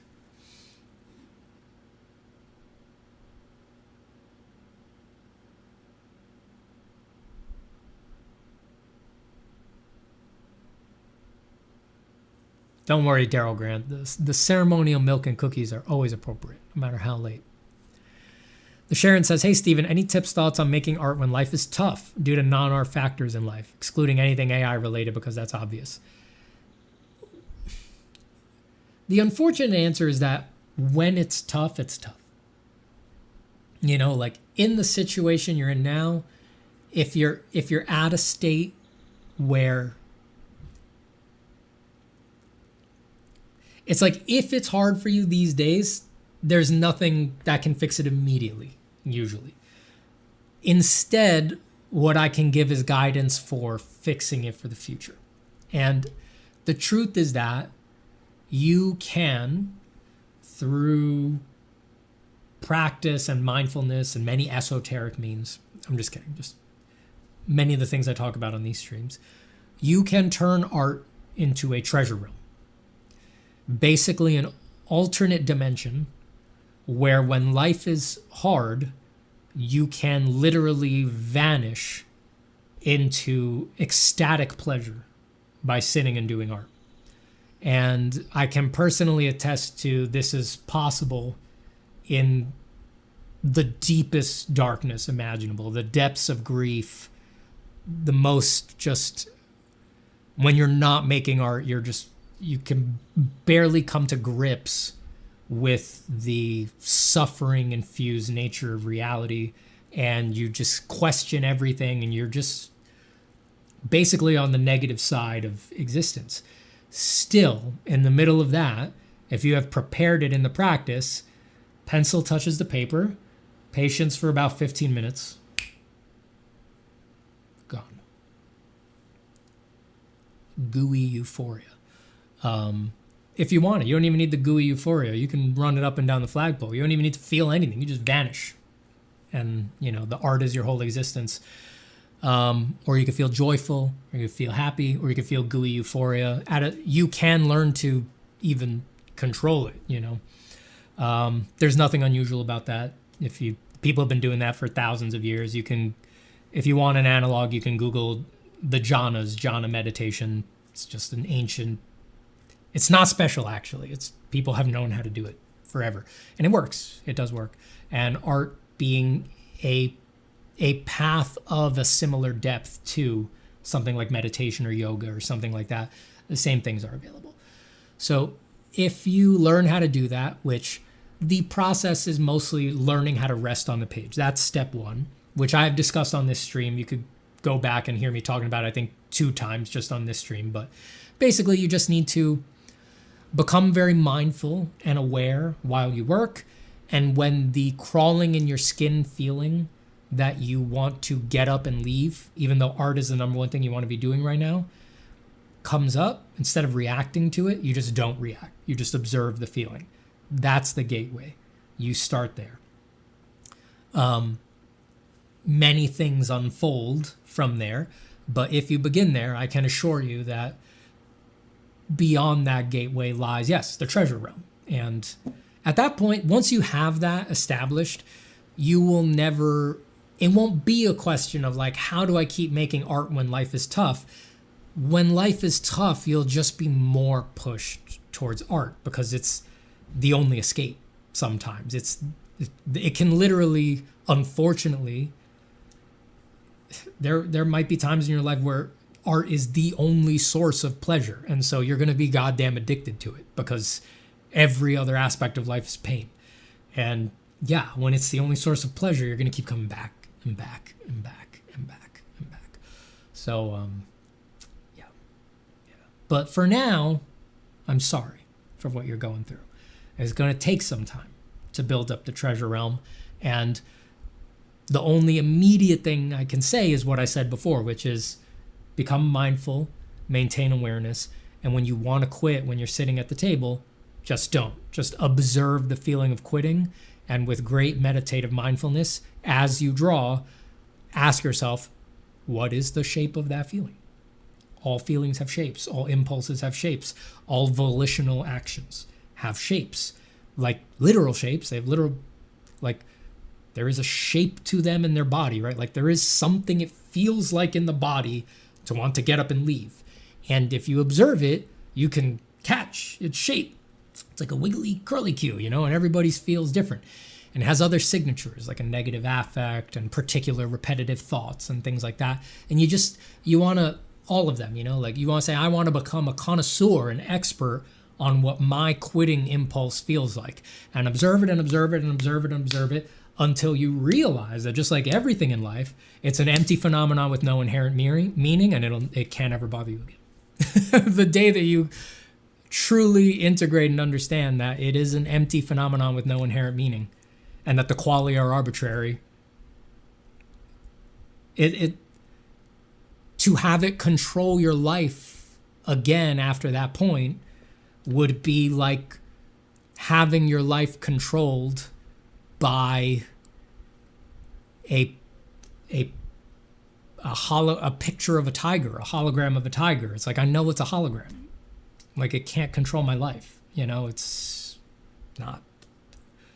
How deluded would I have to be to let a picture of a tiger terrify me the way that a real tiger would, you know? It'll be of the same level. And that's a glorious day when that comes.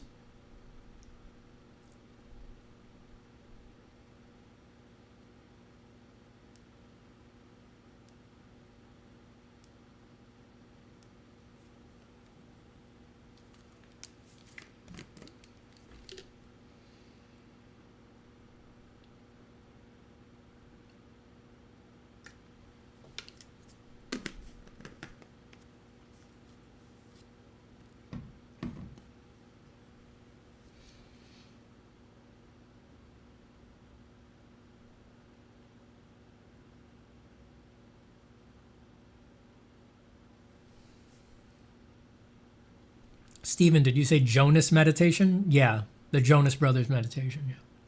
No, it's jhana. It might be pronounced in different. It might be pronounced dhyana, and you can search dhyana like Dyana, but the more common is like that.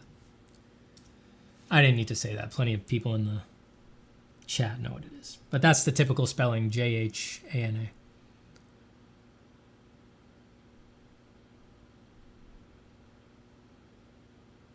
I'm not saying go do jhana meditation, right? That's for a particular group of people. You know, I'm not saying you as an artist need to dedicate half of your waking hours to learn becoming a jhana meditator. I'm just saying that it's just an analog to let you know that it's not actually special. Like it is a thing that's possible. It's a function that humans have discovered and rediscovered over and over and over again, and it's available in art too, you know.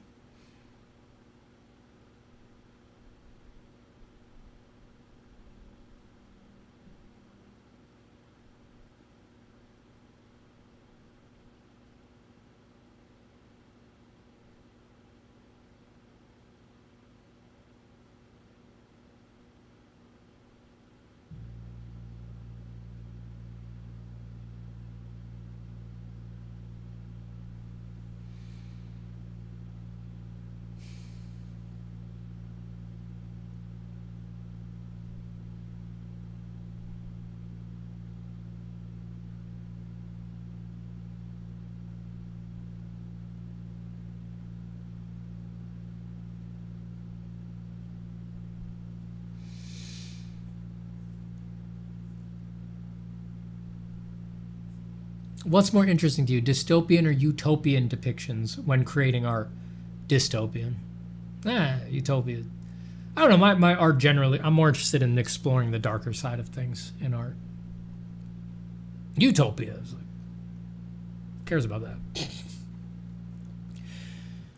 Dystopia is definitely where it's at.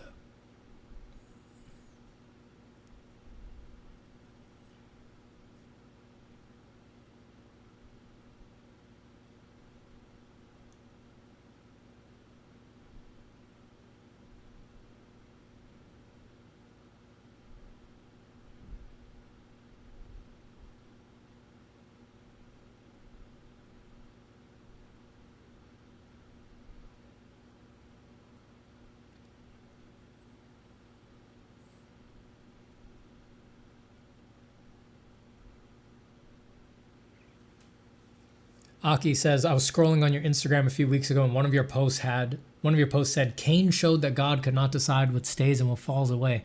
That was such an eye-opener for something I've been thinking about. I don't even remember writing that. I like it, though. For some reason, I like that. SL says, the internet told me charcoal and graphite don't really like to play nice with each other. Generally not. I'm struggling to get charcoal to play nice on its own. 2-inch paper crane, I think. I've never been able to make charcoal do what I wanted. It's not my medium. Everything I would want out of charcoal, I have learned how to do with graphite and equivalents, you know. The darkness, the ability to push it around. It's like, I don't feel like there's much I'm wanting from graphite anymore. You know, I've put in a lot of work to making it, you know, being able to do the things I want to do with it. And I just feel like I've got it now, you know.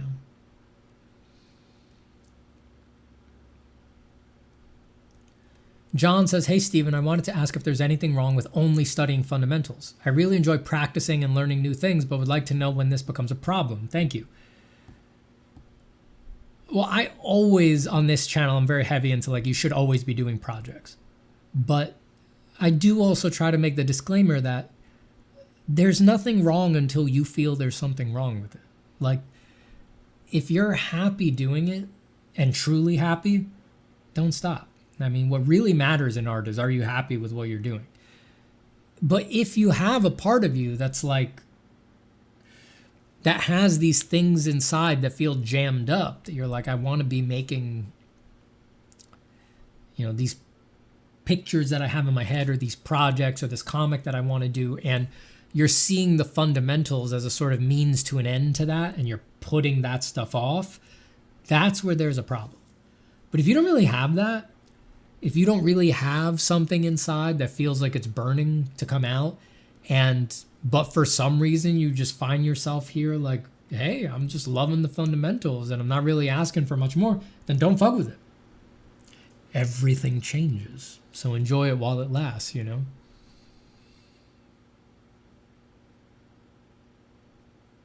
Stefan Gobert, you've got to scratch the spiritual itch. It'll only get worse. You've got to scratch the spiritual itch.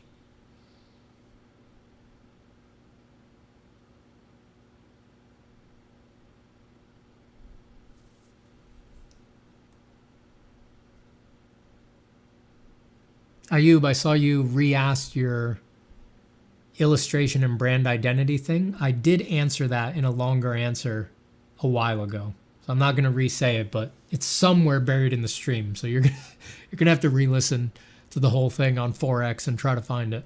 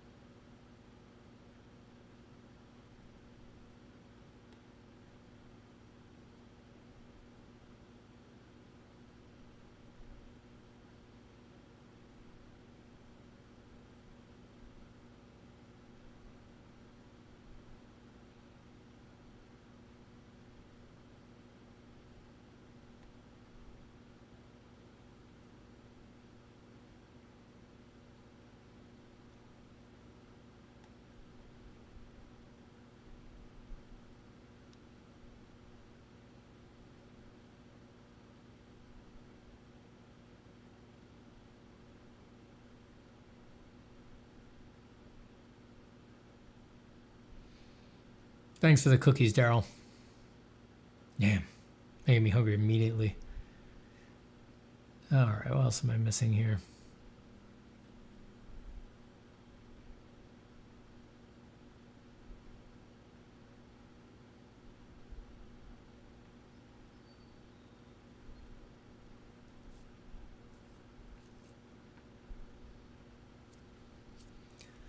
Bren says, hey, Steven, big fan. What do you think I should do when my drawing just doesn't look right, but I can't quite tell what's wrong? Take a break. If you haven't flipped it in your digital tool, flipping it can help immediately. If you are working traditionally, you can look at it in a mirror, and that will often reveal to you what's wrong. People, unfortunately, these days tend to abuse this feature. They forget that the whole point is that you need to see the picture in an unfamiliar way. So if you work on the picture too long flipped, you're just going to get used to both versions of the picture, and then it loses its utility, right? So just for people who do flip, it's like, don't flip all the time, and don't flip and work on it for extended periods. You're removing its power. You need to work on your picture in one way and look at it like that most of the time, and flip judiciously so that it still does its job of revealing to you what's wrong. The traditional easel painters had a classic solution for this, which is that at the end of their work session, when they were done working on a picture, they would always leave it on the easel. If they were going to leave it on the easel in the studio and work on other things, they would leave it on the easel upside down, so that as they let it dry, or they would, if they're letting it dry for a long time and they're taking it off the easel, they don't let it dry facing out. They turn it towards the wall, which does the good thing of they can't see it, and it keeps dust from landing on it. But even if it's on the easel, you leave it upside down, so that as you're walking in and out of the studio, doing other things, you're not constantly seeing the picture and getting more and more familiar with it, and thereby losing your vision on it. And then when you're ready to work on it again, you take the picture, flip it right side up, and right away you're like, oh, I see what's fucked up about it. And then that's how you start your session. If all of those tools have failed, you just take a long break from it. Like, don't look at it, don't work on it for 2 weeks, a month, if you have the privilege of time there.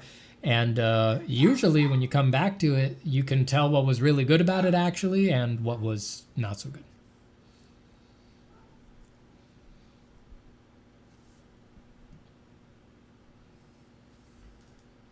Hold on, I gotta check something.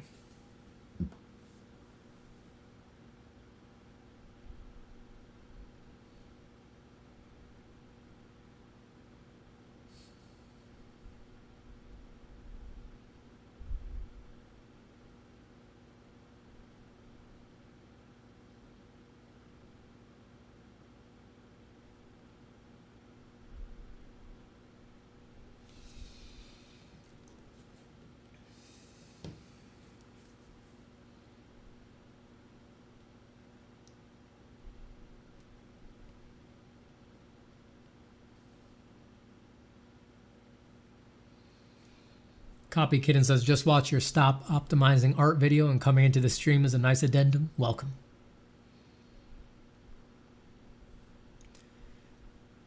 Armanit Tsunami says, can you speak on narrative and creation? I think the advice you're giving is all about reshaping self-narrative. Yeah, I mean, a lot of our self-image and our actions are determined by this story that we tell about ourselves in our head, which is good and bad. But like any story, yeah, it can be reshaped. And it's not some solid thing, you know. There is no solid self. There is no unchanging self. There is no preserved I that survives all of these days, weeks, months, and years in the thresher of existence. So use that to your advantage, you know. Accept that you are malleable, ever changeable. And to whatever extent it's possible, seize those changes and try to influence some of them so that they go your way. Because it's guaranteed you're going to be changed and influenced and have conditioning factors emerge in your life. And I don't think you want no stake in that. I got a few more minutes I can stay on here, maybe 20 minutes or so. And then I got to go pick up my kid. So just so everyone knows, we'll be wrapping up here in short-ish order. Is 20 minutes a long time or short time? I don't know. But just so you know. So if you have questions, any last things that are burning in your mind, you're going to want to ask them. Because I could spend 20 minutes answering one question.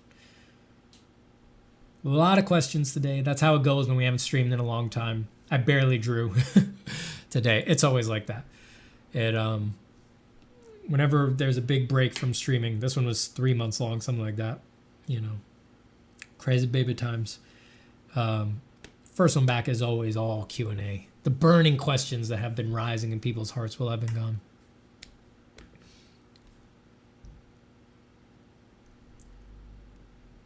Gino says, it's been a while. I get new jobs. I already got an age. I'm asking myself if I should take a different path because it's hard to come back, especially with family and background. I already got an age. I already got an agent? You get new jobs. Should you take a different path? A different path from what? I'm a little lost. You're doing artwork? You have an art agent? Is it not working for you? Thinking of switching to something else?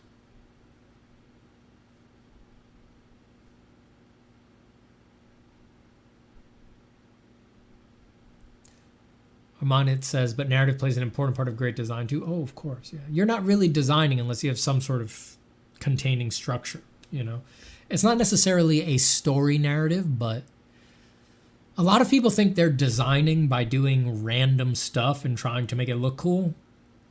And I hate to say it, but you're just not. You're just not. You're not designing until there's real constraints, and a lot of them.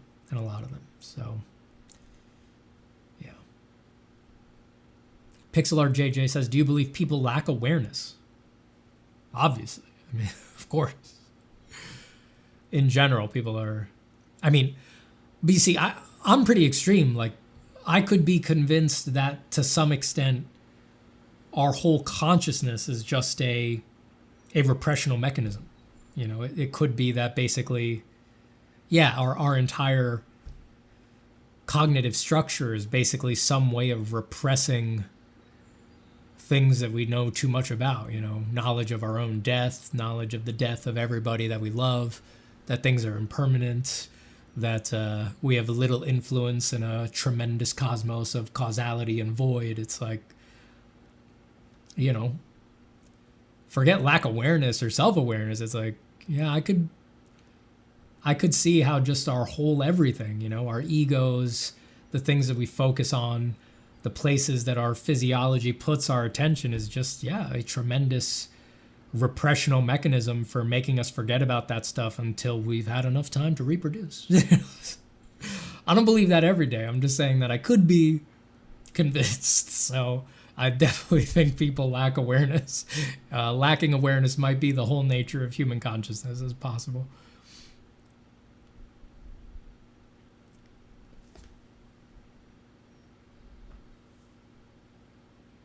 Alex says, true, but Utopia can have some psychological thriller and moral questions, especially if you include immorality or biohacking into it. Yeah, but then I would argue then that it's that reverse utopia. It's the dystopian view of a utopia. Like, my favorite is the classic Brave New World. I think Brave New World nailed it. What an amazing... It's a classic for a reason. It's just like such a challenging and cohesive book. Not all of it. Not, there's parts that don't hold up, but as an overall vision, I think the questions that it asks, if anything, they only hold up better now. He did a really great job on that. But yeah, that's a utopia where I think he really fine-tuned it so that it is presenting a true utopia through some view, through some lens. And, there is a dissenting character, but he's really just a a viewpoint. He doesn't really have any agency in that world. So we really are free to just, and he's not wise about it. He doesn't elucidate his critique clearly. He just is a dissenter, but he's not an articulate dissenter. And so we get to just view that utopia pretty nakedly presented and see that it really does challenge, like, how happy do you care to be, you know? And would you take that happiness at basically the cost of the things that these other things that you value? And then what is the nature of value? And it just asks broad, unanswerable questions that I think still hold up today. Again, if anything, they hold up even better.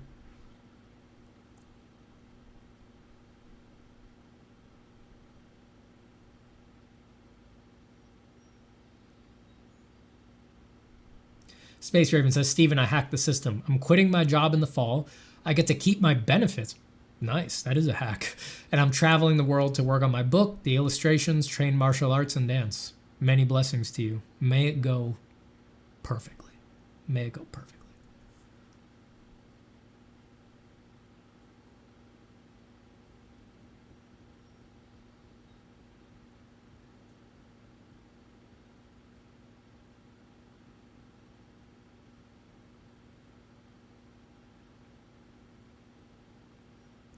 Amanit Tsunami says, can you push the values darker on the piece you're working on? On this one? Oh, yeah. It's pretty dark already, but you can always push darker. You saying you want me to do that right now? That would take some time, but it's definitely possible.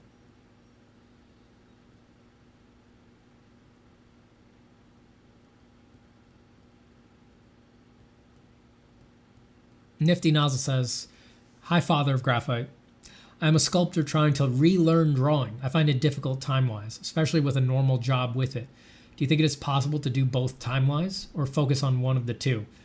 It's definitely possible, but I do think for most people, it's easier to focus one of the two. You know, I would, again, if you can create a nice little structure there where you split your time, that's great. I just find in my real practical experience, most people can't. Their lives are busy. So if I were you, I would more like try to plan ahead and pick a season, you know, maybe a particular month where you're going to deep dive on drawing for that month. And that might be easier for most people. You know, it lets you plan ahead, carve out time for it, set expectations.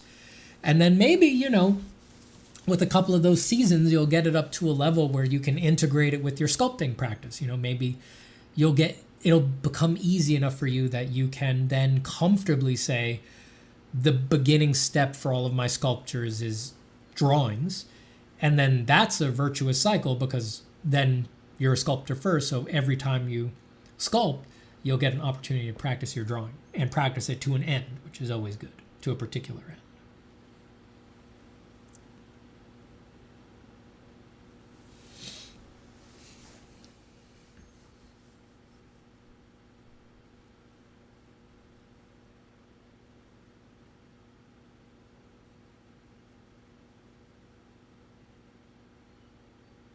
Lauren Lopez says, I remember Alan Moore's advice, do not read only amazing books, read also terrible books. To get creative about how to fix the bad stuff. Don't you feel the same about looking at novice art? I mean, I think as a teacher, that handles that part for me. Like, I think there's a difference there. I think there's an asymmetry, you know?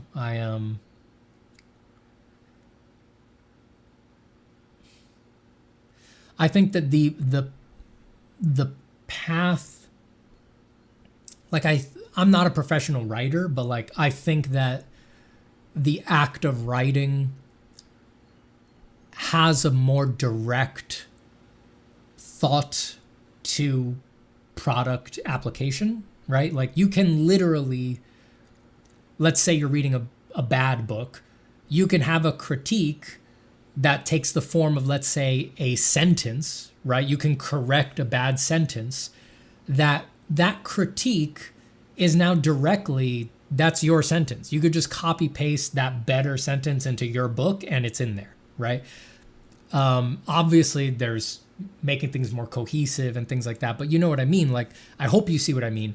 There's a very direct connection in writing between your thoughts, which are linguistic, and writing, which is you concretizing your linguistic thoughts.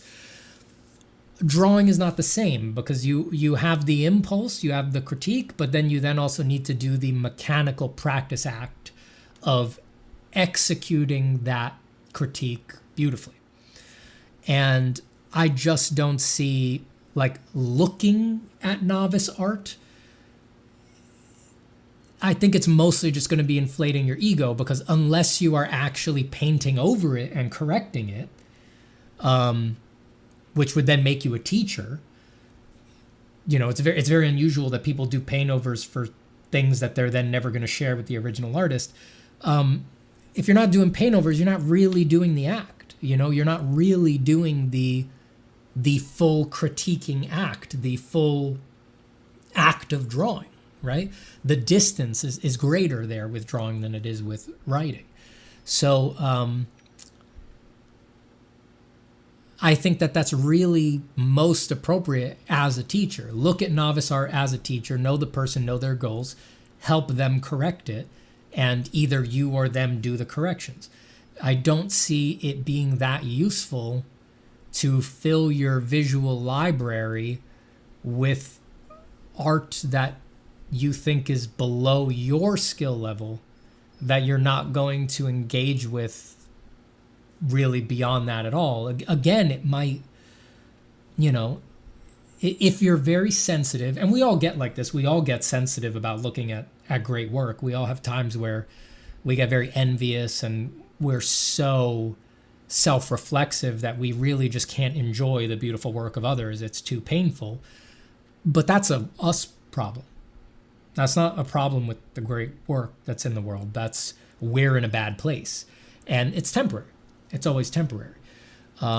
So looking at novice art may feel better in that period because it's, at best, it's just not harming you. And at worst, it's falsely inflating your ego, making you think that, you know, your work is something, whatever you want to think it is, great, wonderful, skillful, when it's really just skillful in comparison to these things, which really doesn't go that far, right? So that's at worst. But it's like if you're not critiquing it, if you're not critiquing it and doing the drawovers, you're really just filling your visual library with suboptimal solutions to drawing problems. And I just don't see that being super useful. I don't see it being very useful. Armand at Tsunami says, can you explain what's on your Patreon? Barely. I just put exclusive stuff on there. The Patreon is full of a bunch of stuff that that's the only place to get it. So I always try to make sure that there is something on there that can't be gotten anywhere else. But beyond that, it's a tip jar. You know, I don't have like, my Patreon is not like some other artist Patreons where I'm like, oh, you're going to get 2 tutorials a month or anything like that. I don't do that. I post, like right now, I have a secret podcast on there with my buddy Stephen Green, and that's the only place where you can listen to the podcast. I think there's 3 episodes so far. We'll make more soon. But that's exclusive just for the patrons. They're the only ones who can see that right now. It may go public sometime in the future. I don't know. There's some pretty fucking hot takes on there that I don't know how I feel about making totally public just yet. But you know, if I did make them public, I'd find some other exclusive thing to put on the Patreon from that point forward. And you know, something that's always on there is like I have really high res scans of my pencil drawings on there that you can't find anywhere else. That's like the most high res place you can see my drawings. And yeah, tons of sketches I've never I mean, you can search back through all of it. There's years of it now, but tons of sketches I've never posted anywhere else. A lot of writing I haven't posted anywhere else. A lot of little podcasts, little Q&As, little chats. Some of them really long things I've just recorded for myself on walks that I then post there. talks to patrons, all sorts of stuff like that. But yeah, that's what's on there.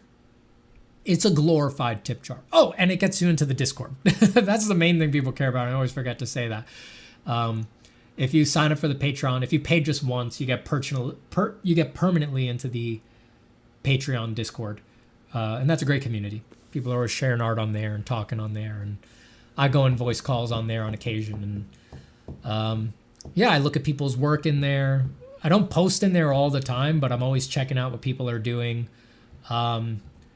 There's lots of people that post to the Discord all the time, and, you know, they don't even know I'm looking at their work until I message them one day, and I'm like, hey, someone asked me to do a job that I'm going to pass on that I think you might be a good fit for. Would you take the commission? That's just, you know, I don't have time to post, but I'm keeping track of what people are doing in there. And sometimes people just, I feel like I've seen enough. They're posting great stuff over and over again in the Discord. And, you know, when I get that job that I think they're a good fit for, I'll link them to it. But yeah, it's a great community. It's a great community. Oh my God, I'm seeing the word Zoetrope in stream, and now I'm desperate to hit the end stream button. Fuck you, Omar.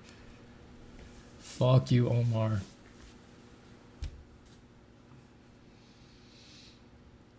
Fuck you.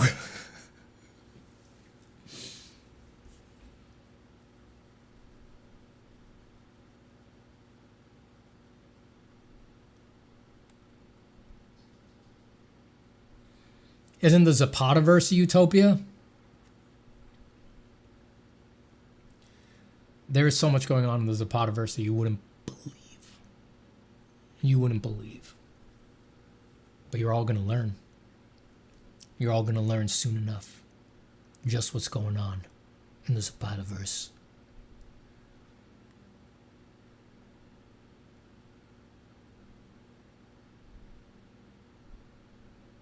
Favorite smoothie? Don't got one. Definitely don't have one. All right, a few more minutes here, and then I gotta hop off. I'm gonna go shower my little son with geeses.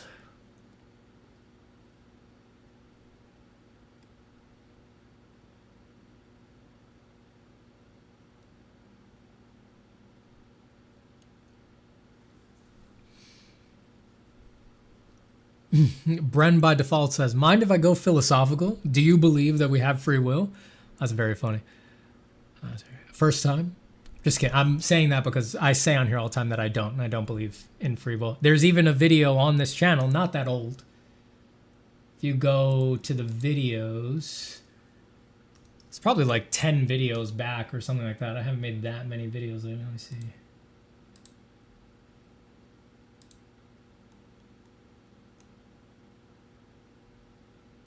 Like 16 videos back, I have a video called Art Without Free Will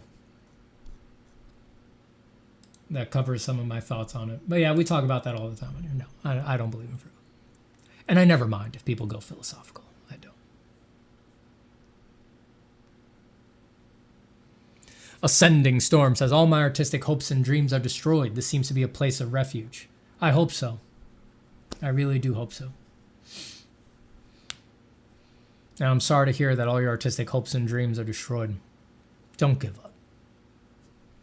It ain't time to give up yet. You may need to repose briefly, rest your wearied virtues. But soon, again, after you rest, it will be time to awake and arise, or be forever fallen.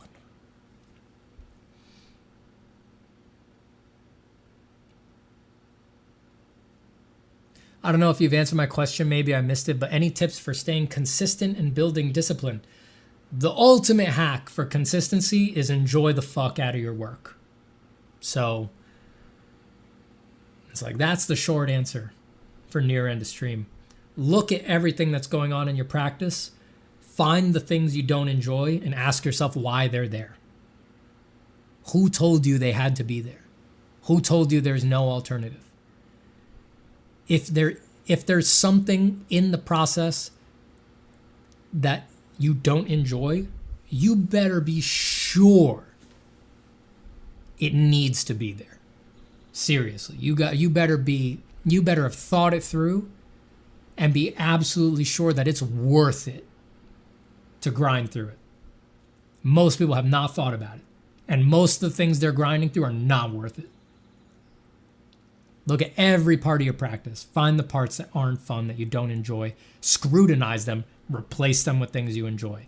You would be amazed how flexible the art practice actually is. You can throw everybody else's sacred art cow out the fucking window. I promise you that. Everything that everybody takes is a hard and fast rule. You must do thumbnails, you must do tight line work, you must have great lighting, you must do colors with palettes and all of this. You have to render this way. Everything is just somebody's sacred cow, and they love it because of their own personal prejudice. And there is not a one of them that cannot be completely flung out the window for the purpose of your artistic practice to make sure that it stays fun. You do that with enough things, swap out enough bullshit, throw enough people's thoughtless little memes out of your head, and you'll find that you have a practice that you actually enjoy, beginning to end.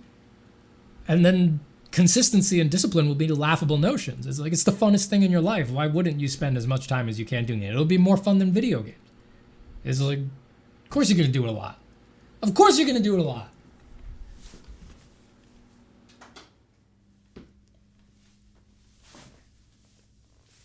Steven, any tip on maintaining good relationship with your art commissioners? Deliver on time. That's the number one thing they care about. If they've commissioned you, if you're in the job, then the money's not a problem. They're paying an amount they're willing to pay. The only thing is deliver on time, baby.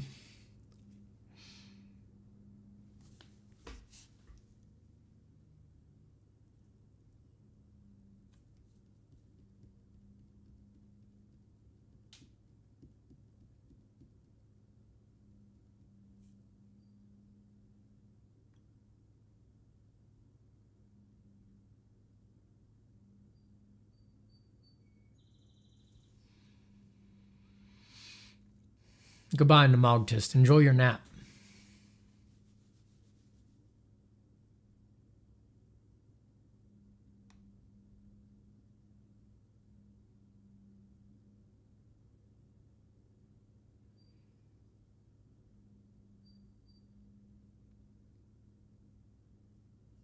Yes, Armanitsu. Armanitsunami. I do hope to stream more. It's 4 o'clock now, so I'm just going to wrap up here.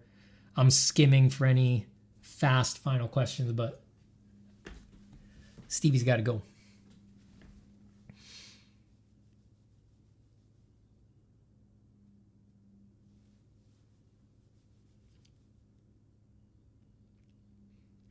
Jules for School says, hello, I have aspirations to apply to a science illustration program, but I didn't start drawing until I graduated college. When I look at the current students' work, I feel like I won't reach their level. No, you got to remember, the current students, they're being trained to achieve that level. So you don't want to really tightly compare to them too much. The best thing you can do if you have the liberty of time is work really hard and get a portfolio together that it's okay to be like, I don't think it's going to get accepted, right? But make it clear that you worked really hard on it and submit and get rejected. And then because you're in the system and they saw that even though you're not quite ready, you put in a ton of work, I promise you, any decent school worth its art, they will set you up with one of their department people, and they will give you a long personal phone call, a Zoom call, or an in-person meeting to go over your work and tell you what you need to work on. And then it won't be mysterious anymore. That it's very hard to get that if you're just asking for that level of attention when you haven't already put in the work yourself. It's just the awful way of the world. If you want good results, you need to put your foot first. You need to put your foot forward first and show, I take this seriously, I'm a serious person, and I'm willing to put in work. When the person on the other side sees that, they will reach out and help. They will reach out and help. So that's the advice I generally give for people who want to get into particular programs. It does require that you think on a longer timeline, right? But it's a lot of work, but it's lower pressure, weirdly, and it's just easier, right? Like, just show that you're serious, that you're willing to put in the work, and then someone from this school is going to recognize that, and they will give you an hour to 2 hours to look at this work and say, I think if you're almost there, you're halfway there, you can get here, we want you, and they want people in the program, right? They want good people in the program, and they'll say, work on this, and then it's not a mystery anymore. Then just go work on those things and apply again, And then you've got connections, you're not just a name, they've had at least one meeting with you and things like that.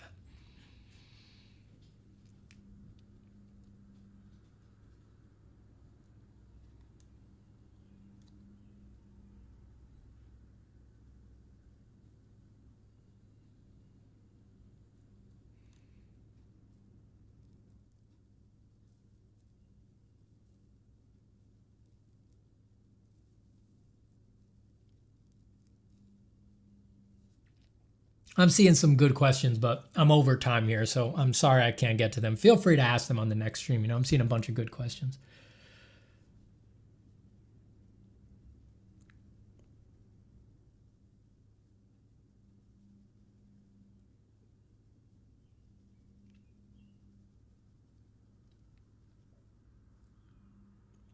Daryl Grant says, quick question. What's the last scene that made you stop and look at it while out and about? Like interesting cow shadows on grass while you were out for a walk or something.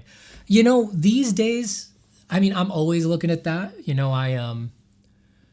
I had a bush stop me in my tracks on my run the other day. Looked around the bush. I was like, damn, really like those shapes.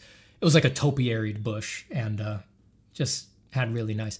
But so yeah, that's an answer. But more commonly these days, what makes me stop is I'm very sensitive now because I've been breaking down what is causing the modeling factors around me for so long, and just like the physics of light and stuff like that. Since I've been doing that for freaking decades now.